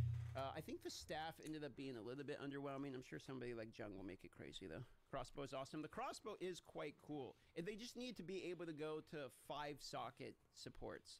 I only care for in-game usable uniques. Okay, I hear that, but also, like, I feel like one of the biggest complaints was not having early game uniques that were meaningful for people. Because there was, even in the launch of 0.1, people had plenty of good in-game uniques because there was, like, the belt, which for some reason is escaping me at the moment. There was Pillar of the Cage God, you know, 3 dragons. There's, like, a bunch of ones people can actually use, right? I feel like it was the early game uniques that felt less impactful for most people. They need to get more space for skill gems. Is very limited. I had to buy a second gem tab, actually. I just don't want to copy pasting in-game content from PoE 1. I want to see new. Yeah, I can understand that. They did say, what was it, the Japanese or Chinese interview? I forget which one it was, but they were talking about whether or not they were going to be making new stuff or it was going to bring over from PoE 1. And his response to that was like, until, you know, while they're still developing the game and stuff, it's easier, right, than for now to work with stuff they've already got, right? So, I mean, we're probably going to see PoE 1 related league mechanics or stuff based upon that as opposed to fresh, new, brand new mechanics that we'd seen before for PoE 2. At least until they get the core concepts in, I would assume. Then once the game's launched, it probably kind of goes its own way. We'll eventually get actual new league, yeah. PoE 1 Atlas progression is the greatest in-game system in any ARPG. PoE 2 needs to adopt this already. It feels much better to progress the PoE 1 Atlas, in my opinion. So I have mixed feelings about it because, okay, first of all, like the PoE 1 Atlas tree is fantastic. My thing is always, I like that in PoE 2, I can do all of the mechanics because I can focus on do ritual and I can do delirium. I can do all of that and I'm not limited. I do like that side of it, okay? But in the same way that, like, you know, a game for everyone's a game for no one. Like, that concept, I guess, applies to the Atlas tree, too. Like, if you can do all of them, then there's not really a reason to focus on any of them. So, because you can do all of them, it takes away from the impactfulness of where you go on the Atlas tree. So, it's like, it's kind of hard for me, because I like being able to do all the mechanics. But being able to do all the mechanics doesn't really make you feel like you're economically focusing on just one. So instead, everyone's doing all of them, as opposed to you pick the league you're super interested in. I would rather see passive tree get additions than the Atlas tree get additions right now, in my opinion, because the passive tree is boring for all classes, whereas opposed to, like, they can always add new shit into the end game to, like, temporarily making them more exciting until we get an Atlas tree rework. I do think eventually the Atlas tree probably needs more additions at a minimum. Yeah, I would agree with that. Okay, anyway, let's keep going. We're only like 2 minutes into this. The only gimmick of Path of Exile 2's endgame right now is the Infinite Atlas, and that does not draw anyone in. I don't know. I do like the Infinite. I feel like that's a little rough. I actually really like the Atlas. I just don't. I think that the juicing isn't good. Like, I like the way the Atlas is set up. I like that you're going to the different environments. I like the visual presentation of it. I know I'm probably in the minority with this one because I hear that people don't like the Atlas, but I actually really do like the Atlas system of exploration. I just don't think it's in its final iteration. I mean, I think it's a skeleton of what it will be. Nice idea, but the walking between maps sucks. I agree. I don't really see a massive issue with being able to, like, just, you know how you have the tablet, which makes it where you can warp to any map within the vicinity. I feel like towers should have that as a baseline. I don't think they're ever going to do that. Or maybe not ever. Maybe eventually they'll do. I don't think they're going to do that anytime soon. But I think when you got to a tower, it just lets you teleport to anywhere, be fine. Because then you have to push to a tower and then you can choose anything. Bring back scarabs? Lord, no. I hate scarabs. I like the concept of what scarabs provide, but I hate the functionality of of how the scarabs work, which is you store 500 different scarabs and you find the right combination of like 5 different ones and you have to put them together and you have this giant inventory cluster of a million different things, and then you have to just find the combination of the ones to work, and then the ones to work end up being extremely expensive.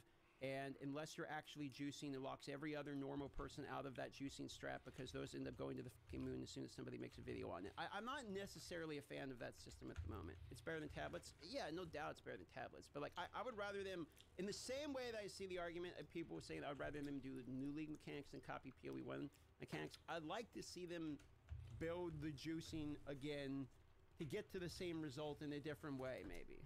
I'll see your point of view, but I feel like scarabs give more control than tablets. Yeah, but I feel like, why do we have to settle? Why do we have to do it? Why just because scarabs work, does that mean that we have to go the scarabs? Just because that worked, does that mean we immediately need to cut to the chase and just copy pasta it and not try anything new?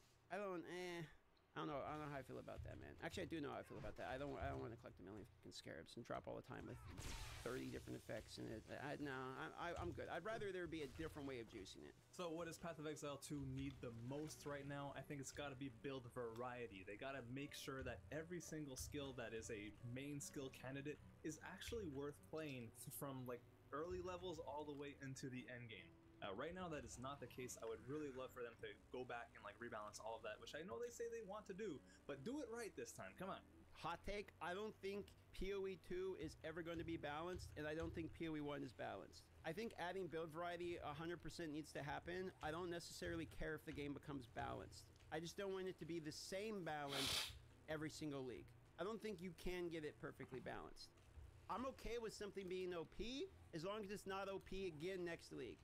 It's like League of Legends. Never been balanced in its life, probably never will be balanced in its life, but every patch can't be the same balance. That's how I feel about that. So it's like, I don't give a shit if the next league does have something that's OP as long as it's not the only OP build. If there's 10 OP builds, all right, now we're talking. One OP build, we have a problem. If game reaches perfectly balanced, every change in league would always be considered an L. Well, the thing is, people think they want perfectly balanced, but you don't. Because what people actually mean is they want the builds to be as strong as each other. And if you have everything be perfectly balanced, it means every build is exactly equal. Which, if you think about it, means all builds can do all content, which means the game's too fucking easy. You know how people complain about Last Epoch's campaign, like I can just click anything and walk forward and everything dies? That's exactly what it would be like if it was perfectly balanced.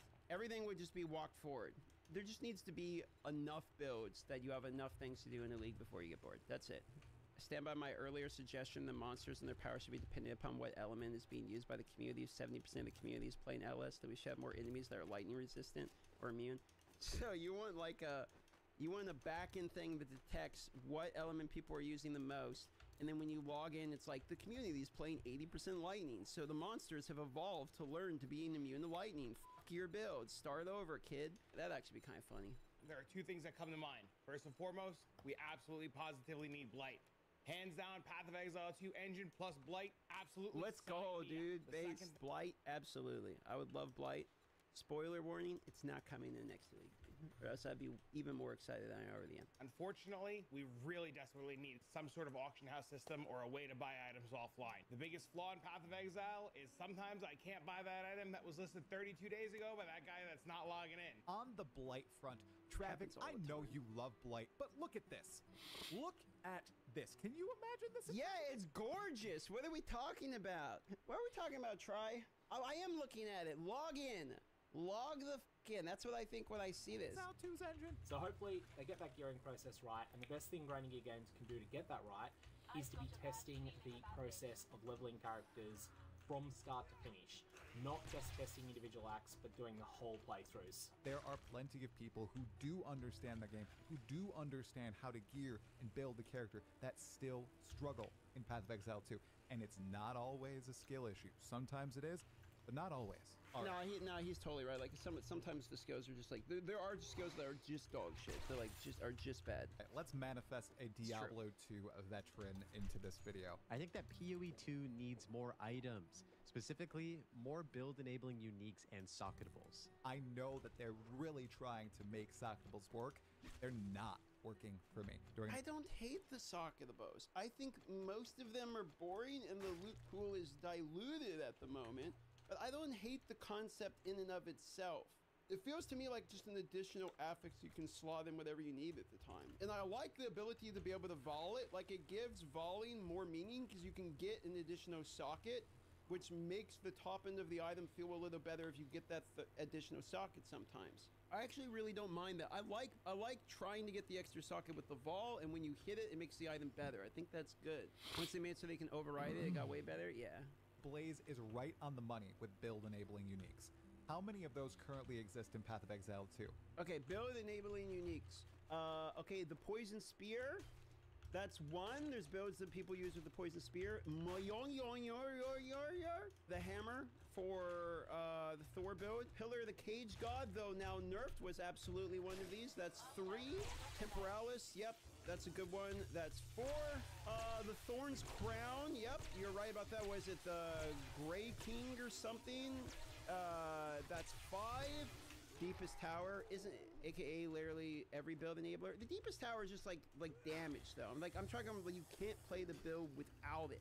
Hoa, yeah, Hoa would be, I guess, kind of in the stat stacker part. I guess it's more damage, but like, yeah, you're right. Like the stat stacker kind of works with the fart boots. Yeah, fart boots, trample toes.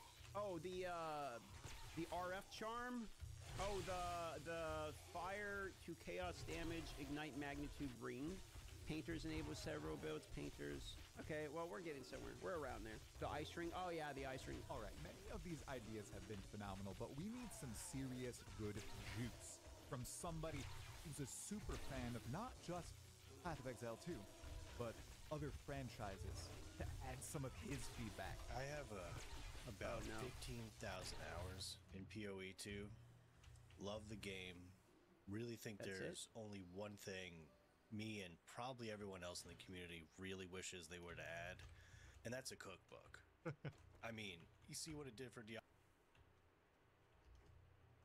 I knew Frosty was gonna say some bullshit. What the game needs most, though, is to stop being treated like it's finished and start getting updated more frequently. There are so many problems with skills and systems that could be adjusted on a more frequent basis that would keep us playing long term. Lots of people just want constant changes in early access. I think that there's a lot of answers for it, but definitely one of them has to be a more rewarding mapping experience. I think right now mapping is very simple. You go from tier 1 to tier 15 fairly quickly, and tier 16s aren't that much of a difference. So I'd love to see there to be a higher tier of maps that can actually be challenging, like in Path of Exile 1.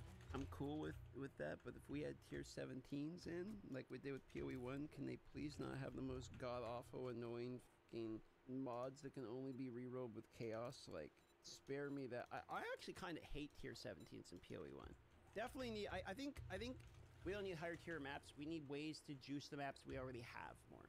I think that's, I agree with him though. Like his concept, he's right. With it, Chad, the man's got a whole workout. Like his background is just a giant workout. It needs to change in Path of Exile too. I think they need a way to dump currency. I think inflation is the biggest problem with their league mechanic right now. They're going to be adding features to the end game, right? There's going to be more maps. There's going to be more bosses. These things are going to be coming over time in the form of league mechanics.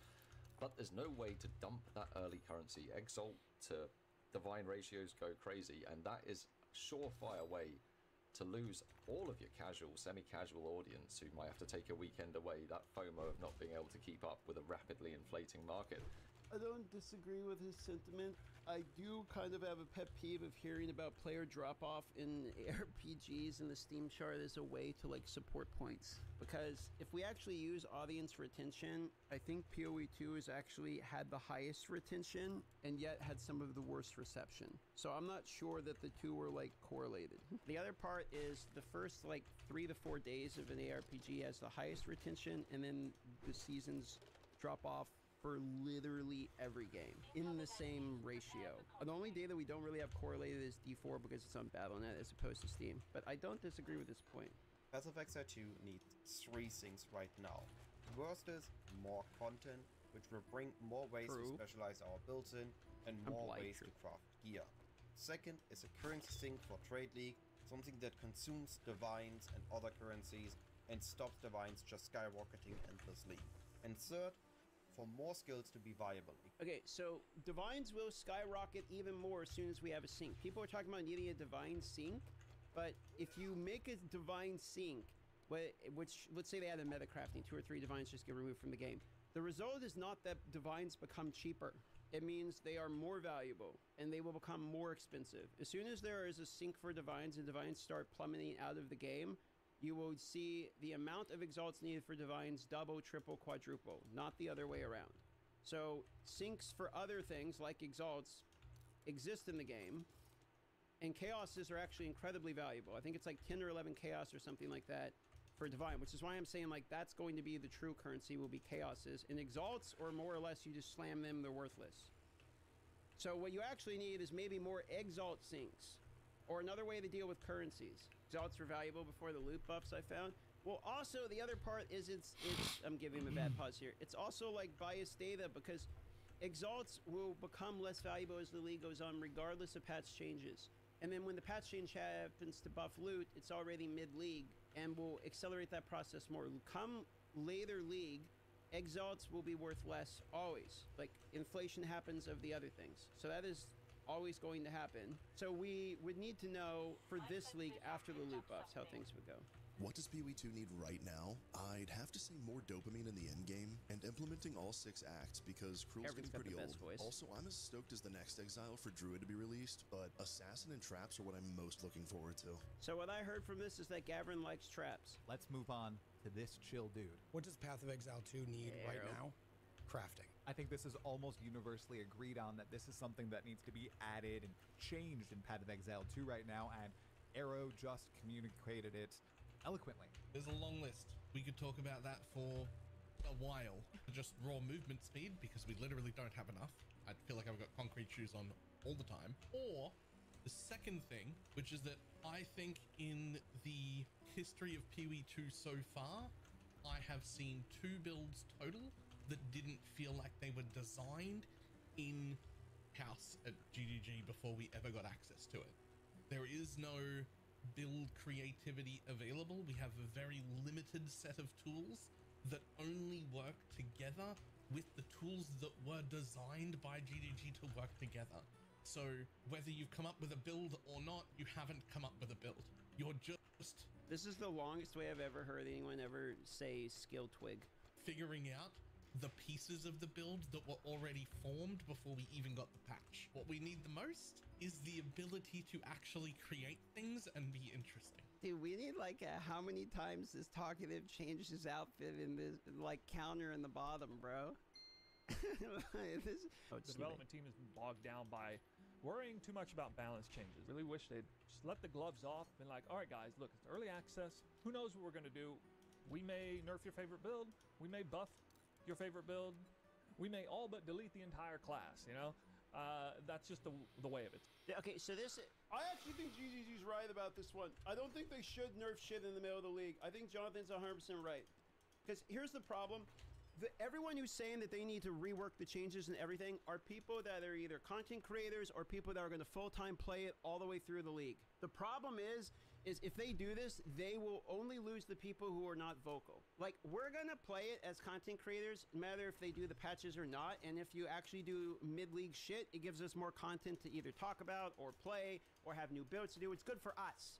But if we're nerfing shit like Lightning Spear, the people that are the average guy who's like a week behind, who ends up like, okay, well, I'm going to use this Lightning Spear build, you just get gutted out. And you can't build a game around like the casual average guy or the people that don't have time to play. I've said before, you can't build a game around the people that don't have time to play it, but you can't go out of your way to like destroy builds that people have economically invested into, like in the middle of the league for no other reason other than nerfing the top end builds. Like, there's not really a massive benefit for it. So like I get the GGG's argument on not doing this. And don't forget, last time we did this, everyone bitched about it. Everyone was mad and everyone says it costs so much to respec, I'm quitting. Everyone threw a fit. And then the second they're not doing it because we just said not to fucking do it, now everyone's mad they're not doing it. So like, I don't really buy this. Like, I think GGG's right. The Ice Mirror reaction 0.1 was pretty epic. I mean, that's what I'm saying. Like, we did this in the middle of the league, and then everyone freaked out about it. And everyone, yeah, content creators went shit. You know, everyone was freaking out. You can't nerf in the middle of the league. I myself said the same thing. Like, you know, you probably have to have free respecs if you're gonna do that. What they really are saying is that they want balance changes sooner. The reason they want it in the middle league is because they want more build variety now as opposed to waiting for next league, which is fine. Like, I understand and I agree. It'd be cool to have balance changes, but if they could rework literally everything already in the middle of the league, the game basically is just, let's develop it faster. It's going to take them a while to do it. There's a few dudes there, they're just seeing their balancing. They're like PoE 1 blasters, basically, and they know everything. You can, like, they were showing me the process of them balancing, and I would ask a question like, well, won't this affect this if you're going to do this? And he's like, yeah, well, here's like 18 different reasons why this works. Here's all the item interactions. Like, they know fucking everything. Jonathan asked me one time, he's like, what'd you think when I was talking to one of their balance guys? And I said, like, if that guy gets hit by a bus, you're going to have a problem. Like, you have a couple guys in there that know their job way too well. Like, the amount of shit that you have to actually think of in order to be able to rebalance and put the game together is insane. I think everyone thinks they could just, like, sit down in the dude's chair and do a better job. And then they're going to get there and they're going to fuck it up their first patch. Like, I promise you, dude. The first thing I notice is lack of quality of life. Now, obviously, there's a lot of other things that I wish the game had, but what I would love to see is a big overhaul on that front. You have to individually pick up each item. You don't have a sort button on your inventory. You don't have hybrid controller support with mouse and keyboard. That one's coming. They'll never do organization in the inventory. Trade house. You need a ton of third-party tools. What I would love to see is a complete overhaul for quality of life. You know, at this point, actually, W for Aaron. I agree with a lot of these points here. I know Last Epoch has a lot of this in the game. Other games are starting to adopt it as well. I think Path of Exile 2 needs an auction house. I love that it doesn't rely on third-party tools nearly as much as its predecessor. Do we need a sort function for our inventory? I don't think so. Would it be nice to send all your currency to the stash with one click? Yeah. I wouldn't mind the inventory dump button, honestly. Have they said why they won't do organization sort buttons for inventories? It's something about the core premise of like having to actually do it yourself. It was forever ago, but yeah, they've talked about it. It's a philosophy thing that they're not going to move ground on. Like, it's part of a classic ARPG experience of needing to manage your own inventory as part of the minigame. Friction, whatever you want to call it. You can just say, oh, bullshit if you want, but that is essentially their philosophy. Now, let's see what everybody in the community and the Talkative Try YouTube channel has to say. Hip Chipperly says, the biggest thing that I thought was lacking in 0.2 was no additional skills for the existing weapons. O's and maces have very limited options. Agreed with this. Need additional skills for weapons, or preferably new weapons. This is actually pretty high up on the list of things that I hope will be coming in one of the patches eventually. I agree very firmly with this one. Get X 4 through 6 done and remove Cruel. 2, add in-game auction house. Though if you could only pick one of these two, which of the one would you want first? Lots of people saying one. Those two are absolutely crucial. Aha, tu ste. Dobar dan. Tu smo. Dobar dan. Kako ste, Frostović? Zdravo živo. Znači, spava se, a? Neki vredno rade, neki spio. Ako treba. Ma spio sam, ali usto sam ja pred 2 sata otprilike. Lepo. I opet danas drugu jebem majku, ali dobro.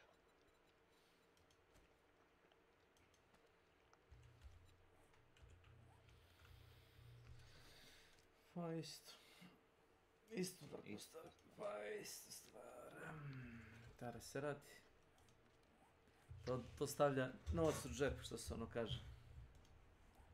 Tako neko. Ja nemam donatore i ljude pod kirijom, znaš, tako da ono... Tako je kako... Mora da se šljaka, mora da se radi. Ajde, ne mora da se radi, ja kažem i da ide sam u penziju, ja bi našao neki posao da ovako radim, ono, što kaže, penzijski. I da ne moram.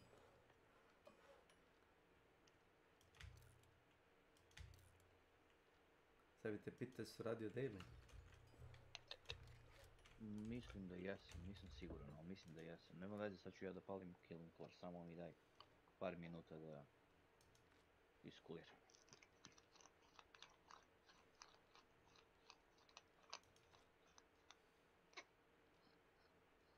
Kaže hotfix i 500 kredita. Hvala. Thanks. Pa to ti je stara vest. Da. Sim, ako nisi sad pročitao. Sad sam pročitao na Sonyu. A to je sad novo na Sonyu, a? Do mojeg. Kad i svima, mislim, gde znam. Sad ga vidim, znaš. Važno je da je Sony sad to rekao, evo sad je ovo novo. Eto. Već stara 2 dana. Ali ako tebi kad imaš, da kažemo PC platformu, da ne kažem Steam platformu i PlayStation, ti dobijaš vesti iz drugog izvora. Šta da rade ove nesretnici što imaju samo jednu te istu opciju? Da se zatuku. A jebi.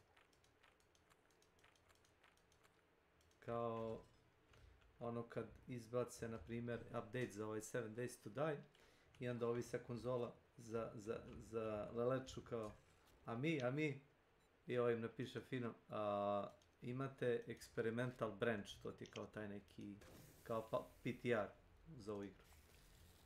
I imate kao update-ove, ali kao pošto PlayStation igrači, Xbox igrači nemaju nikakvu opciju da igrate eksperimentalne kao buildove, kaže vi ste morali da se čekate dok ne ode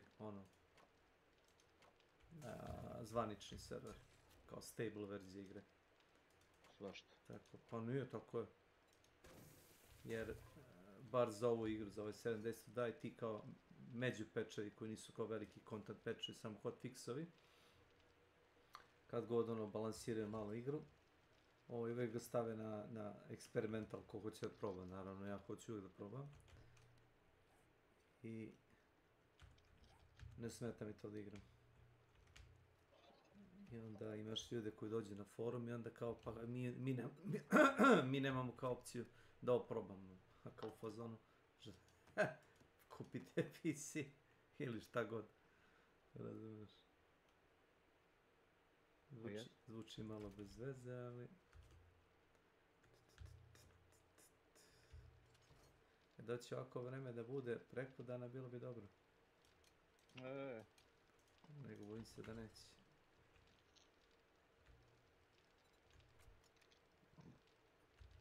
To nam je. Kako bude, bit će.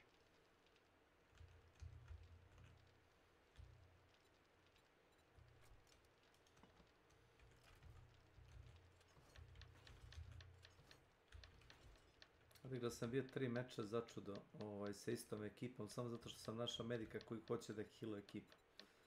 I 3 mape smo odigrali zaredno. Mislim i ostali koji su se joinovali. Znači ne mogu da igram sam i ne mogu da se oslanjam na to da sam sebe ubrizgam s onom inekcijom. I ako padneš budi, siguran da će svi da pobegnu u public game. Jedino medika koji ima onaj ability, on će te roka, razumeš. Ma i kad nije imao, čini mi se ability, gledao sam ga da me healovo iz daljine. Ja ću, evo sad nije problem. Ne moraš, ne moraš. Samo šta imam. Ma dobro, ja ga rokam gore isto, pa ga rokam, moram da ga nego da vidim neke bolje. Imam ja lepo napravljen maksimalno na pucan. Imaš da, nije pištolj pitanje. Ali imam i jeftiniju varijantu. Ali imam ja nešto brže za lečenje, efikasnije. Ne, samo te dve stvari. Šta brže da leči?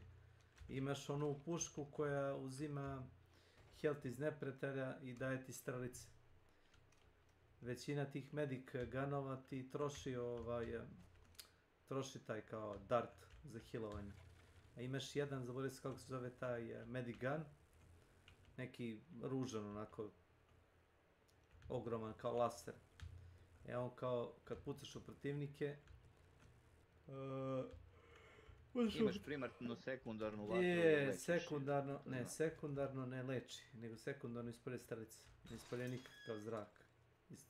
Strelice koje leče, ali na primarnu paljbu moraš kao da pucaš u neprijatelja da bi dobio strelice.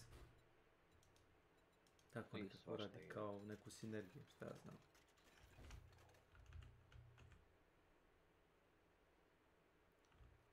Golf kola. Znači, izrešetaću te. Stani ispred mene. It'll be a good morning when you buy something and get the fuck out of. You want something?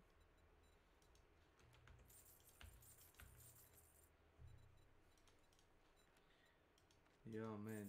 Daj mi med. Jimmy Honey. Bunny.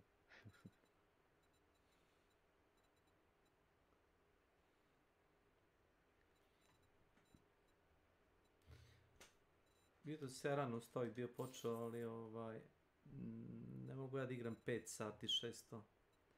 Solo, par mečeva i gas. Isto kao Helldiver. Helldiver sam prešao čitav jednu kampanju, par mapa vezano, 3 mape čini mi se. Svim što prva mapa na koju sam ušao je bila zabagovana sesija gde nisam mogli da uradimo ništa. To ti je kad ti se zabaguje generator ili nešto, ne možeš da interaktuješ. A to ti je side objective, ako ne upališ generator, ne da ti zadnji da uradiš objektiv. Da. I onda smo kao vaši, svi su izašli, osim mene, ja ostao kao sivanje. Našao super samplove, izašao sa super samplovima u vama. Bar to. Jer kad istekne vreme, pošalje ti svejedno X-Film.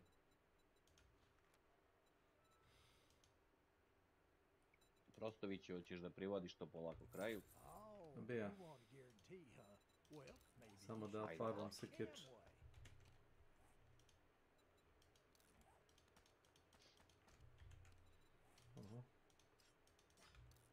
Tako.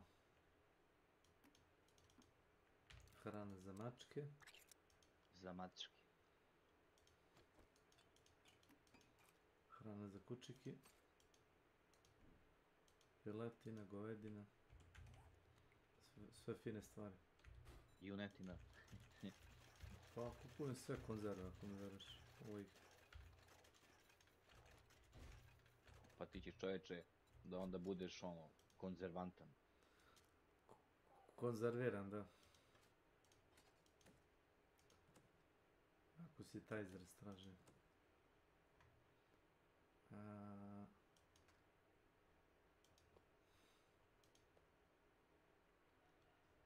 Dobro.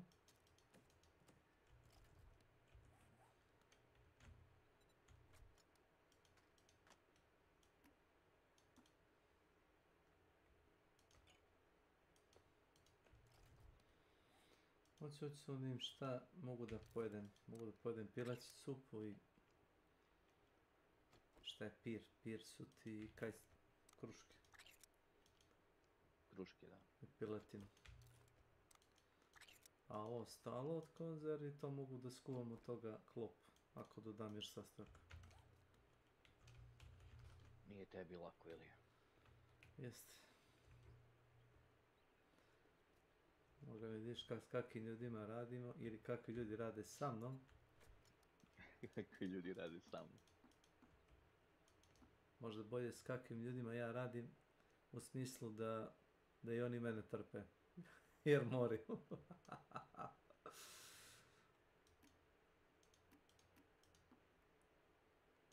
Lele, bože, gledam nekog streamera jutros. Battlefield 6, blizu 20.000 ljudi ga gleda. Idi, mislim se bre, u kurac jevote. Ako? Ne, mislim se čovječe neke naše nacionalne frekvencije. Ma slobodne ove frekvencije što imaju recimo kulturno i umetnički program nemaju toliko bre. Pregledaj jebote. Katastrofa čovječe. Tebi to čudno?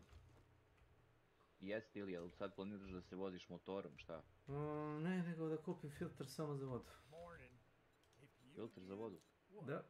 Evo ga, water filter. Dobar dan. Treba mi jedan filter za vodu. Jeste, da ne moram vodu da kuvam. Staviš filter u skupljač kišnice, ne moraš da prokuvavaš vodu, dolazi automatski ove buriće pročišćeno.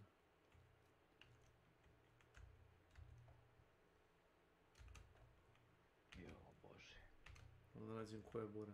Evo ga ovdje. Kišnice? Pa, Dew Collector. Skupljač kišnice, rose. Dew je rose. Da, rose. Nije ni kišnice. Nisam primetio generalno da brže skuplja vodu kad pada kiša.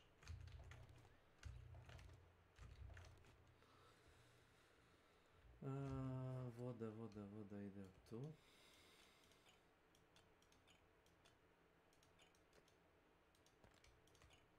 Nema vode kako hoćeš.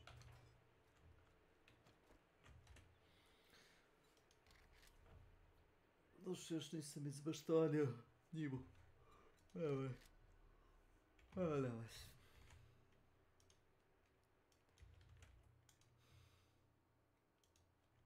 Bitno da ti uživaš u igri, to je bitno. Pa mene opušta. To ti kažem. Kada šovim. Virtualno. Aj pa da startujemo. Manualno što se mora. Ako si spreman psihofizički. Ja sam pa sad psiho, baš i nisam fizički. Nisam rekao si psiho, spreman. Sad ćemo da vidimo.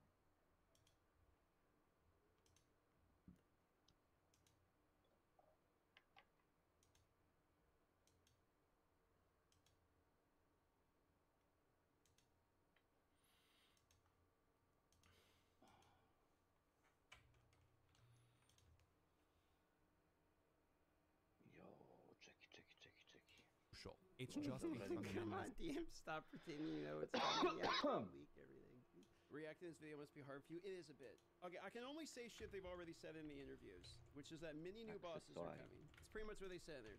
I can't leak anything. More experimental and get going I'm on keeping it map. together. Moram sad zaboravim uređaj, neće da mi se konektuje, znaš. Okay, this is the worst take Da. I have ever seen Jer sam ga konektovao na Steam Deck. almost I any sad poslije kad došao da PoE ga video. konektujem na Love Steam for Deck, the opet SSF moram ono players. We went to klasika party forget. up with friends. What's the first goddamn word I opet, znaš, in nađem SSF? konekciju, This is the- jebi. I'm sorry, this is the stupidest take. Šta da kažem? S is for friends. He has a point though. What is his point? Okay, look. Look, even if they would, let me assume you're talking about the buffing the loot. Okay, because if you're talking about, oh, I want to party with my friends while playing solo, like we can just get out here with that argument.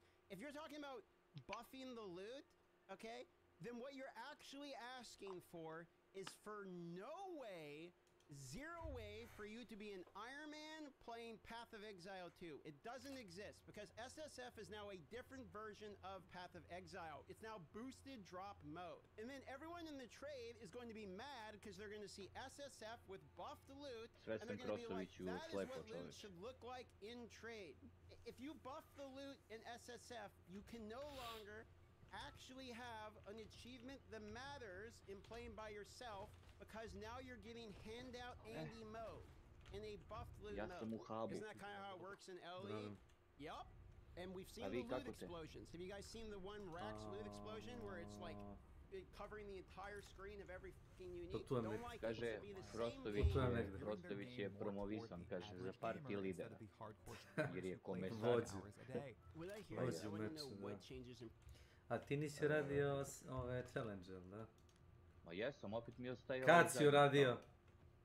Jutro su 2:30. Ja sam jutro su 5. Trt.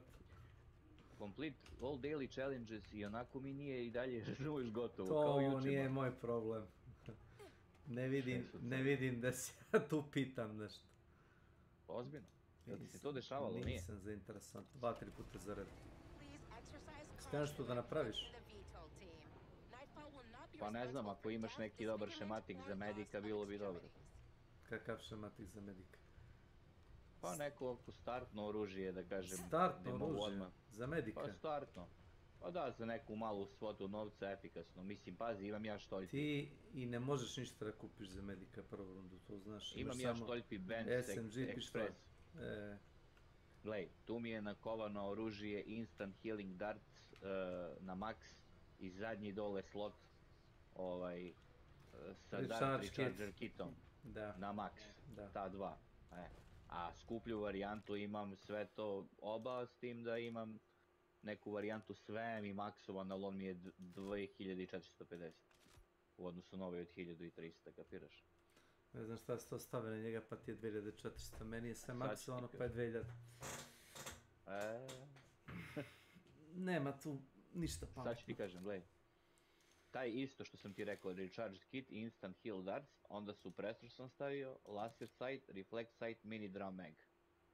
A šta će ti Mini Drum Mag? Pa eto, stavio sam to. Pa to ti povećava cenu za $300, jel znaš? Znam. Pa znaš zašto je veći max size? Jel znaš? Za normalne metke, ne za stalice. Pa ništa, ajde, onda ću da ga untipujem i sad mi je 2 soma i 15. I jeste, to košta i moj. Zato ti kažem. Ko ti je rekao da staviš drum mag na to? Pa to i ne treba da bude skupo. Pa ja ti kažem. Jao. Pa ima damage ko kurac. Služi samo za healovanje ljudi. Jebeni luger. Pa i jest, pa nego za zašto služi? Kad ubije njime šta? Sjelicu sam upucao. Frequent modifier complete do kurca. Do mojeg. Ja neću da Prostoviću bez tebe, ajde. Ide gas. Dragan. Kaže enter the VTOL. Šta sam te kažem? A šta napraviš katanu pa igraš ko čovjek s katanom prvu rundu? Pa ajde da znam da vidim ja šta ću, sad imam nešto pravljeno. Samo malo, sad ću ti kažem. Možda nešto mogu da menjam. Armoring, Ninja, Start, Custom neki imam, vidiš imam gore Stunning Coating na prvoj. Aj napravi samo level 1 i nemoj da ga upgradeš. Nemoj da ga upgradeš. Taj Stunning. Samo za meni, za nešto drugo, ne moraš da ga uništiš i to znaš jer tako. Dobro. Samo napravi belly attachment, napravi toxic. Toxic? Jesi tako zove?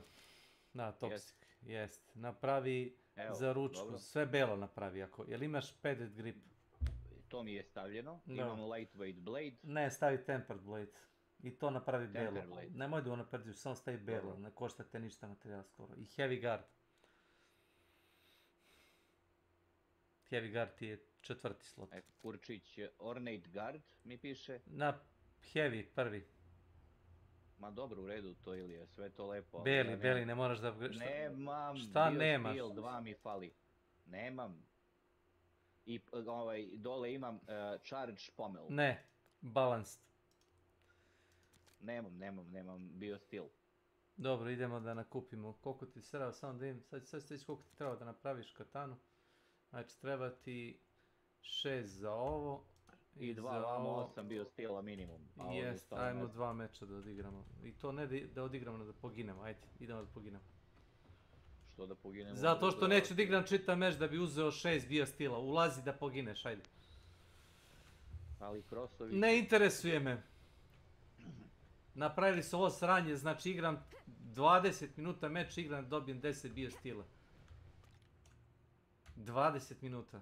I to dobijem 2000 experience, dobijem, svega dobijem, ali dobijem najmanje biostila. Znači ću da uzmem 6 biostila i da pogibem. Ne interesujem. Znači, čisto samoubojstvo. Jao, što sam stavio matchmaking, izlazi. Šta da ne napreduješ? Naravno da nećeš da napreduješ.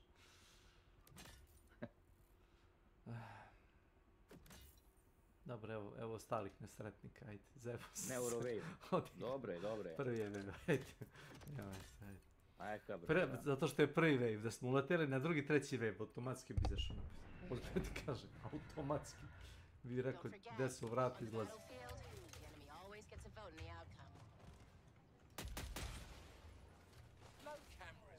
Da uzem sad bio stil. Prostoviću odmah imam, idem s tobom. Ajde, piči slobodno. Da otvaram ovaj gore. Ne znam. Otvorim. Lele, Prostović udarilo me nešto. Ajmo vam.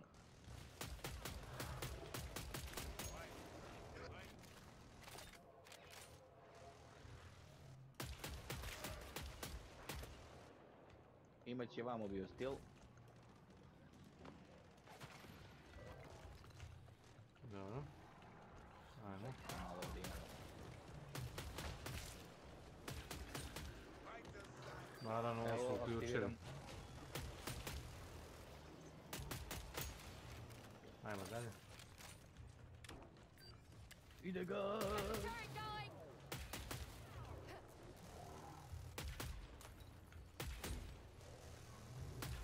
Kovanje. Trejni srećniku je potrebno pomoć.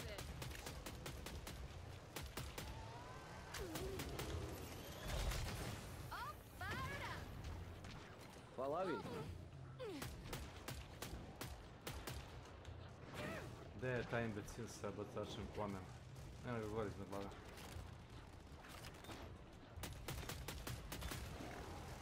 Evo ga još jedan malo.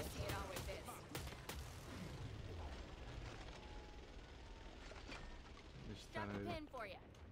Gotov, još jedan. Dobar, odličan. 5. 5 od 5. Frostović, Vuk. Ima još jedan ili dva biostila koja me zanima da su uzeli. Jesu ovo tu. I to tamo smo. To je 6. I tada ti još jedan meč. 6 smo uzeli, ja? Jest. A moraš da staneš do kraja meča, jer neće ti otkucat ništa. Sjajno.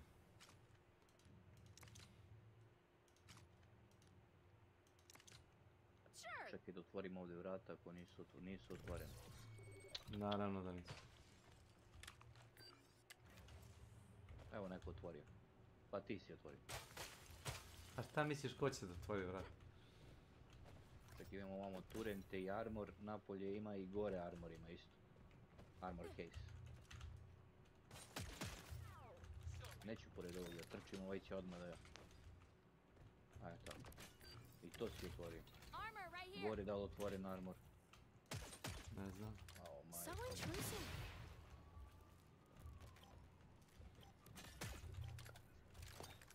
Otvoreno sve. Strašno kako su ovi momci efikasni. Jel da?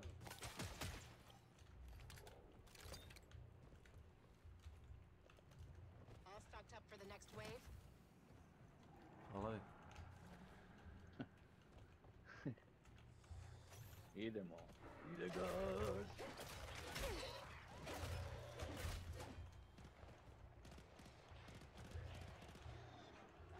Da probam ići šmačekanjom, a? Trebao sam to da uradim. Ja posle prve runde imam za unapređenu katanu i za pištolj bolje. O familiju ti jebem da ti jebem, nesrećno. Kada ga ja potratio bilo bi dobro, ali ono... Dobre, dobre. Iznad glave onaj debil. Mene sirena AT za sad. Familiju.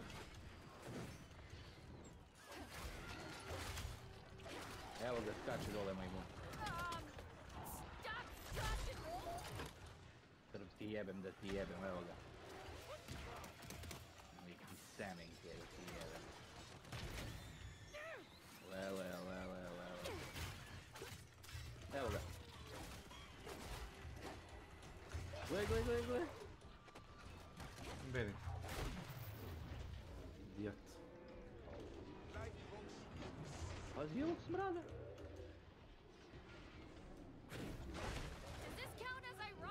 Evo ga dole skače iza.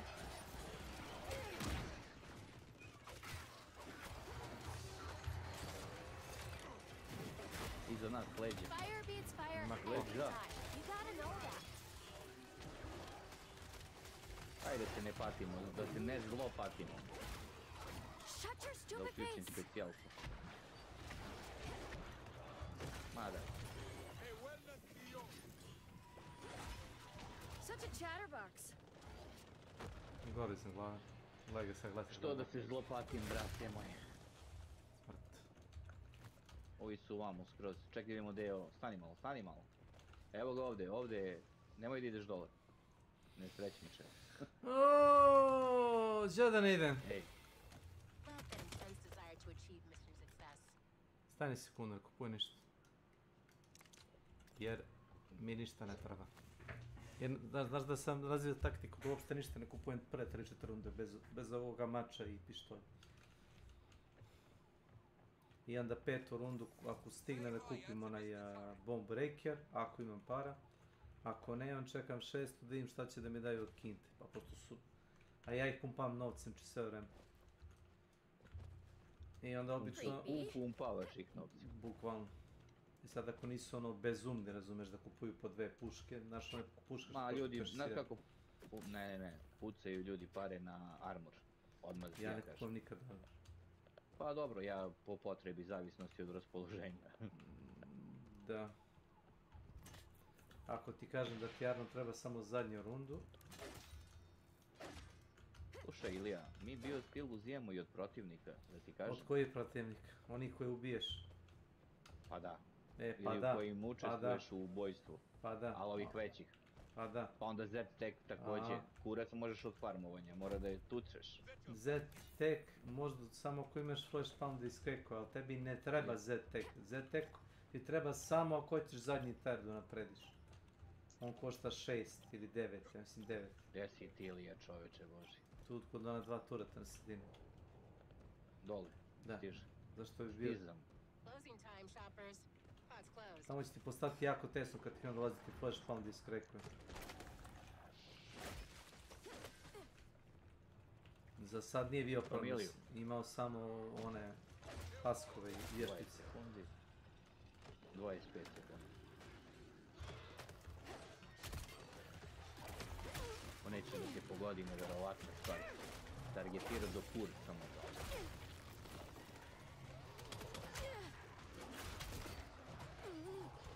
Samo gi ti tu čili, ja. Gledaj pored tebe se.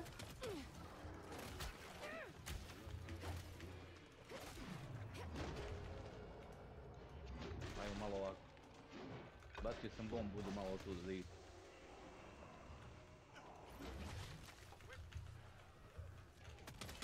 U vatru stojiš. Leci.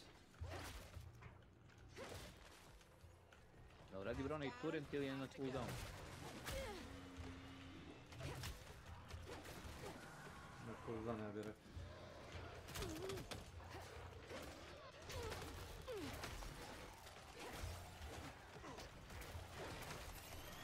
Koji ti jedan leđ. Kako leđ.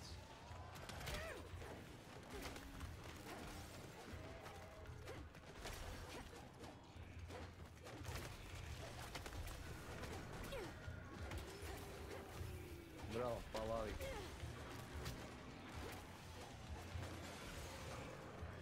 Si ga šurio, Frostović.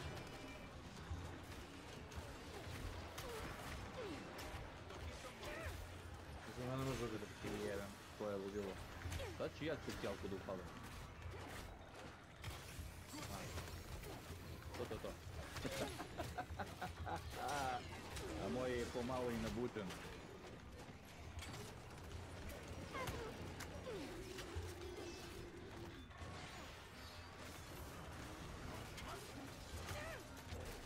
Kovi, u kotke.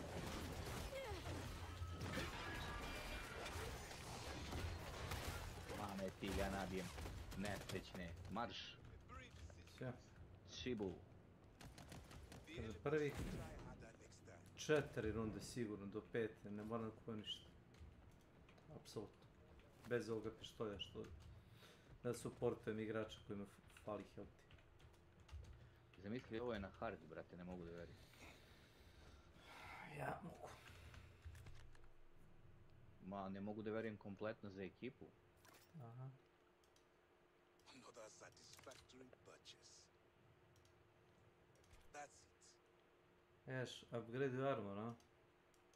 Da uzem jedan upgrade sad u 4. Pa, da opraviš armor ne isplati se da ga upgradeš, isplati se. Da ga upgradeujem, nemam 0, imam ja armor. Već 2 runde. To je 500, ajde, uložit ću jedan barem. Palavi. Jel idemo na centar isto? A gdje više? U neku malu sobu da nas... Ma, gdje ćeš da te nagnaju? Flash pound iskreku da te sabiju mali prostor. I? Laku noć svirači. Kako? 80 sekundi do kraja. Skočit će nekome na glavu, ne može medik da ga ishile koliko će ga brzo ubiti.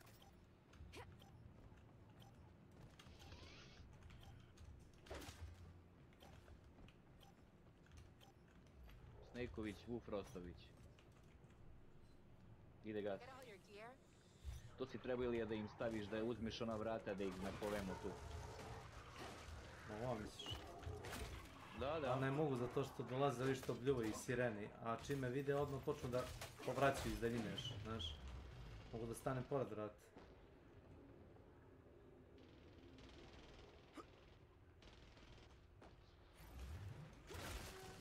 Lele, šta je ovo, ljudi moji? Povanje. Frostović.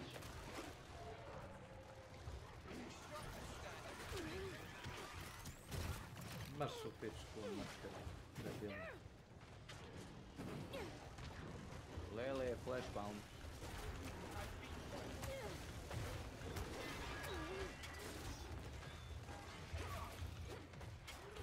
Koji flash pound, what?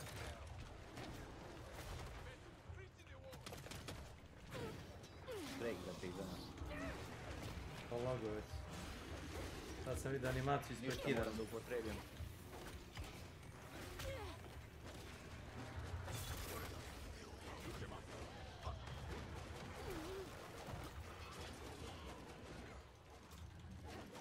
Mali break je, da se kaže.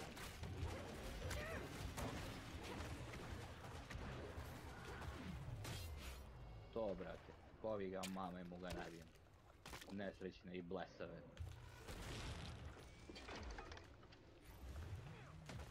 To je to. Ide gas.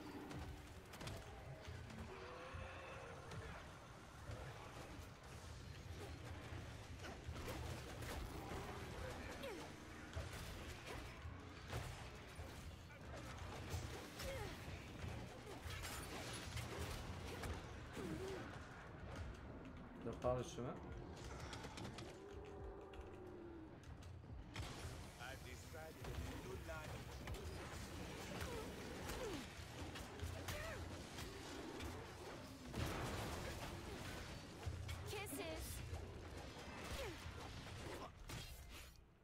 Bam, bam.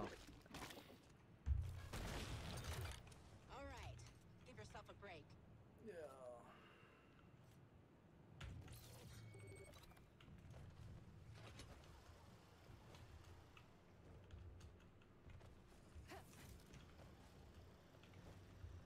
Peti wave. Zadnji. Sve.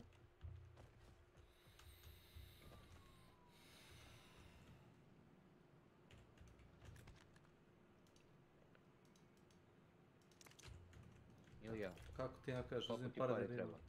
Treba mi 6200 da kupim oružje, a to neću sad. Posle runde mi treba par. Ovo mi sada otvaram. Treba mi za zadnju rundu, neću bossa da udaram mele. Bih kad bi znao da možete da me podignete s poda.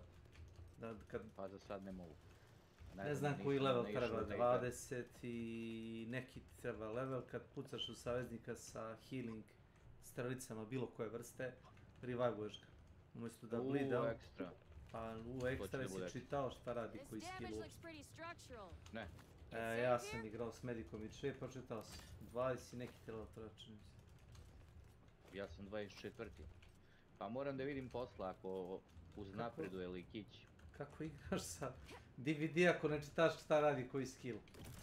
Čitaš nisam tako? Za sad ili je juče, prekjuče sam pa bio... Pa ni ja nisam, ali me zanimalo kako to radi kod medika, jer to ima nešto posebno i čovjek mi kaže ima skill koji to radi. I ima skill. Pa onda imaš da biraš među dva skilla. Jedan je onako gay samo za sebe, a drugi je da healer sa igrač. Ja verujem da većina medika bira gay skill samo za sebe. Bez duty. Pa će mi pokazati, ajde će da vidimo posle. Black gift. Ne, možeš ti da budeš gay. Welcome to my channel. Mislim da ti daje 4% damage reduction svaki put kad nekog healaš, što znači da ti primaš manje štete.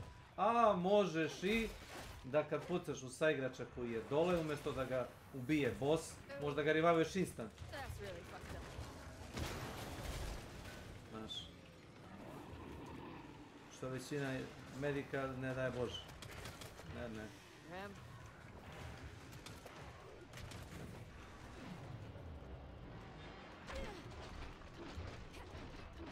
Lečite se na svećnici, lečite se na svećnici. Spoda sam ga podigao. Vele što nas pali, brate, mili. Au. Sklanjam se iz ove ulice. Viš koliko ih ima? Viš koliko ih ima? Puštam, vidi. Pa nije tu opušteno, čovječ. Platio sam specijal tamo još sad. Malo sada predahne.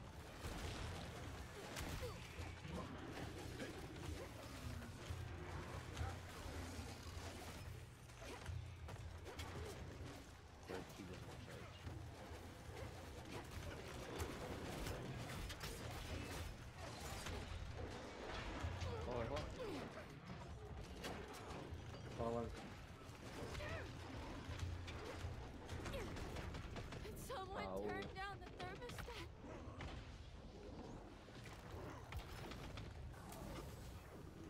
Thanks.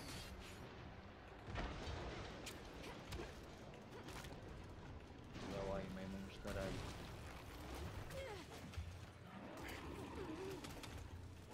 Ne mogu ili je ni ja, udari mi. Ja kad kaže skloni se sa glavne ulice, da nas ne ubiju oni debili, bombardi nas non stop. Gledaj, konstantno budemo HP. Don't play on my turf. Okay, I need petroleum jelly and a non-stick sterile bandage.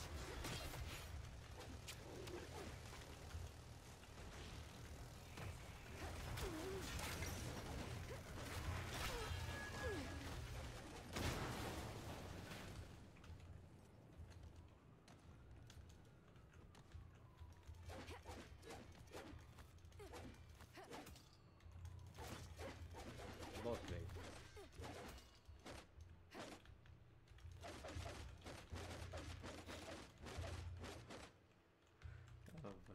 Koliko ti treba pare? 3.400.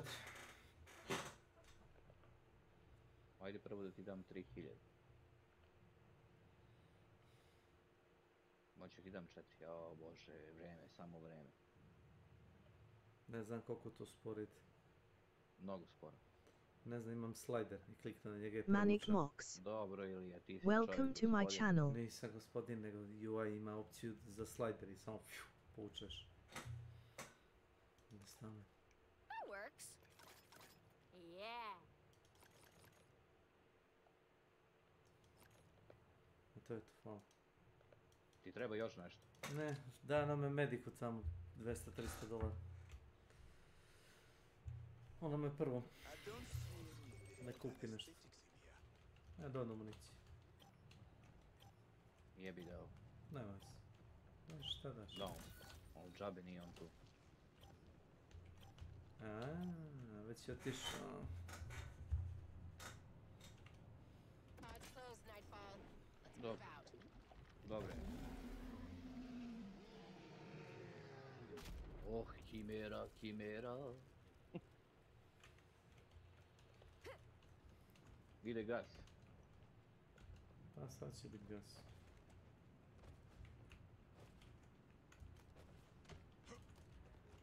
Evo je.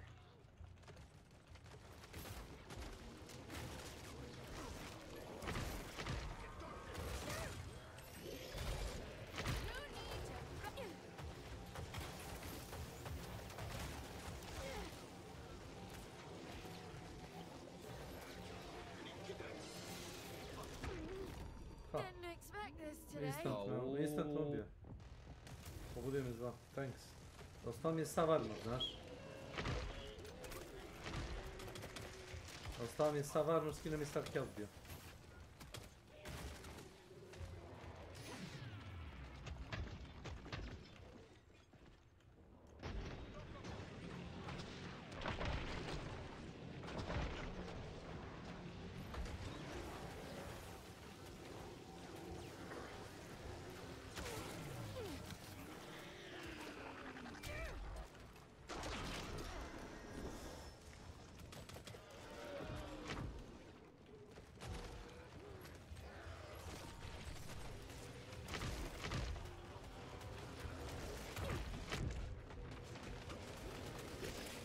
Ja sam mrtav inače.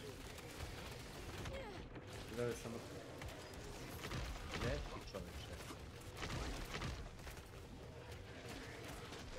Evo glavno ili specijalke ili ja, Frostović.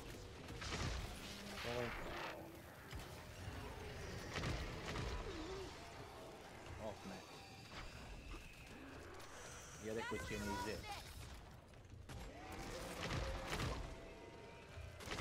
Će ne kaže ize.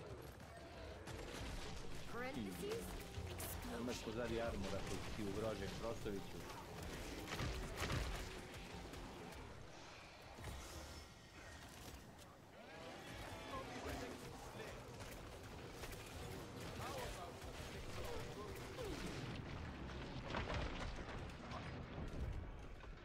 Bleed out. Ko je pao? Ja. How much blood can you Thanks. lose before passing out?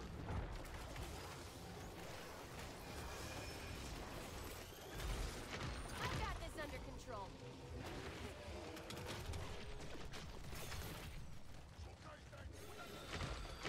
Da!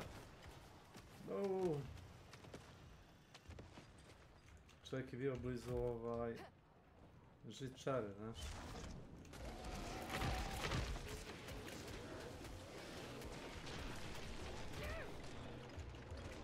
Jao, Frostoviću. Ne gađa s ovim projektilima. If no one can help me, can you at least call an ambulance? Pokušam da te... Ne. Dobre.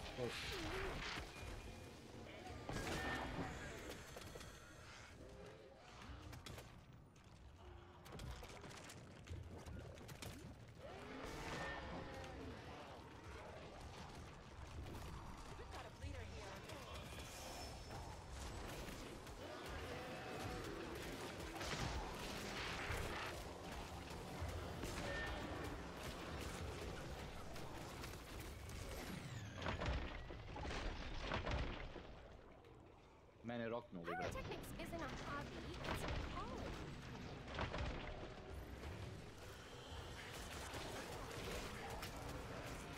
Uspio sam.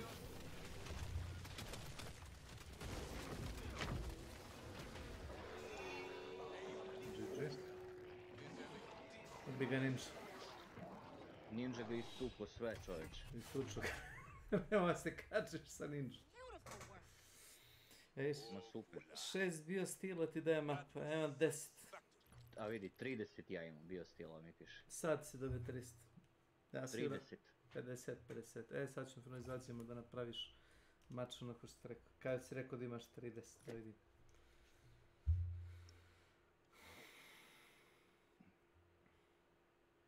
Putuješ ili ja? Piše, kaže putuje Frostović. Piše putuje daleki. Moj Aran, jest. Putujem ja. I onda ide, o Jarane. Kaže, novi skill mi je unlockovan. Šta mi je unlockovan? Koji 125 ili ovo? By the way, ajde, kaži ti meni, lutko moja, koji gay skill i koji nije gay skill i koji je to level, ajde. Ja sam uvijek da lečim ljude, zašto inače kliknem na medika da bi to uradio, znaš sam. Ajde, klikni. I moram da dođem iz ove kabine, zato što je to tako magareci napravljeno, do centra, znaš. Pošto ne mogu da pogledam skill tree, prema što priđem ovdje. To ti je socijalna distanca. Znam da to nisi uzeo, tako? Jel' tako? Na kom levelu je to, čovječ? To je 20 level. 20. Znam da to nisi uzeo, jel' tako? Ne, uzeo sam... Znam, ne moraš potrebe da mi čitaš. Znam da nisi uzeo jer bi me digao par puta kad mi je trebalo. Jel' tako? Znam da nisi to uzeo. Možeš i običnim pištoljem. Šta god mislio da je nacrtano na slici, da kao ga je revival s onom puškom, ne treba ti ta puška, treba ti bilo koje oružje koje ispaljuje healing darts. Dobro, evo sad ću da ga upgradeujem.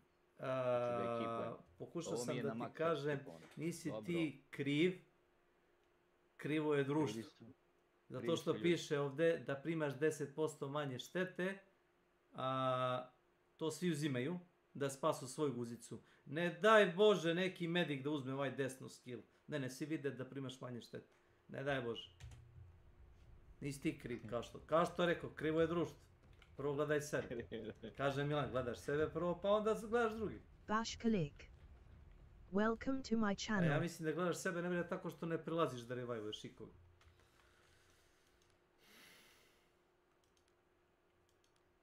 Kaže, dobro rekao onaj lik, onaj čita što je pravio one buildove, kaže, imaš izbore koji jednostavno nisu izbori. Ne želiš da biraš druge stvari. Nemaju pojente. Kao, to je izbor. Nije izbor. Jednostavno je glup skill. Evo ću da upgradeujem njega, jebi. Ne mora. Ma neka, pa hoću da imam za mečeve, vidiš. Hoćeš da imam. Dobro. Da bi imao. Dobro, da bi ozbiljno, imao. majke mi, upgradeovao sam. Što da ne, brate, hoću i njega da napucam. Koristan je svakako i jedan i drugi skill. Jedan je za solo, jedan je za multiplayer. Zar nisam u pravu? Nisam primetio da si... realno. A ti si igrao s time solo? Pa da. Ja nemam ni jedan farbak skill kad igram solo koji mi redukuje štetu. Ni jedan. Jer su svi retardirani. A uvijek imaš skill koji primaš manje štete, levo ili desno, nebitno. Drugi ti je uvijek onaj ko radi više štete. Uvijek vjerno da radi više štete. Evo, sad sam stavio na taj, ali taj mi je level 1. Nema to veze koji je level. Bitno je da ne moraš da priđeš da revivuješ ikoga, samo treba da ga vidiš fizički. Okej. Ne moraš da držiš ono dugme i da budeš zakucan u mestu, možeš da ga pucaš pištoljem. Nisam tako skapirao skill. A kako si mislio, da moraš da uzmeš onu pušku da bi ga revivao? Jel' tako? Jel ti to prvo asociralo? A zašto bi morao? Ali to ne piše. Ne piše da moraš da imaš tu pušku. Piše samo da ga healuješ sa nečim što ispaljuje daljinski heal. Ili hoćeš da napraviš onu katanu, bez da je upgradeš? Hoću i to. Pa ajde, napravi samo... Ne moraš da je napređuješ, samo napravi level 1 bell attachment. Čekaj, dobro čoveče. Došli smo do Tempered Blade. Prvi je Toxic, pa Padded Grip, Tempered Blade, pa imam Ornate Guard. Pusti te ukras, heavy. Dobro čoveče. Sad imam za Heavy Guard. I balance pomel. Ekipovan. Dobro, i? Balance. Pomel, da. Pomel ti je ono na dnu.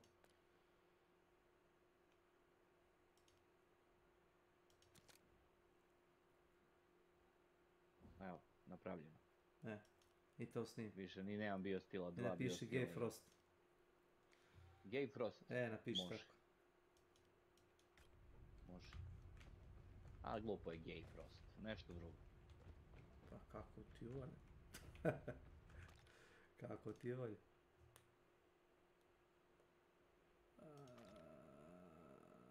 Kaže, nemam ja taj skill. Da nemaš, imaš ga od 20. levela. Nego nisam primetio da ga koristiš. Nisam primetio da jedan medik to koristi. Ja sam se frapirao kad sam vidio da to može da ima ta opcija. Pa pazi, ovo za 1400. Ne, kurac, 2875. Posle prve runde možda ga uzmeš. Isprobao se ja. I da sečem neprijatelje. Glave, jest. A ja ću tebe da healam. Evo ti, gledaj, odigrat ćemo jedan... Pošto si ti party lider ovog skupa. Jest, odigrat ćemo jedan City Street. Bez matchmakinga, čisto da isprobaš oružje. Da ne bude da pričam iz glave.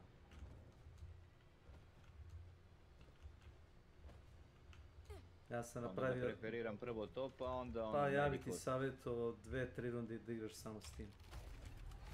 Ako imaš nekog ko znaš da će da te healuje, samo s time da igraš. Jer jedina mana toga je što mora neko da te leči.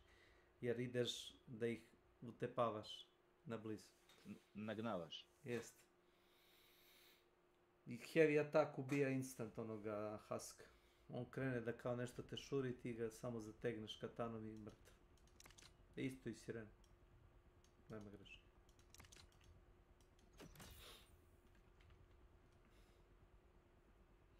Zdravo Borise Makić, šta ima? Momci su jutros aktivni, igre Hunt Shodan u full. Ne znam ko ima onaj manijak tamo u četvrtu. Ili kako se već zove.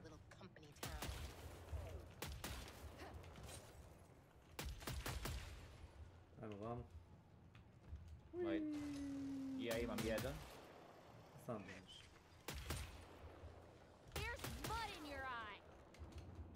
Bože, Frostović, jel ste agresivni? Ja, pa nisam agresivni. Mogu ja isporijeti. Familiju. Lele, debeli čovek.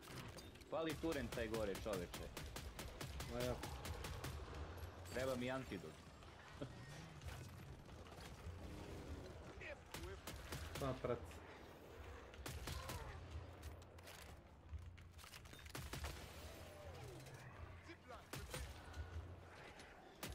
Ja više stul nemam. Odlično. Ostao sam bez stula. Onaj vent tu. Turret is on duty.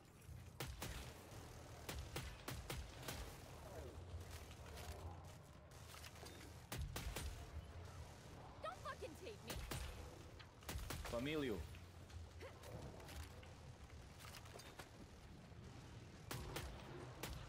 Oprem.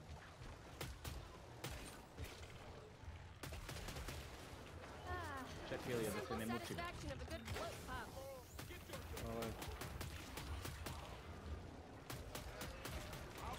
Vreme je da onaj Gates iđe s one zgrade.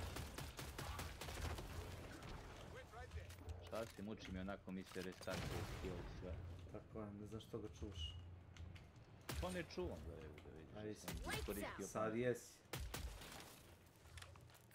Dobro, ne zamerim, ja sam još medic, Nov čovjek. Noob medic. That was insane.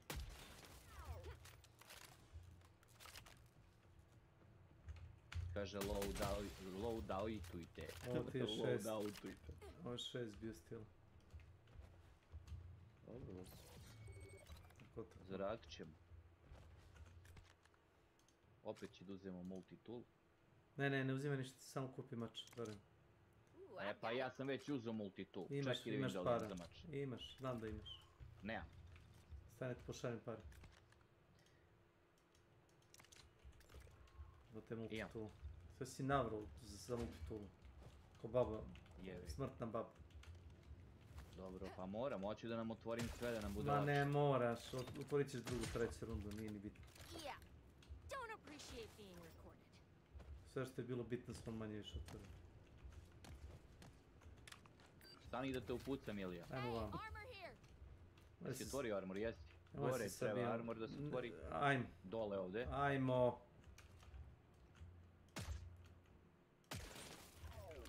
Čovjek uzeo drum magazin za medic pištolj. Pa koliko si ti neozbiljno? Što da ne? Pa to što ne radi ništa. Boostuje ti kapacitet za oružje koje radi 0 damage. Oko 0. Nemoj tamo, molim te. Ma neka Turen bre aktiviram, šta ima veze? Nemoj tamo da budeš. Ne brini se ništa, evo stiža. Evo nešto riče i grdi ovdje iza mene, ili ja? Hoću da secaš neprijatelja. Lele, kolegi. Odi vamo da te mogu healat. Ne mogu da te healam ako si tamo gore. Ode u žicu. Pa šta ću? Ajde, u napad. Tamo. Ponekad zadrži udarac da ga prepoloviš. Da. To od tebe ne gori kako ja znam.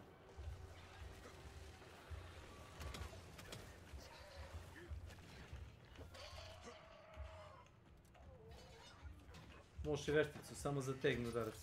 Heavy. Instant uber. Nema, ne znam koliko ima na Hela mrtvu helta, ali na hardu ni buđe na helta.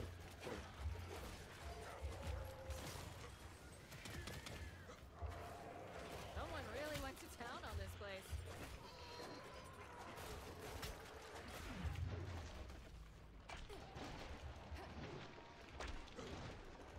Samo pazi, ima jedan mali problem, kad ga prepoloviš, udarat s rukama spoda, znaš. A dešava se redano da ga prekinem na pola. I onda me udara polovine donje.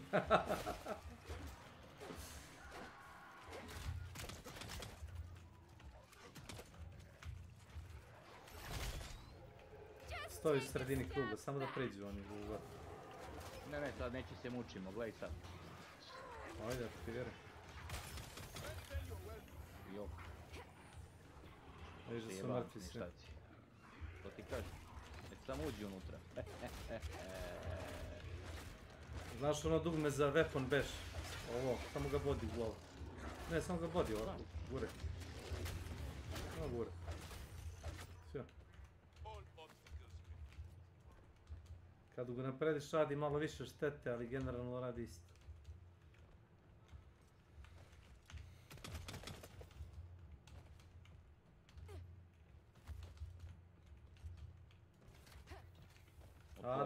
Armoni ne kupujem zato što me obično raščarupaju. Kad idem da ih bijem. Ja bi ti sad to sam kupiš multi-tool i to ti je to. Ništa drugo. Pa neće. Ne veruješ mi, jel da?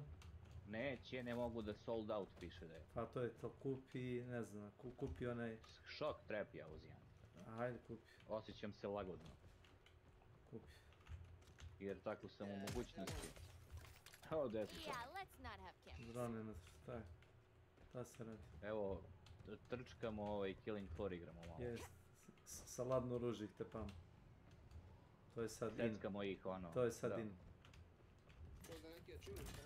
Ne, nego to je ovako ekonomska klasa da kažem. To je za pare da bi imali. Da. Pošto amunicija košta, ovo košta samo čelika. Hladan čelik je uvijek na cenu.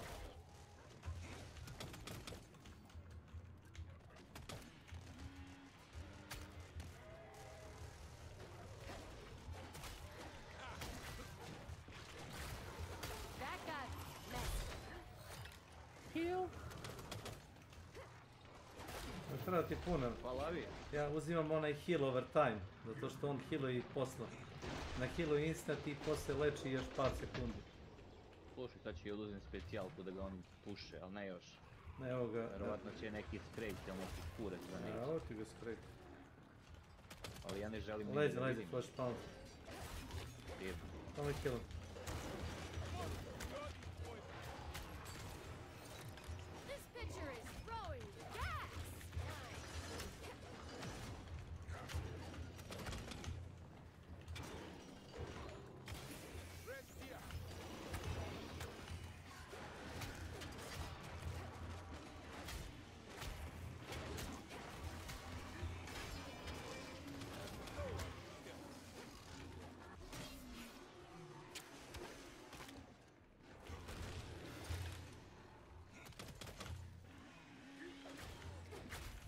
Viš da je otrovano od ovoga mača. Viš? To što se stavio toxic u onaj blade, viš da zelenije sav od neki selin. No. A stun blade i shock blade to je samo privremeno. Ovoga konstantno dere. Češ da kupiš oružje? Pa da, sad ću da uzem oružje. Evo ti zvon. Što da se naprežim? Nema potrebe, imam. Ne, opet ne moram ništa drugim da igram. Ne, igraj s oružjem. Kupi, to si ti dao pare. Težak čovjek, izuzetno.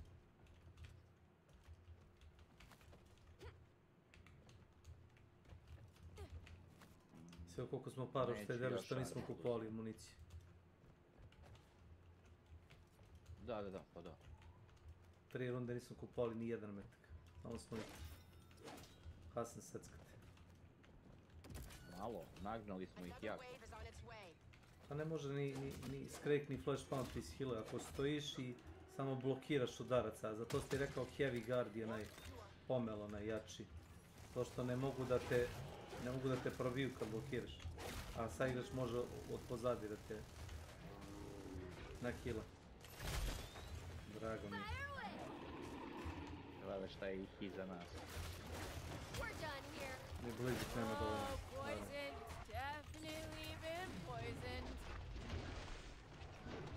Glede, uopšte tebe ne gađa. Znam, gađa njih.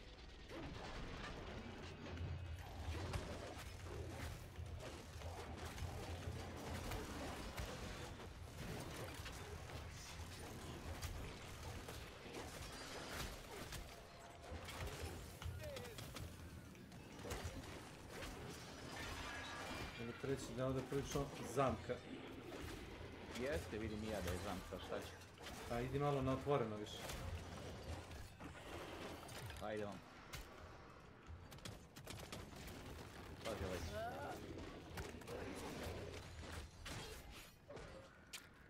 Bravo, bravo. Ne.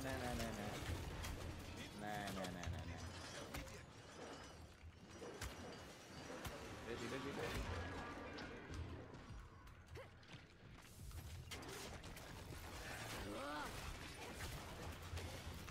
Popušili smo ga. Ne baš. Možda nisu. Jebote, neće da te gađe. Nije ga ti, rekao sam ti sensitivity ti užasan.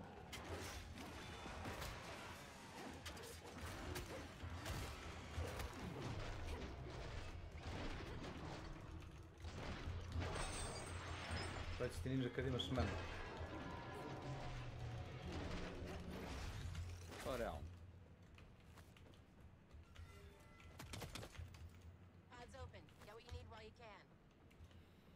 Znaš šta ti potroši toliko para, nije mjesto. Koji si to oružje uzeo bio? Uzeo si bomb breaker. Treba si da ubiješ onoga flashpound. Čovječe, pokušao sam, ali onda krenuli su da nas karaju, energije je baš krenula da pada. Loša pozicija tamo. I onda nisam mogu da budem... Pa, moraš da staneš negdje gdje je šire.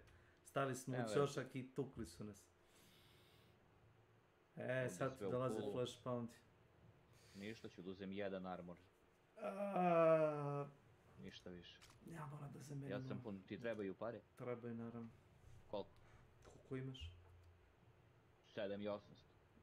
Počni da vrtiš, pošto znam da će to da traje. Ja ću ti vratiti sve što mi preostane. Teško da ću da stignem, koliko sekundi još? Ne znam, samo ti radi. Moj Frostović. Ne znam, nabavi još jedan joystick. I to sa turbo, ono opcijom, znaš. I onda držiš turbo i to dugme za samo ono slajde. Evo ti 5300 za sad. To. Možeš da upotrebiš to nečem. Mogu. Mine now. Mogu. Adekvatno. Sve sam uzvan. Thanks. Hvala mi. Ajmo na glavnu ulicu.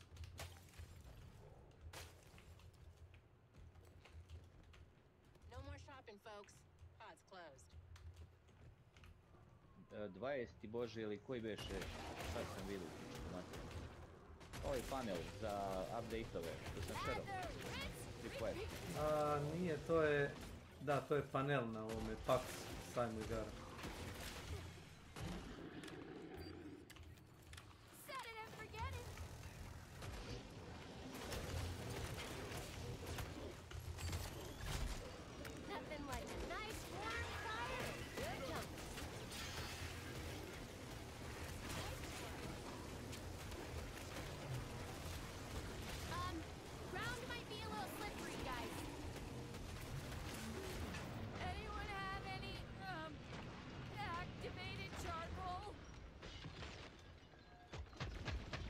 Pucaju sam.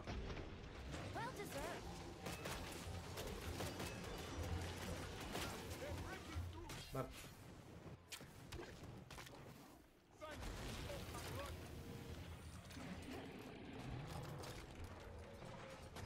Još jedan sledi.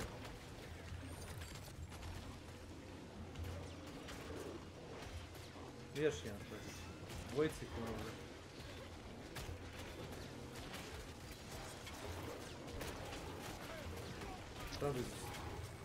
Bukvalno su se nabili tebe. Ne idi ka mene. Tu je kraj mape. Ja idem da priđem bliže tebi. Trojici ih ima inače. Do sad ih vidim trojici. Ja ću. Ja mogu da ti nakillujem i da se vratim nazad isto. Pored borbene redove.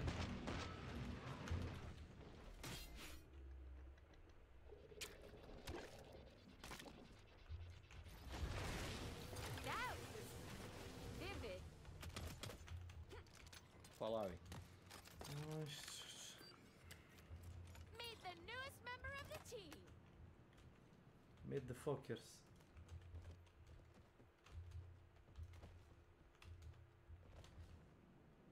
Mislim da poslije ovoga meča idem da odspam jedno sat vremena. Ovako čovječ, Da ima koliko odmori. Da. Odmori dušicu na paćenju. Pa sutra ću da odmaram ono full, danas... To što je. Znaš što je bilo dobro, uzmi dve, jesi ti uzao ono napređenje da ti medic torba daje 2 sirinđa, nisam siguran. Da. Ima pa onda uzmi medic bag, ajde uzme shock trap. Pa dobro. Ne bilo ti za poison, što se ono kaže. Stani. Izvoli par. Ne treba meni više, ma dobro. Aman, zaman. Više nemamo tu kitova, zato sam prebacio na shock trap.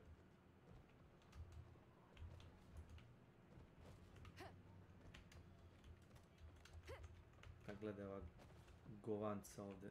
Meće odavde, bre. Mali još negdje da se sume redin. Ovo je 85 sekundi. Ovo je isto, jao, bože. Ćemo mi da preteknemo 85 sekundi. Pa ne znam, ako je onaj Queen, ja ću bacaj oko, ne, oko kola. A, oko kola se je bacio, pa sad oko kola. Kolo naokolo. Jeste, život nam se kreće. Ja sam glup, ja nemam vremena u toku borbe to da radim. Pa bacam odmah pa... Da bacim i drugu torbu ovdje ili možda pak... Možeš i negdje gore u zaplon ako ćeš.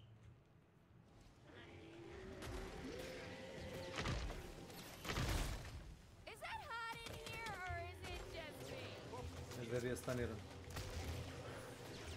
Heal. Tebi treba mnogo vremena da uradiš heal. Ja te ne healam i već vratim. Pa ništa.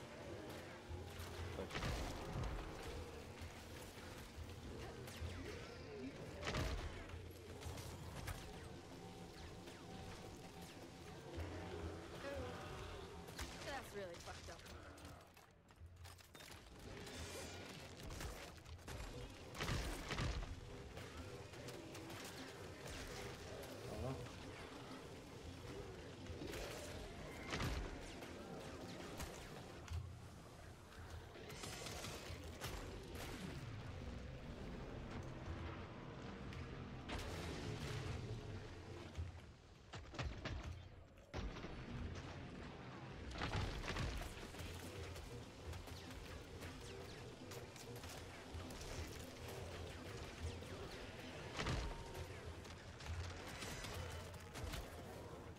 Thanks.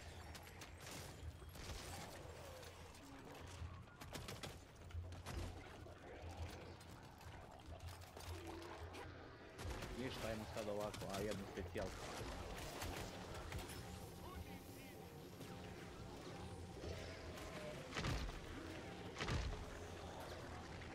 Pazi.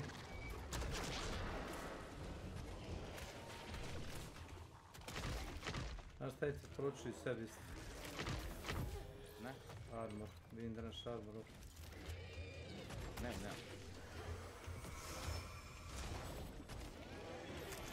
Idi po armor.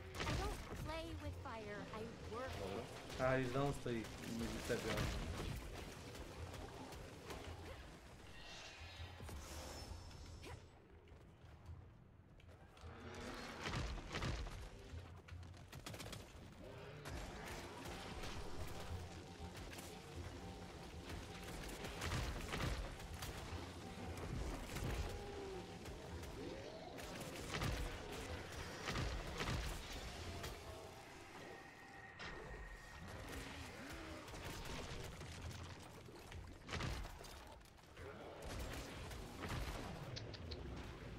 Dođi bliže mene, jel te leči ovo?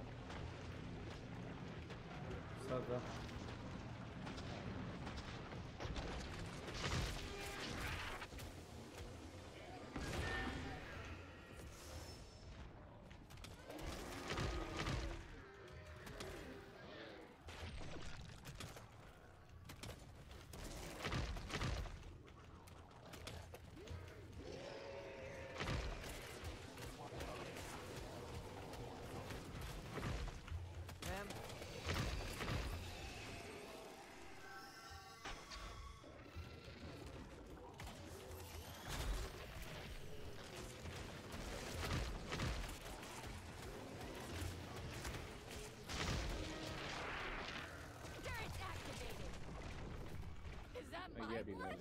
Gađi me, samo me gađi me pištoljem, zaboravio.